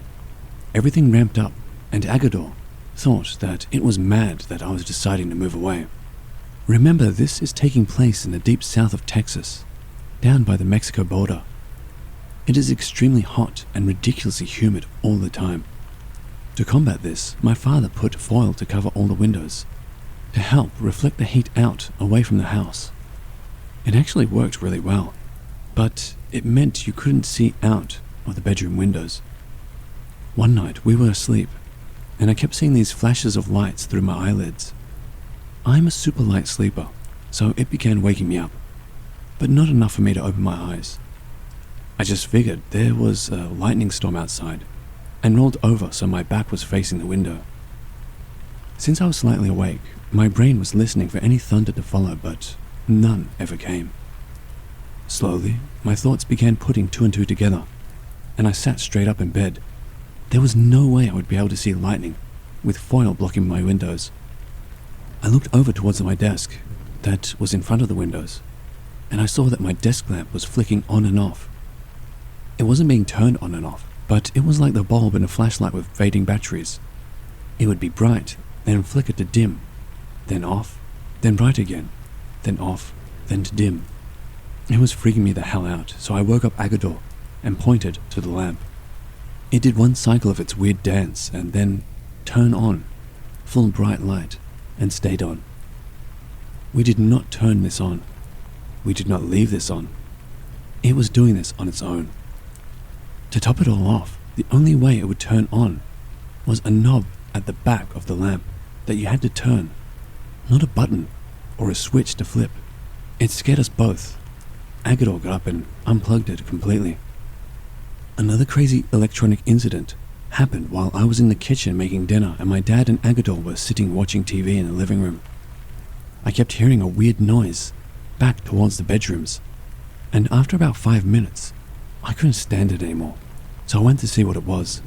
The boys heard me, and Agador decided to go with me to see what was making such a ruckus down the hall. As we got closer, I recognized the sound. It was my printer. I'm not sure if you have ever cleaned the heads of your printer, but it makes some very distinct sounds when you do. These are the noises we kept hearing. As we went into my room, the noises didn't stop. It just kept going off like someone had chose to clean the heads over and over. Agador went up and pushed the cancel button. Nothing happened. He pushed and held down the off button. Nothing happened. Finally, he was like, screw it, I'll just unplug it. He got down and crawled under the desk to my power supply, and then hurriedly got out. Grabbing my arm, he began pulling me out of the room and closed the door behind us. I was confused and kept asking, what? What's wrong? What happened? Agador was white as a sheet and said, the printer wasn't even plugged in, remember? I realized he was right. Since so many electronics kept failing, if they weren't something we used all the time, we would keep them unplugged until we needed them. We slept on the couch that night. It wouldn't be the last time I slept on that couch either. One morning I was woken up by the sound of the door opening. That distinctive noise shifting the air around me. I heard Agador walk around the bed. Then I heard the bed creak as I felt him get into bed with me. The covers shifting with his tugs. I figured he just had to go to the bathroom and was coming back to sleep. I glanced up at the clock, since I knew it wouldn't be long before I had to get up for work, and froze. Agador had to get up at 5 a.m. every morning, and would be gone by 5:20 a.m. It was almost 6 a.m. at this point. I would have just assumed he had slept in, except my sleepy brain began remembering that he had already kissed me goodbye and left. I had no idea what or who was in bed with me, but it wasn't my partner. So I grabbed my phone off the nightstand, rolled forward off the bed, and went straight out the door without ever looking behind me. I say I slept on the couch that morning, but there was no sleeping going on, I assure you. Another time I was sitting at my computer playing WoW, and I heard the same door noise. I had a basset hound named Blue at this time, so I figured it was just him coming into my room, since Agador was at work. My dad always knocked before coming in, so I ruled him out too. I called out to Blue, patting my leg and beckoning him to come get some good ear scratches, when I heard him, behind me, laying down on his doggy bed. He had never gotten up and left, which meant he hadn't entered the room either. Looking back towards the door, I saw it slowly closing, as if someone had come in and was letting the door shut from its own weight. There was no one in the room, and I asked my father if he'd come in later on, and he said he was taking a nap at the time. In the months leading up to us moving out, there would be many more times of something crawling into bed with me, or just getting into bed while I was sitting at my desk. The door would open and close whenever, and the stairwell door began slamming if there was no attention paid to it rummaging around in my room.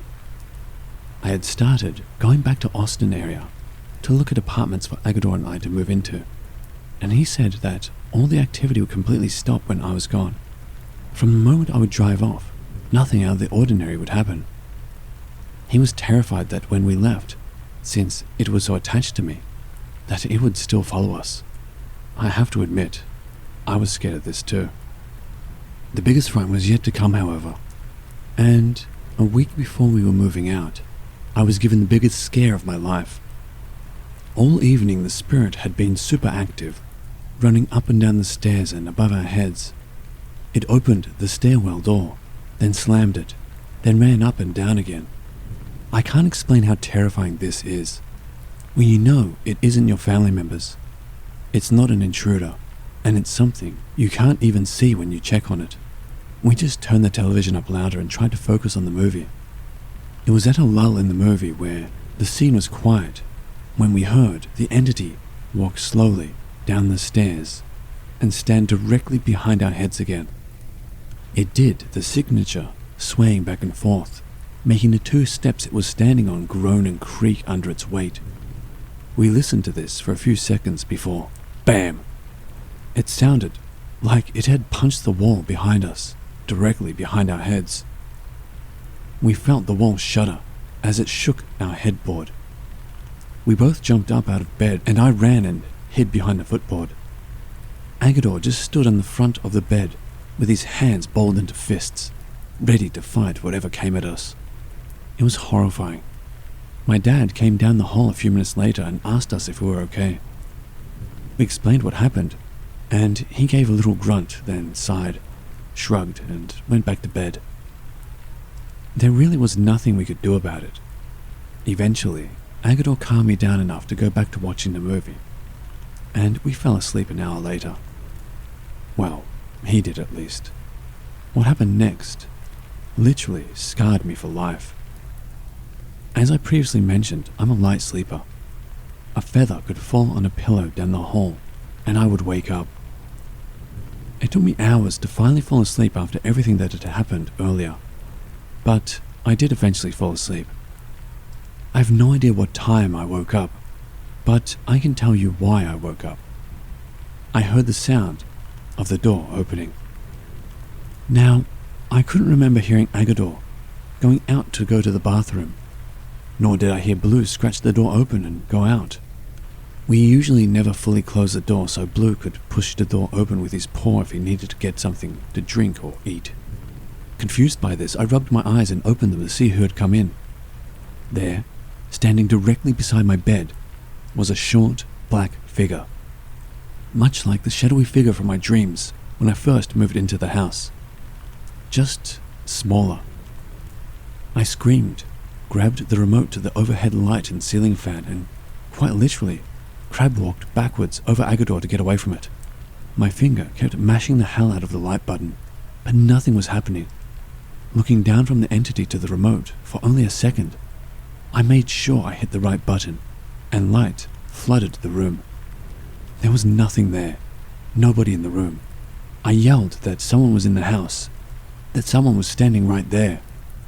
My body trembled so hard, my teeth were actually chattering, and I felt nauseous. Agador grabbed the shotgun from beside the bed and began clearing the house.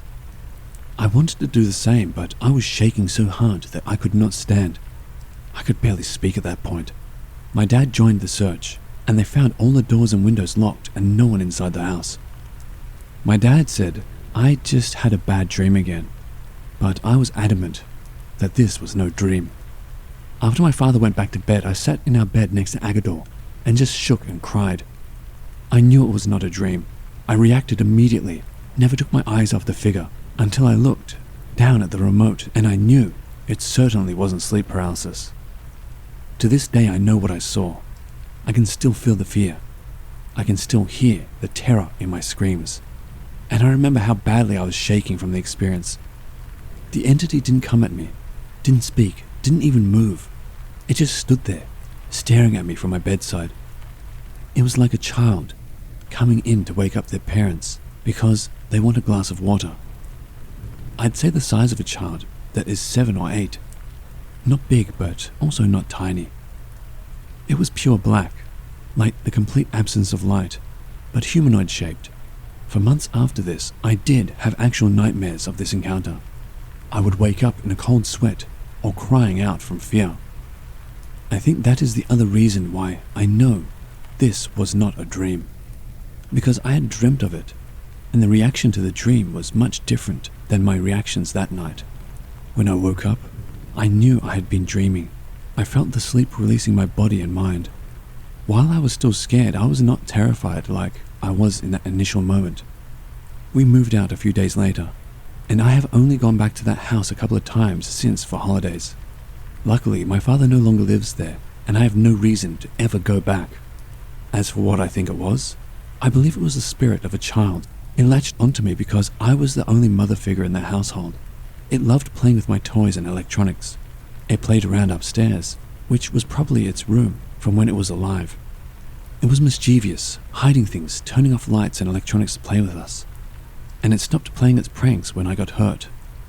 I do think it got mad when it found out I was leaving, throwing a fit that I would go without it. And maybe, appearing beside me was its last attempt at trying to get me to stay somehow. Maybe like it was saying, "See, I'm just a child. Don't go." Despite what I think it may have been, it terrorized me for over a year with nightmares, sounds, and its pranks. And I'm just grateful that it did not follow me when I left.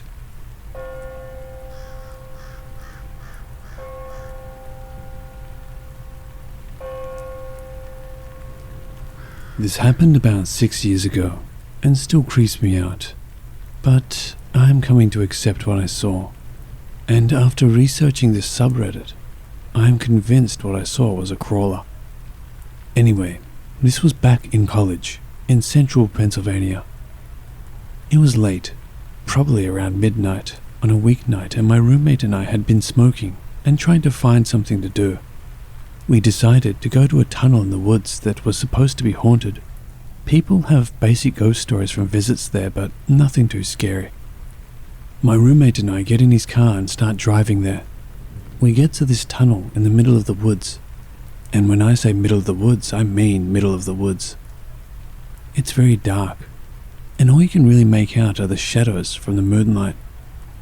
We get there and follow the directions to see a ghost. Drive through the tunnel, turn around, stop in the middle, turn the car off, etc. We are sitting there for a while, probably like 15 to 20 minutes just talking.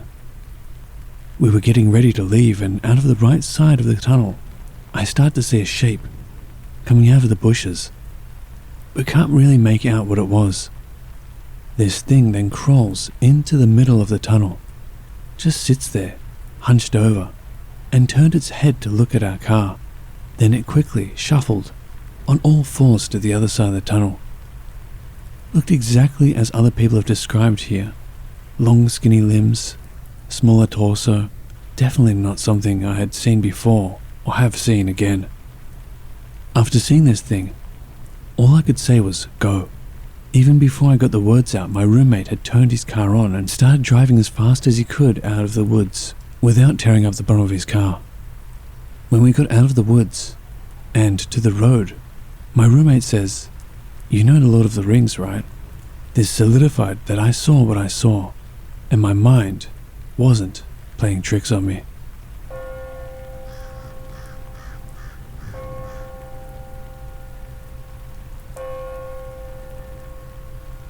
My experience is from late 2006, just before winter break of my freshman year of college. I went to a small college in rural western Pennsylvania, and the freshman parking lot was on the edge of campus up against some state game lands. We'd go out there a couple of nights a week to smoke some weed, and that night went to our usual spot in a clearing with a fallen log to sit on just past what you could see from the parking lot, though we could see the lights from the lot through the trees behind us. Now I'm sure you're already thinking, it was probably just the weed.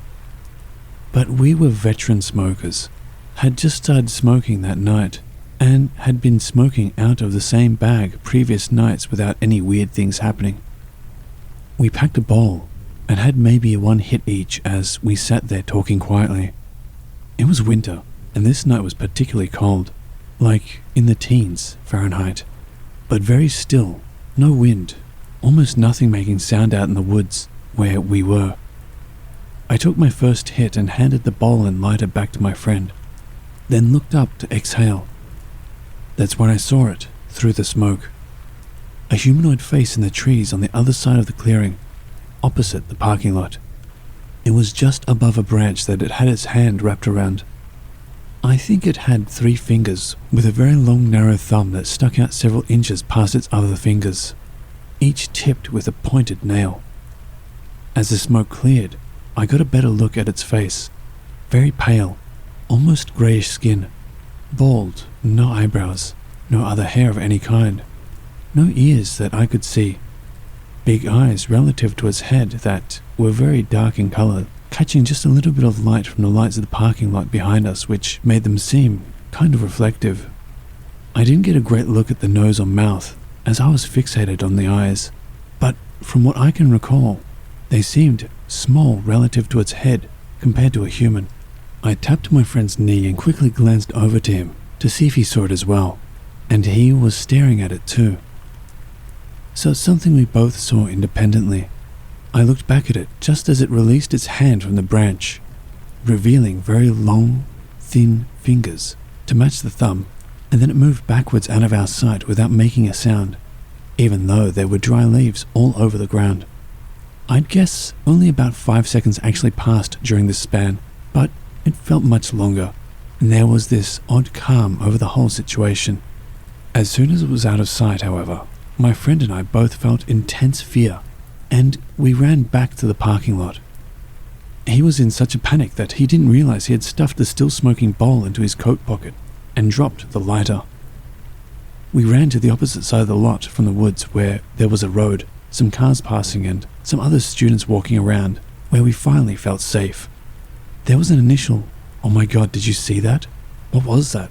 kind of conversation before we calmed down and talked about the details of what we saw, which matched up perfectly. The only thing he noticed that I didn't was that he said he didn't think it even had a mouth. We thought maybe it was a classic grey alien or something, but knew no one would believe us and didn't tell anyone else. The next day we went back to the spot in the woods and found our lighter, standing upright on the log we were sitting on. The odds of it falling and landing like that are very, very low, adding another creepy factor. Did this thing find it and put it there? We also walked over to the tree where we saw it and found the branch it was grasping. It was a good 10 to 12 feet above the ground. We couldn't even reach it by jumping, and there was nothing around. No stumps, no rocks, no lower branches, nothing that it could have been standing on. So it had to be tall to appear there. Weirdly, the leaves on the ground had been disturbed all around the area beneath the tree. Not like just tracks or something, but it was as if something had intentionally brushed the leaves away and then dug some shallow holes, maybe 4 to 6 of them, about 6 to 8 inches deep and 2 to 3 inches wide. My friend was a biology major who had been an Eagle Scout and now works in a state park, so he knew a good deal about most of the area's wildlife and didn't know of anything that would disturb the ground in that fashion. Plenty of animals dig, but they don't sweep away an area of leaves like that, probably about 5 foot by 5 foot, just to dig a couple of holes like that. He couldn't find any other tracks leading away from the area either. We never went back out there after dark again, and never saw it again either. Anyway, that's my possible encounter with a crawler. Make of it what you will.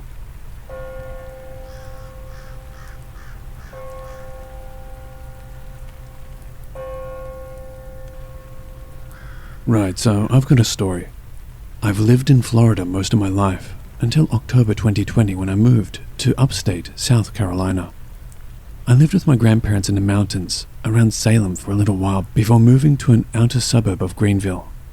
The backyard of my house in Greenville had a downward slope and a creek at the bottom, then an upward slope on the other side leading to another set of houses. The creek led to a large patch of woods, one more house down past mine, a good 50-ish acres. Not long after moving in, I went and explored the creek and found a small shard of pottery half buried in the ground. It was dark greenish and had a few basic floral designs on it. I brought it inside because I was planning to contact the nearby university to ask if it had any significance, but I never actually got around to doing it. One day shortly after that, sitting on my back porch around noon, I started hearing whistles, like some guy was calling his dog or something. But it was the exact same tone and melody every single time. It never changed. I looked around and didn't see anyone, but I could pinpoint where the sound was coming from. It was coming from the patch of woods down the creek the first couple of times I heard it. Then slowly moved out of the woods and into the backyard of the house behind me. Again, I didn't see anyone, and it was still the same whistle, almost like it was a recording on repeat. This happened every couple of days for a few weeks, Always the same exact whistle, and no one else to be seen but me.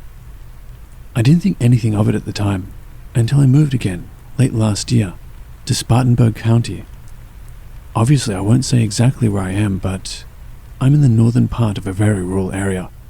Plenty of woods around, along with plenty of coyotes and other wildlife. I hadn't heard the whistle in a long while, probably about a year. A couple of weeks ago, I was sitting outside my house about 9 p.m, doing a bonfire. I heard a pack of coyotes go nuts around a quarter of a mile away, which isn't unusual, so I didn't think anything of it. After a couple of minutes, they went completely silent, and I didn't hear any other wildlife, not even crickets. Then, out of nowhere, I hear the exact same whistle again. It was coming from a ditch next to the road in front of my house, around 30 yards from where I was sitting. I froze and sat there listening, as I knew that, this time, something was up. Why am I hearing the exact same whistle as I've heard in the backyard of a previous house over an hour's drive away? I waited another few minutes and heard it one more time, then silence. Another few minutes pass, then the usual wildlife and cricket sounds start going again. The rest of the night I felt watched, and now every time I go out at night, I feel the same way. I don't know what it is for sure, considering all I've got are a few identical whistles, but it's definitely not normal. Whatever it might be, there's no doubt it followed me from Greenville over an hour away. I tried ruling it out by saying it's birds, but the timing is just way too irregular. Surely I'd hear it more often, right? Instead of a few times last summer and then not at all until the middle of September a year later? Looking for answers on what it might be and what to do about it, if anything. As far as the pottery shard, it was left in a closet at the previous house in Greenville, which has now been rented out to another tenant. Any other questions? Feel free to ask.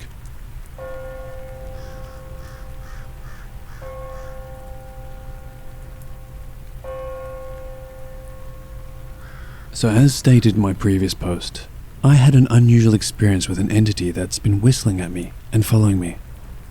I've been told this entity is most likely a crawler. I've also said I'd keep providing updates if anything happens. Well, something potentially happened. Not long ago I walked down my driveway to check the mail. My driveway is about 200 feet long, down to the mailbox. I won't lie. Ever since I wrote that first thread a couple of days ago, I've been incredibly curious to know exactly what I'm dealing with. And I'm not afraid to admit, I've been actively scanning the treetops for anything I might see every time I walk outside. Well, after I got the mail and walked back up the driveway, I stood on my back porch, just watching. I ended up paying most of my attention to a large oak tree in a neighbor's yard, about 100 yards from where I was standing. Up near the top I could see daylight peeking through, and watched that particular spot for a moment. After about 30 seconds of watching the tree, I actually did see something. It moved from the top end of the tree and hopped down the branches at a fast pace. At first I thought it was a squirrel or something like that, but it was just too big. I was too far away to make out any physical features, but I could see that it was grey in colour and at least 5 to 6 feet tall as it was bounding down the branches. The rate it was hopping down branch by branch honestly just made it look like a grey gorilla trying to drop to the bottom of the tree as fast as it could. Again, I couldn't make out any physical features like arms or legs, but I honestly can't think of any animal that would be that large and that fast. Unless a hairless chimpanzee the size of a full-grown human escaped from a nearby zoo and just so happened to end up in a tree in my neighbor's backyard over 50 miles away, I guess. I'm gonna go out tomorrow night and set up some cameras and just sit and watch to see if anything happens. Not gonna try interacting with it. Just gonna sit back and observe for a while. I'll post another update if anything happens.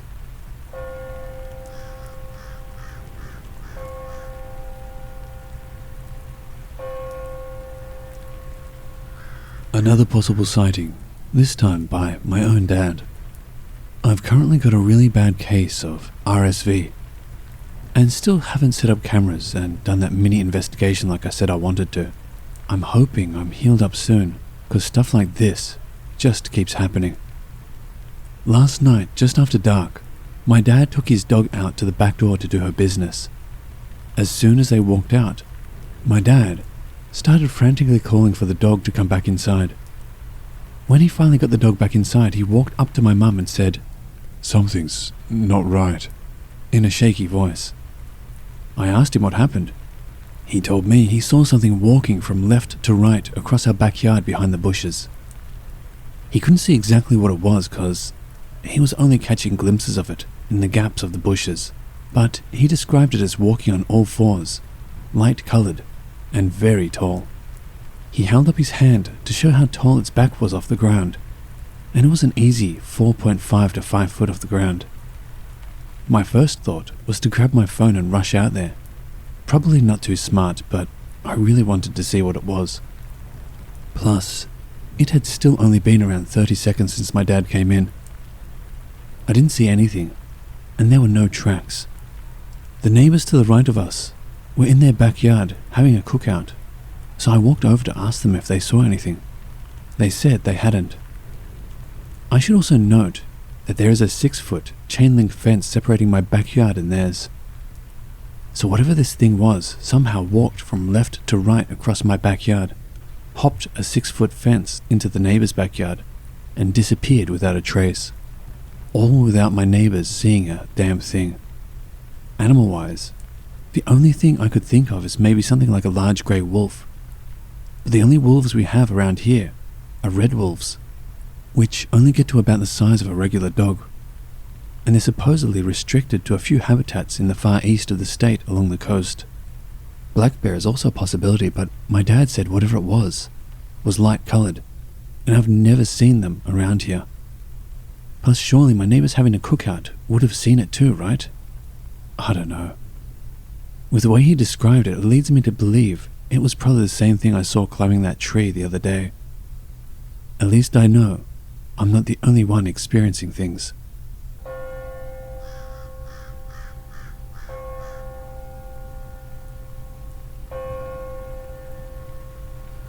November 10th, 2022. I left my house for some grocery shopping. It was around 6:30 p.m, already dark outside. Right down the road from my house was a major vehicle accident. 3 cars involved, all totaled and destroyed, with only one sheriff's deputy on scene. I stopped and offered to help as I work in EMS/SAR, and the singular deputy looked like he'd have his hands full. The deputy declined, stating the victims had already been taken by ambulance and he was only waiting for tow trucks, which was a relief. But you could tell by his face it was a bad incident. I said bye and good luck and drove off, but I couldn't shake the feeling of dread. Just felt like it was eating at me as soon as I pulled away from the scene. Well, as I'm sure you've heard in my recent posts, I've stated I live in a very rural area, with thousands of acres of forests. After about 5 minutes of driving, I came up to a bridge I had to take a left turn on, forests on both sides of the road, and right as I was making the turn, my headlights beamed across a humanoid face, and it ducked down behind the concrete guardrail almost immediately. But for a split second, we made eye contact, and I got a rather good look at its face. It was very pale, grey in colour, completely bald, somewhat wrinkly, no eyebrows or facial hair, no ears. Its eyes glowed bright white with a yellowish hue, similar to how a cat's eyes glow when light shines on them. I could make out what seemed like a sunken-in nose and mouth, but my main focus was on the eyes, so I didn't get a good enough look at the nose and mouth to describe them. Its head was slightly smaller than a normal human, and its neck a bit longer. Normal humans, when trying to hide behind something, will duck down in a downward motion, yeah? This thing didn't do that. Instead, it quickly turned to the right and threw its head forward to get below the crest of the concrete. At first, I thought it might have been some crackhead, but it just did not look normal at all. I turned around and pulled over to take a closer look with my phone light, but it was just too dark to see much of anything. The creature was gone by then, Fast forward a couple of days, and every time I drive by that bridge I keep getting the urge to have a look at it during the daytime, to see how far it is from the guardrail to the ground from where it was peaking its scrawny head over. It's a very steep incline that goes down to a quickly flowing river, at least a 45 to 50 degree angle. I stepped back and visualized where I saw its head, then had a look over the edge and immediately got a bad feeling in my gut. From the top of that guardrail to the angled ground below is about 8 foot. Whatever this thing was, it was definitely not human, and was either almost 9 feet tall, or somehow hanging off the side of this concrete bridge with no arms visible. I still have no idea what I saw that night, but I'll say this: I'm a city boy from Florida, born and raised there. While I've always believed in the paranormal, after I moved out here to the Appalachians with my family in 2020, there is just so much weird shit that goes on in these hills. I've had a few ghostly experiences from time to time throughout my life, but the shit I encounter out here is just a whole different ballgame. Thousands of acres of vast forests untouched by modern humans that could very well be hiding some freaky creatures we've never thought to exist. P.S. You may be asking why the vehicle accident is relevant to the sighting. Well, from what I've come to understand, supposedly these things feed off negative feelings and energy. My theory is that the dread I felt after leaving the scene of the accident prompted the creature to show itself. Or I'm just completely off my rocker and hallucinated the damn thing. That's a possibility too. I'm beating myself up that I didn't have a dash cam running at the time.